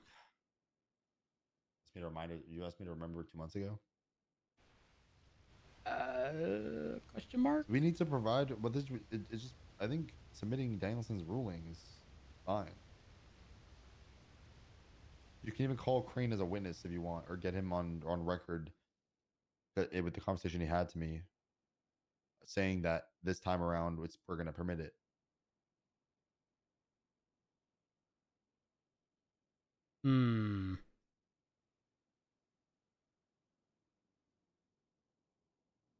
Yeah, I realistically think, given everything, like given this ruling very specifically, we owe nothing. However, I'm also of the mindset that as a making it go away, I'm content with 100 to 200 grand per homeowner, and it not going to court.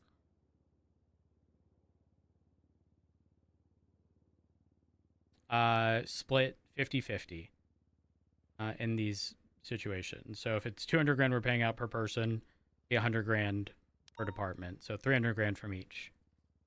Yeah, I would not pay over 200 grand. I mean, I don't want to pay me anything, neither. to be honest, but I wouldn't pay over 200 grand. I'm just thinking, like, this is a very simple, I say rights violation, but, like, my concern is despite that ruling, if those people end up on the stand again and it is deemed like, hey, there was not good faith, it's hard because they can only work with what they have in that moment, not necessarily prior rulings, unless we implement this or introduce it as evidence. I mean, I think we would if it was going through. Yeah, but we're also going to have to include whatever was provided to Danielson so that they are aware. We can't not provide that. Yeah, no, I don't fucking remember what the fuck was provided to Danielson. Wasn't it Opal's notes? I don't remember. We could probably just call Danielson as a witness, no? And that would open it up to just him talking about what it was. I think it would be bad to not include what it was. I just don't remember. I don't remember what the fuck happened. I don't either, but that's why I'm also willing to make the concession of like a settlement of 200 grand per person. Actually, you know what?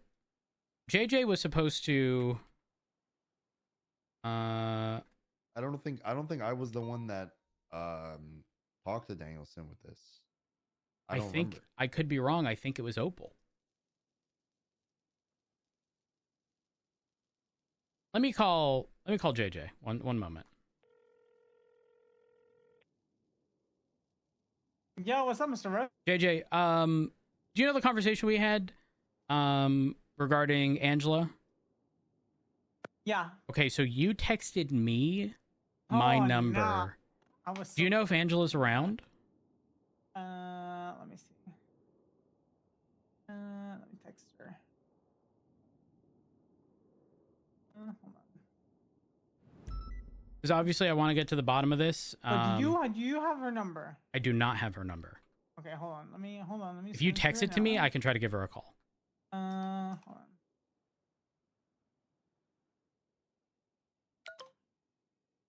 Perfect. That's and then I'm gonna text her as well. The same message I texted you. I'm texting her now. Okay, perfect. I'll try to give her a call and see if she's available. Thank you for her All right, number. I'm I appreciate sorry, it. Rose. No, you're good. You're good. No worries. Bye. All right. Okay, I have Angela's number.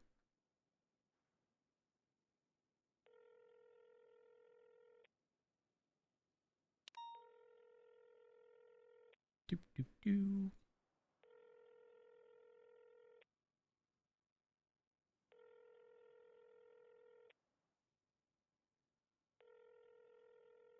Guys, she's not picking up.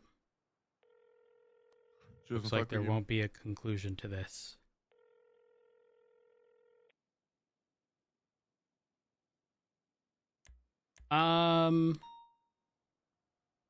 If I can, Ventura, if I can speak to Angela, and agree upon 200 in total per homeowner, split 50-50 between LSPD, BCSO, so it'd be 100 grand from each so 300 in total for each department. Are you content with that? Just to make this shit go away? Or do you just want to argue it in court? Sure. I mean, fuck it. To make it go away, fuck it. Okay. I will try to facilitate that. I do think if it goes the court route, though, any relief shouldn't come from us.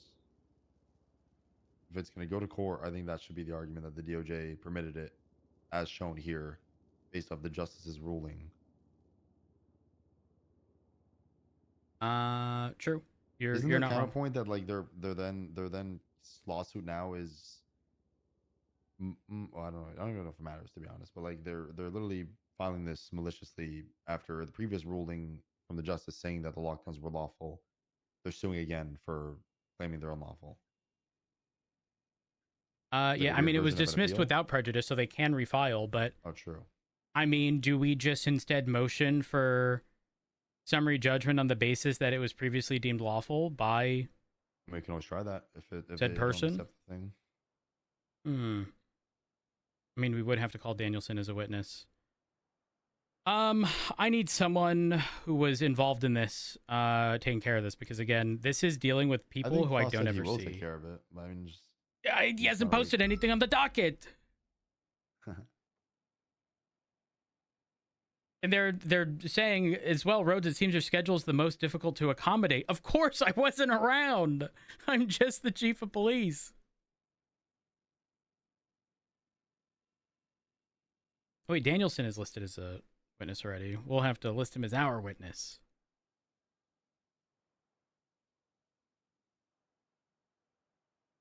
Either way, not too pressed about it. I just wanted to get your stance on it so that if I do speak with Angela, we can get to the bottom of it without there being too many issues.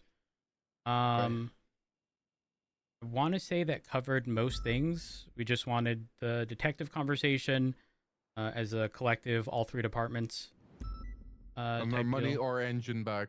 Yes, that too. And tires, the four-stick tires. Baby steps. You got. Rose, you did got you 2 read my days, time heist 48 command hours. report? Time what? Did I read my what? Time heist command report. No. 43,000. 43,000.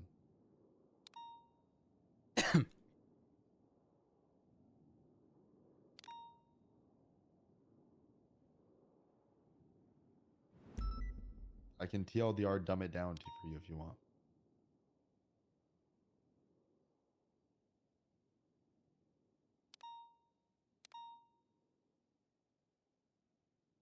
I don't have an issue with this.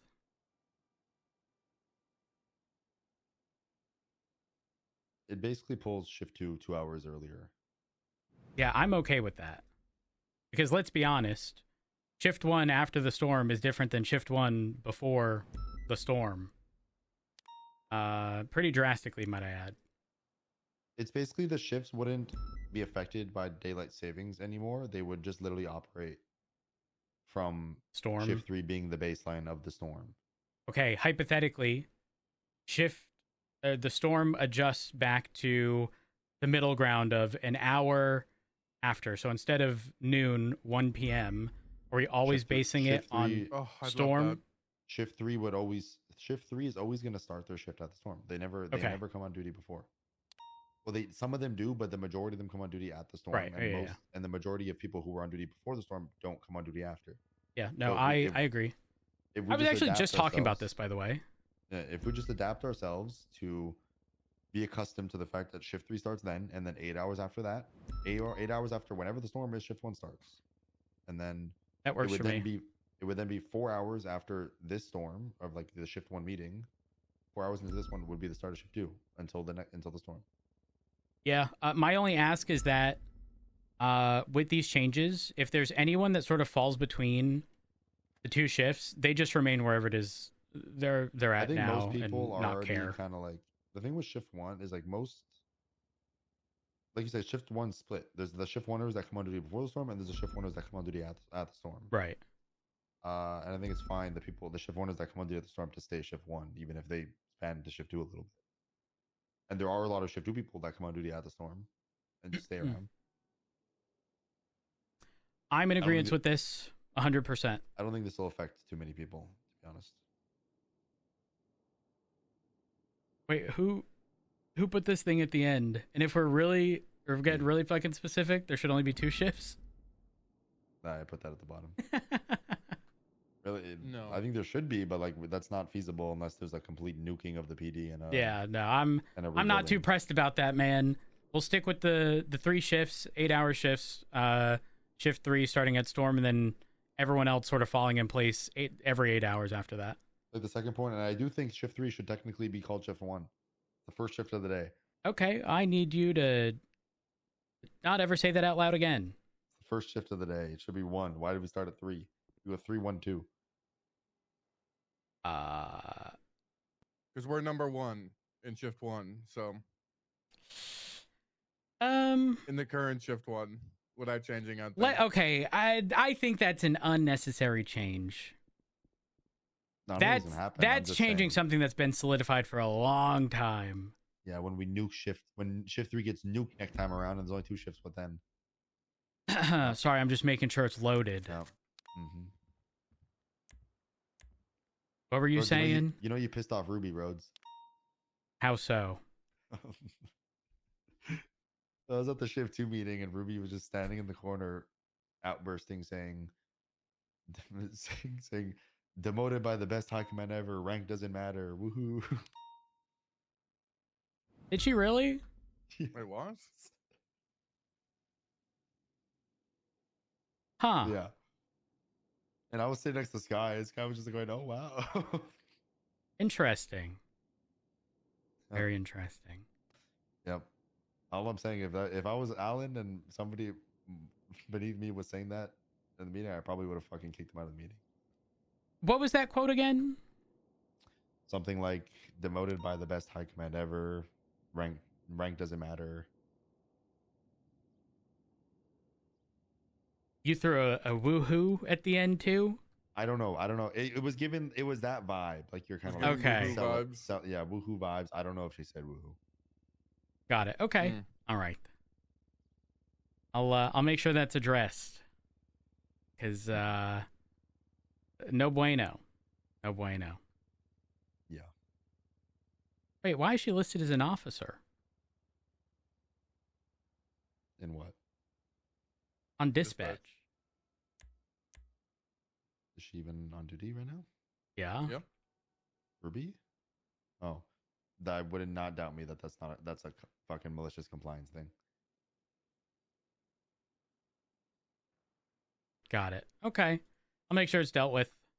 I will update you if I get anything on the sort of settlement related thing. If you see Frost, if you can communicate that. But in the meantime, just also make sure he's responding to the court case. Okay. Please and thank you. Yeah, no problem. Who do you want to be sheriff, by the way? I mean, we mentioned him. I think Rosner would be good. I think when I say would be good, I mean would have the best intentions and try and give his full effort. Okay. Nobody knows who's going to be good, right? I don't know. Like, yeah. Pins approached me earlier asking for advice. I think Pinzone has potential, but I think Pinzone is fighting a really uphill battle. Yeah. Yeah, I do agree. I did give him some additional perspective that he didn't exactly consider before. My hope is that, you know, if he gets it, not saying he will, but like, I feel like I had to remind him, hey, you're probably going to be interviewed, and if you are, there should be no hesitation on you elaborating on what PC and RS is. And he goes, okay, I'll write that down. I feel like if I was having said conversation with Ventura, that wouldn't have even been a point to bring up. But I felt it necessary to bring up to him. You know, I like him to have a fair shot. But cross that T real quick. Yeah, 100%. Like, it's something that I probably shouldn't have to, but like, if he's asking for advice, I'm gonna give it. Not gonna, you know, watch the man drown.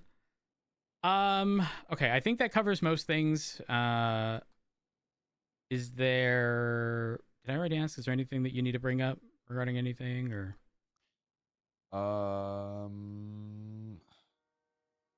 No, not necessarily. I will say, I think, you know, I will say the Ruby thing, I don't know if it needs addressing. I did speak to Alan about it yesterday. In my opinion and my interpretation of it. And I don't know if I wanted to, I don't want to be the cause of some feathers being ruffled, but you do with what you want. No, you wouldn't be the cause. Well, like, people do things because they want to, oftentimes to, you know, in an attempt to prove a point. But that's someone, if there were consequence, that's the consequence of their actions, nobody else. All right. You telling me doesn't change what she did. I think what I told Alan. I don't reasonably expect anyone or everyone or certain people to not be put off or upset. Yeah, they're gonna feel slighted 100%. Yes, I'm of the same mindset.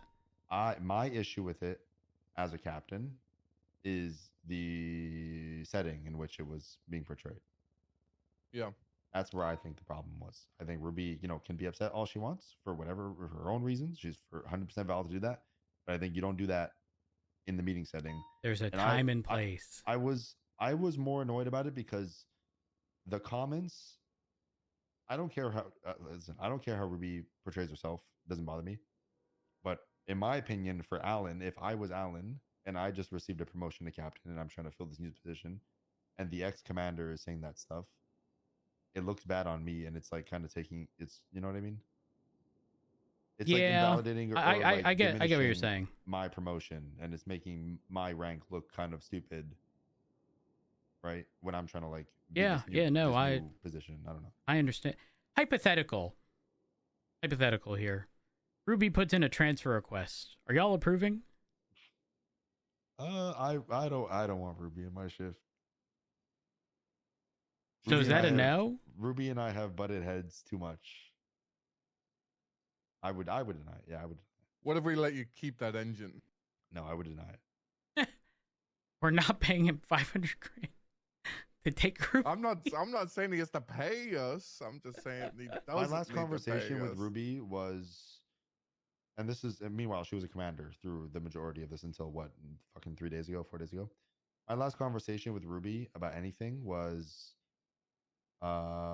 when I called her out on being passive aggressive and sarcastic and making slighting comments at deputies.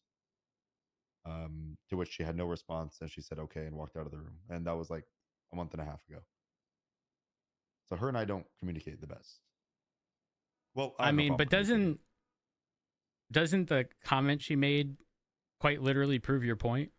Oh yeah, I mean, no, I'm not saying I don't think I'm wrong at all, but I'm highlighting the fact that Ruby and I do not work that well. I do not have an issue with Ruby at all. I don't have an issue with anyone really, but I think her and I don't mesh well. And I do not think she would be. I do not think she would be. Given what I've seen in the meeting, I don't think she'd be the most cooperative deputy to be working beneath me. Okay. All right. This is something. This is something. Out of respect for Key, I'm not going to speak to her personally. I'd rather that conversation come from Key. But it's definitely going to be addressed because, if I'm being honest with you, the passive aggressive shit like that is not going to be entertained. And if I'm being entirely honest, if she were to continue, there's the door, and it sounds like the only open one is likely going to be the marshals. If you guys would not take her, and it comes down to her playing this passive aggressive, like borderline malicious compliance role, pretending she doesn't care while making it very known to everyone that it very much so bothers her. Again, much like you, I expect her to feel slighted. I'm not going to tell anyone how to feel, but there's very much so a time and place regarding all of it. And a meeting is not the time or the fucking place. So, all right. I don't want to take up too much of y'all's time. I do have to get going. Is there anything either of you two need from me in any capacity? No. Okay. All right. Vincent? Do you think I kind of want to wait to hear from Viv on this whole time thing? But I think the majority of everyone else in high command is kind of in agreement. The time stuff? Yeah. I don't think Viv will have any issue, but I'm sure she'll be around tomorrow. And we'll make sure we're on the same page. This isn't pressing, like, by any means. I don't think she'll have an issue either, but I also want her input, right? I want to keep her in the loop, being the new Ash Chief, right? Mm-hmm. So I'm probably going to wait till talk to Viv about it, and then eventually, if everyone's good, I might just fucking implement it. Got it. Have you spoken with Ricky regarding Horver? No, I read the report title. I didn't read the report. I came on duty and I walked in here pretty much. I read the report title. I haven't read the body of it yet. Okay. I will make my stance known on this. I do not know when this occurred. When this when I say when this occurred, the evidence tampering, quote unquote, this could be a while ago. He could be talking about shit from over a year ago or whenever he was hired. Doesn't matter, right? They obviously only have one side of the story. I did speak with Ricky regarding, like, you know, obviously you can sort of judge a book by its cover, but speak to him and find out and get actual context, because what if he was just being pedantic and like a fucking crayon gave him a fake gun, like a Nerf gun or something, and he threw that, or, you know, threw it in the ocean or something because it was in his lockbox for so long, not realizing that it was gonna go up to fucking high command and a joke turn into something serious. Or even if he did, I'm of the mindset, this is gonna sound crazy, I realistically don't think it's worthy of being fired. Consequence, absolutely. Fired, no. Not unless it was a, yeah, no, I took this from a scene and or from a personal friend and withheld it and was essentially malicious. Yeah, I'm sure Ricky will obviously like flesh out all the possibilities and everything. He just, I mean, from what I assume without reading it, I'm guessing he just did this as a preemptive. Like, hey, this is going on. Yeah, this, I heard this. He's suspended till I find out more. Yeah. The suspension is a little awkward, by the way, because he wasn't on duty and so therefore still has access to like his badge and gun. And not that I think Horver would do anything. I'm a pretty good judge of character. Horver's not that guy, but it probably should have been done in like an all-in-one, hey, this has happened, need to have a conversation with you, but you are suspended pending the conclusion of this, just because of the nature of it. Mm-hmm. Did you not have Tommy come in, or Tommy wasn't on duty? He was not on duty. Horver was not on duty at the time, so Horver still has his equipment, or has to still have his equipment removed off his person if he has any from his locker. Dallas texted Horver about his suspension. He'll be spoken to as soon as possible by Dallas. Brady went ahead and removed any police equipment from Horver's vehicles. Dallas did find a bag of evidence in Horver's Buffalo titled Bank Truck Supply Street, My Batsu Building.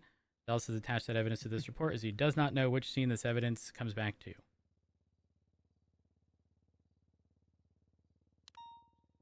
Fuck, if I had a nickel for every time I forgot an evidence bag somewhere. I'm kidding. No, honestly, it's not even like, I realistically don't think it's that serious. Again, as long as there wasn't bad intentions. I think it'll be fine. We have some other fucking shit. We have fucking the Vivian shit in Shift 2, which I don't think is, hopefully not anything, but. What happened in Shift 2? Vivian. They're doing coke in the BCSO. No, they're not doing coke in the She's not doing coke in the BCSO. Her claim, she said that on her way into work, she was kidnapped or held up by a member of the Lost and forced to do cocaine. And she did too much and had an overdose. Vivian, like my Viv? No. Oh, okay. No, not your Viv. Oh my gosh. Your Viv doesn't come up north to snort some coke on her free time. That we know of. It's the deputy. She came on duty and then bravoed in the locker room immediately. Had an overdose. So she's suspended till we look into this. Stillwater. Yeah, Vivian Stillwater. She's suspended till we look into this. I'm letting Jonah deal with most of this to kind of see how he does. Okay. I'm thinking, no matter what, she's just gonna have to go through some drug testing periodically for a little bit to ensure that it's not some sort of addiction that we're not catching on to, and see if we can corroborate her story or her series of events. Well, the moment you said the loss, it all adds up. You remember when Reed would go around injecting people with shit, right? Yeah, and there's not a history, but there's a past report or past incident where this deputy specifically was kidnapped by Keen Mercer and forced to do coke. So. Oh, okay. Yeah, that's rough. But yeah, we're just trying to figure that out. Sounds good. Sounds good. Do you have a Shift 2 lieutenant? No. Is Jonah your only sergeant? No, I have Sky and DuPont. Yes. But I am looking at Jonah for it, and obviously this is like part of me letting him take care of this. Is kind of me seeing how he's doing with it and how he handles it. Is anything happening with being that stays in this room. Anything happening with Daisy? What do you mean? I already knew that Peters was going to take her position. Okay. I don't think Peters is going to take her position. I think that would have been a bigger possibility should Frost have saved the sheriff. I have no problem with Peters at all. I like Peters. I think Peters is going to stay at a deputy. You know, Peters pretty much said he's the party hardy of like the sheriff position. Yeah, just like gets like teased it. He goes for it every time and never applies for it, never gets it. Oh my gosh, I laughed too much when he said that. I think Peters would be a deputy. I think him coming as captain was like a shower thought for Frost. But I did tell Jenna if Daisy was stepping down. I think. Listen, I don't think he would be received well as being the captain, Shift 1. What if he makes it as under sheriff? People liked him when he was under sheriff. The thing with Peters is a different, not in a bad way. Peters shows a different sides of himself to different people. He shows like like to Jenna, he shows a very, very nice, supportive, whatever side, and like not in any way malicious. But Peters is also a dick to people, and the people he's addicted to. So if he's gonna not fly in, bad choice of words, but swoop in and become the captain of Shift 1 off a transfer, that'll probably ruffle some feathers. Now, what if he gets sheriff, and not just get sheriff, makes Pred under sheriff? And that's the fucking world we live in, and we have to. Ventura, I want you to know preemptively, transfers will be open. Okay. We got a sergeant position for you. I remember when Turner got made chief, and he didn't have an ass chief. He didn't have an ass chief for a bit, right? I don't actually remember. I think so, or something. And I kept telling Turner, I said, this is when like everyone in the LSPD high command or command hated me. And I kept telling Turner, I said, Turner, just transfer me in as ass chief, see what happens. I said, let's piss some people off. Let me come in and fucking freak them out. Well, I'm not kidding. I think in the event where Peters were to get said position, if he brought Pred, I think that would be I think a lot of people, given everything in the past, would definitely take issue with it. I mean, listen, I'm not in any easy position with Pred. Pred currently hates my guts because I told him no to him wanting a captain position. So he's on this like crusade against me, if you will. Not sure what his plan is, but I'm sure he's scheming. But yeah, listen, if that happens and people want to transfer, I don't come this way. I don't think there's a world where that happens, because that would require, for example, Veronica being okay with that via the sheriff making that decision, and we all know she does not like Pred based off the EMS circumstance. Okay, what if he doesn't even make mention of Pred? The moment she would find out, they would probably fucking try to reappoint a different sheriff. Like it could happen. It could happen, but I don't think it would stay. I think the mayor's office would try to step in and change something. That makes sense. That makes sense. Okay, I have to get out of here. If y'all need anything, let me know. I guess I'll take the Pred bit of I'm just an email away. Okay. I think I respond to emails in a reasonable amount of time? ? I ain't never going to email you about stuff. You never replied to my last email.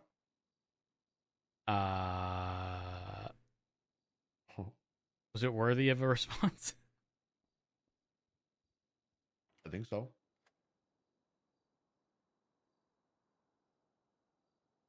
Okay, responded. I apologize for the you can just put a day and a half response time. Day and a half. I apologize. Restructure and all. It's just taking up so much of my time. I still think that topic we're talking about is a valid topic, and I think we should implement it. But I guess I'm a minority on that. Wait, which topic? What? You didn't even read what the fuck. Oh yes. No. Okay. No. Listen, I agree. So why don't we? Well, I mean, do you want to just discuss it right here? I'm on board with you. What is it? Sure, bring it up. I'm eating a protein bar. Oh, Ventura also, actually, I kind of brought this up with you earlier, said that we should never negotiate for no collection of evidence. Yeah, no, that's just bullshit. We shouldn't do that. I hate that. I hate that. In saying that, though, sometimes it realistically should be an unspoken thing. You're never going to agree to it, but there might exist circumstances where it is unsafe to go back. Yes, if the shootout was in the besties block. Or Yeah, 100%, yes. Yes, there are circumstances where, obviously, my point is... We should never be agreeing to it actively. My point is, when we are backing down from a holdout situation or a shootout or whatever, and we are saying, okay, we give up, we don't need to negotiate anything. They get their people, they leave. That's the concession being made. We just back up and we tell them we are leaving. We are backing up. You are good to get your boys and leave. What do we have to negotiate? Obviously, in circumstances where like we have one of their people in custody, I think you take their illegal possessions, document who they are, and then you leave them there for them to take the right, and you write a warrant. We don't need to. What are we negotiating? We were backing up. You can leave if they want to sit on their fucking rooftop for 45 more minutes with no cops trying to go get them. Then they can do that, right? Like that. Like they can just do that if they want to sit up there because we don't want to negotiate. What we can't do though is we can't even feign an answer of yes and then go against that, because then they will never trust whatever it is we're saying. Like they need to know the expectation is we are never going to agree to that, but there might exist circumstances in which, again, we might not that we're going to tell them, hey, if it's in your block, we're not going to come back. As much as it is like, it just needs to be like a general, understanding. They're just going to have to trust us on those situations. It seems like their assumption or presumption is when they say we want no evidence collected and we say no, we're going to hang up the phone and we're just going to push. Like, no, like we don't need to push after that, like them being unhappy about it. I agree. We can triage away. I agree. 100%. This kind of aligns with kind of what I said in the past. I had a high command report in the past. I forgot if you were ASH chief at the time even. But in this circumstance, let's say, for example, whatever, my Batsu building, they're up there with class ones, whatever. Mm-hmm. If we decide to back up and we come to, let's say we go to Capitol Fire Station to like triage until they leave, I think that triage, our retreat position, we should pull class twos and be defensive. And if they want to come, because I know there is a gang that's going to try to go finish wiping the cops. Okay, have ARs. Yeah. I think that's more. Yeah, if you're back up thing, that far and they come looking, yeah, I'd agree. That thought for me road spanned because once there was a shootout with the Manor on Manor Block, and they hunted all the way up to. We had cops staged at Click Lovers waiting for them to leave, and they went to Click Lovers to hunt those cops. And I said, "Pull your get your fucking assault rifles out." They said, "This is ridiculous. Damn. We're fucking 6 blocks away." Yeah, no, 100%. That is definitely a problem. I don't want it to be like a written SOP, but like obviously we can make those calls in the moment. I think that's like a command or high command to make that call. Agreed. We enable high command or high command to make that call in the moment. But yeah, I think the whole like negotiating thing is stupid. There is no need for negotiation. They don't have anything we want. Like in 99% of the circumstances, they don't have anything we want. What are we negotiating? We're just tell them to leave. Open the door. If the door is open, they can go. I do think there has to be some, maybe not an SOP, but like just some sort of letting people know, because most of the time it's a couple of officers left up at that point in those situations where they're going to be backing up. An announcement and honestly, and practice. Well, communication is key in these situations, right? For the same reason we don't pay for hostages, we just say, unfortunately, we can't negotiate for that. That like. We will quite literally get fired or whatever. And obviously they're going to be like, well, you're otherwise going to die. But like, even if they get told that regarding money, we're not paying 50 grand for a fucking hostage, right? Like it doesn't change that.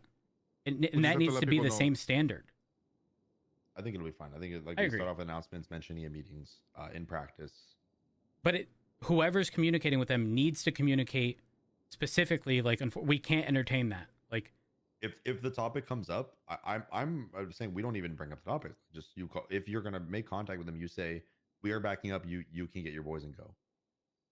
are there specific groups where this is a problem? Because like, think I called every Forehead in that large scale like OIS at the airport a few weeks back, and there was no mention. It was like, hey, like, get your people, leave, let me know when you're done, and that was it. I think Forehead is like an outlier in the sense that he doesn't really care about that. Okay. But I think Yeah. every group has kind of had their moment where they've kind of like tried to negotiate for. Even though for their no besties have. Yeah, It's even just, other yeah. besties have. Got it. That makes sense. Like Forehead's an outlier. Forehead's really, you know how he is. He just he'll take that fucking small victory of fucking getting the fuck out of there, and he doesn't give a fuck. But yeah, Do we need to be better at our points of contact? just call the reasonable people? Yes. Yeah. Oh my I think gosh. that's a short list. You're not wrong. You're not wrong. Because I'm thinking, like, if I was dealing with a manor, who would I call? I think I have good rapport with Malding. He might not be the smartest individual at all times, but, like, I don't think I've ever had, like, an unreasonable conversation with him. I think you're fishing in a shallow pond with Manor. True. I don't think I'd have an issue speaking with many people from Hydra. I feel like I could call Arnie and get that same conclusion. No, you call Chaz Diaz. You call Chaz Diaz. He probably says sorry on the way out. Really? Arnie doesn't give a fuck. That's what I'm saying. Is it because I've always structured my points of contact to people who I know are reasonable? Probably. I don't think it happens too often. We're not usually in. It's either usually we either get all fucking whopped up, or we succeed in our push. Yep. So it doesn't get to that point often, regardless. Yeah, but I think when it gets to that point, it's completely like it's just dumb. As you two are frequently around and involved in like large scale situations, someone's helicopter got seized recently, right? Yeah, Mings and another bestie. Has that dissuaded people from using helicopters in situations, or is there still? No, they just use their other helicopters. Yeah, they've got other ones. How much? How expensive are they? 4.5. Really? But they also just sold a warehouse or a house in Vespucci at auction for like $6 million. So they're probably gonna buy another one. Damn. Yeah, they fucking. We were in a shootout. I think maybe last week in Little Seoul. They were using helicopters and that. We gotta stop taking out Air 2 for the fucking hell. If they have a Frogger in the sky, just land the fucking helicopter. There's no point. Yeah. In those situations, are they utilizing like longer range weapons than we have? No, it's just the tail rotor on the Frogger cannot be shot out. So they can just shoot air ones because it's An Air 1 is guaranteed to go down like, first. It takes like four bullets, if that, to shoot out the rotor on Air 1. 4 or less. And it takes numerous clips of an assault rifle to shoot down a Frogger. Oh, that's rough. It's tough. Like one Very rough. Frogger, I think one Bestie's Frogger could probably shoot down all 4 Air 1s at simul. If all 4 Air 1s are going at it. They did at the big prison. Raid. Oh yeah, they did. No, the prison. Yeah. Dumb question. When we're shooting or like engaging in these fights with Froggers, for example, how close are we? Pretty close. Very. Okay. Guys, it's not very often I've utilized any of our firearms and been able to disable vehicles, but I have with my shotgun. I don't know if you can shoot a shotgun off the side of the Frogger. I don't think we're getting that close. Yeah, I don't think you're getting that close. Really? Yeah. We're getting close, but like not Hear me that out. close. We put Miller on the side with the sledgehammer. It's not a memorial. He won't do it. Fuck. Shit. Yeah. I think anytime there's a Frogger, we kind of lose this guy. Our only purpose in like being kind of knows this is our only play is Preventing to try to from high ground, Land right? on the building is as to fast try as you to can. get as much high ground position as you can early as possible. But then even then, you have to risk getting hot dropped on by them. You're not wrong. Which they tried, but they were unsuccessful in Little Seoul last week. Which building did they try hot dropping on? I was on Wuchang alone, and they tried hot dropping on me. In Little I blew Seoul, their you shit need up. to, and it's so fucking hard now with the muskets too, 'cause to be careful of that. Yeah. In Little Seoul, you need to get the one on top of, you need to get Wuchang. The yellow one. Dream Tower. You need to have Wuchang fully so that you have people on Dream Tower that can help Little Seoul. Yep. And then you need people on top of the one above White Garage so that that building can't shoot the people on Wuchang with muskets. Oh, that's fucking rough. It's a lot of officers just sitting up there if they don't ever. We don't attempt to hit have those buildings. Aside from just full on pushing someone with a musket who's almost always going to be on high ground, we're shafted, right?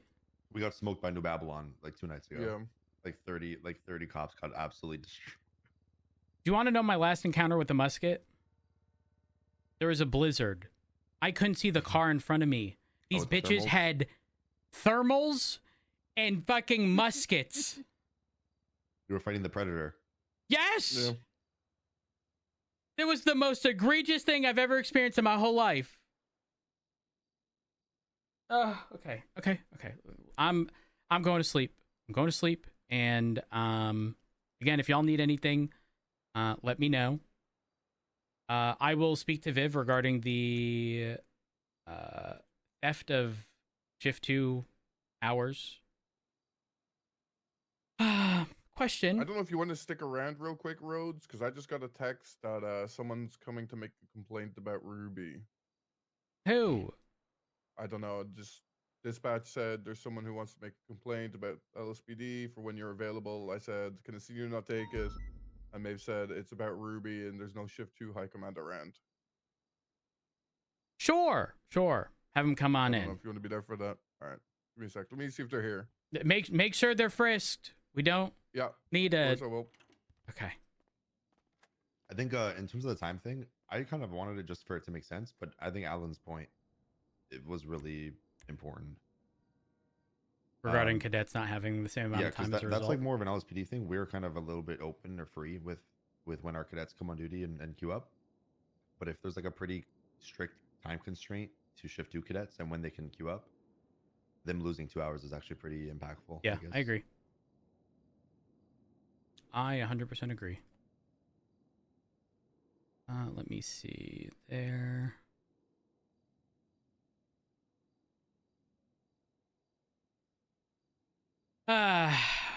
Wonderful. Wonderful.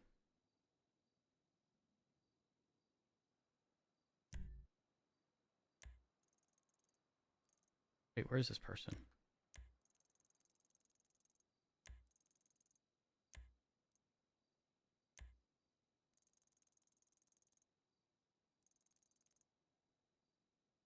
Where the hell is Bean?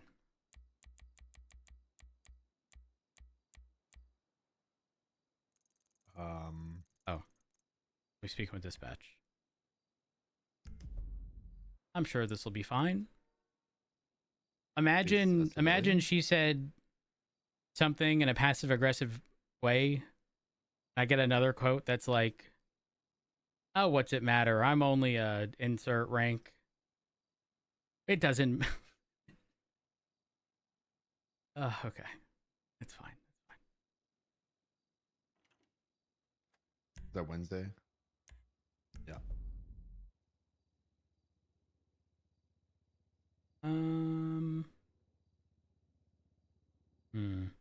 Feel useless right now. You feel useless? Yeah.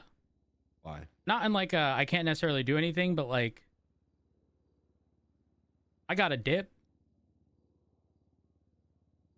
And he should obviously, hear whatever it is going on. So like just sitting here, I feel useless.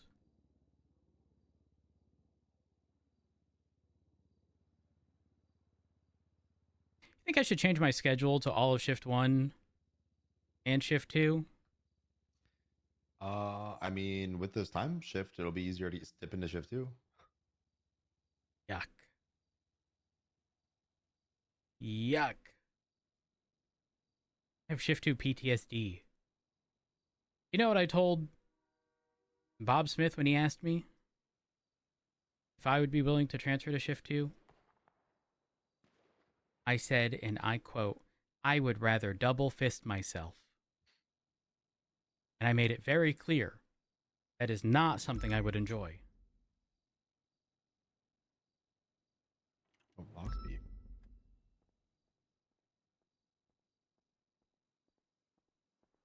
Hmm. I'm duty early. This would be the start of shift 2. What did they do think? True.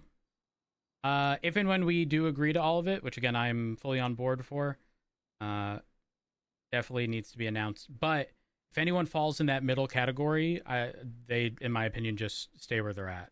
My thing is, if anyone was coming on duty at like an hour ago, anyways, and they don't were shift 1 on roster, were they really, unless they only worked like fucking 2 hours a day, were they really shift 1? Yeah, I get what you're saying. To be honest, don't know if I really care when people show up. What's up? What happened? The guy's on his way down. General vibe check. I don't know if it's going to be that serious. So I wouldn't stick around just for this. Maybe. Okay. If that's the case, can you just document their statement and then let Key know? Yeah, I got you. I should make Oxby take it. Oxby is around. It's the shift 2 lieutenant. Is true. You know what? Let him know. Let him know. Delegation. This works out. Time for me to get 4.2 V8. Hey, what's going on, Oxby? How you doing? Are those viable? No clue. I'm sleeping on the couch. All right. Bye. See ya.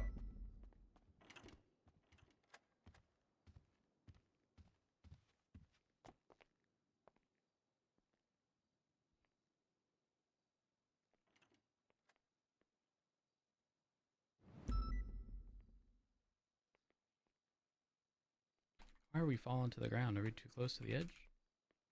There we go. Hold on. Sleeping on couch. All right.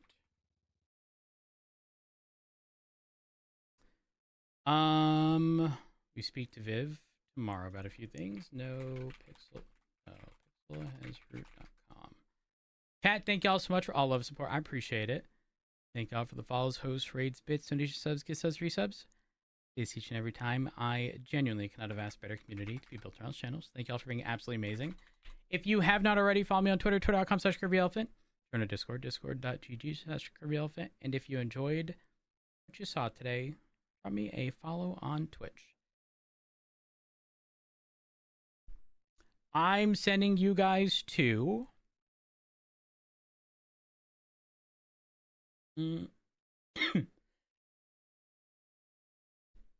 sorry. I'm sending you to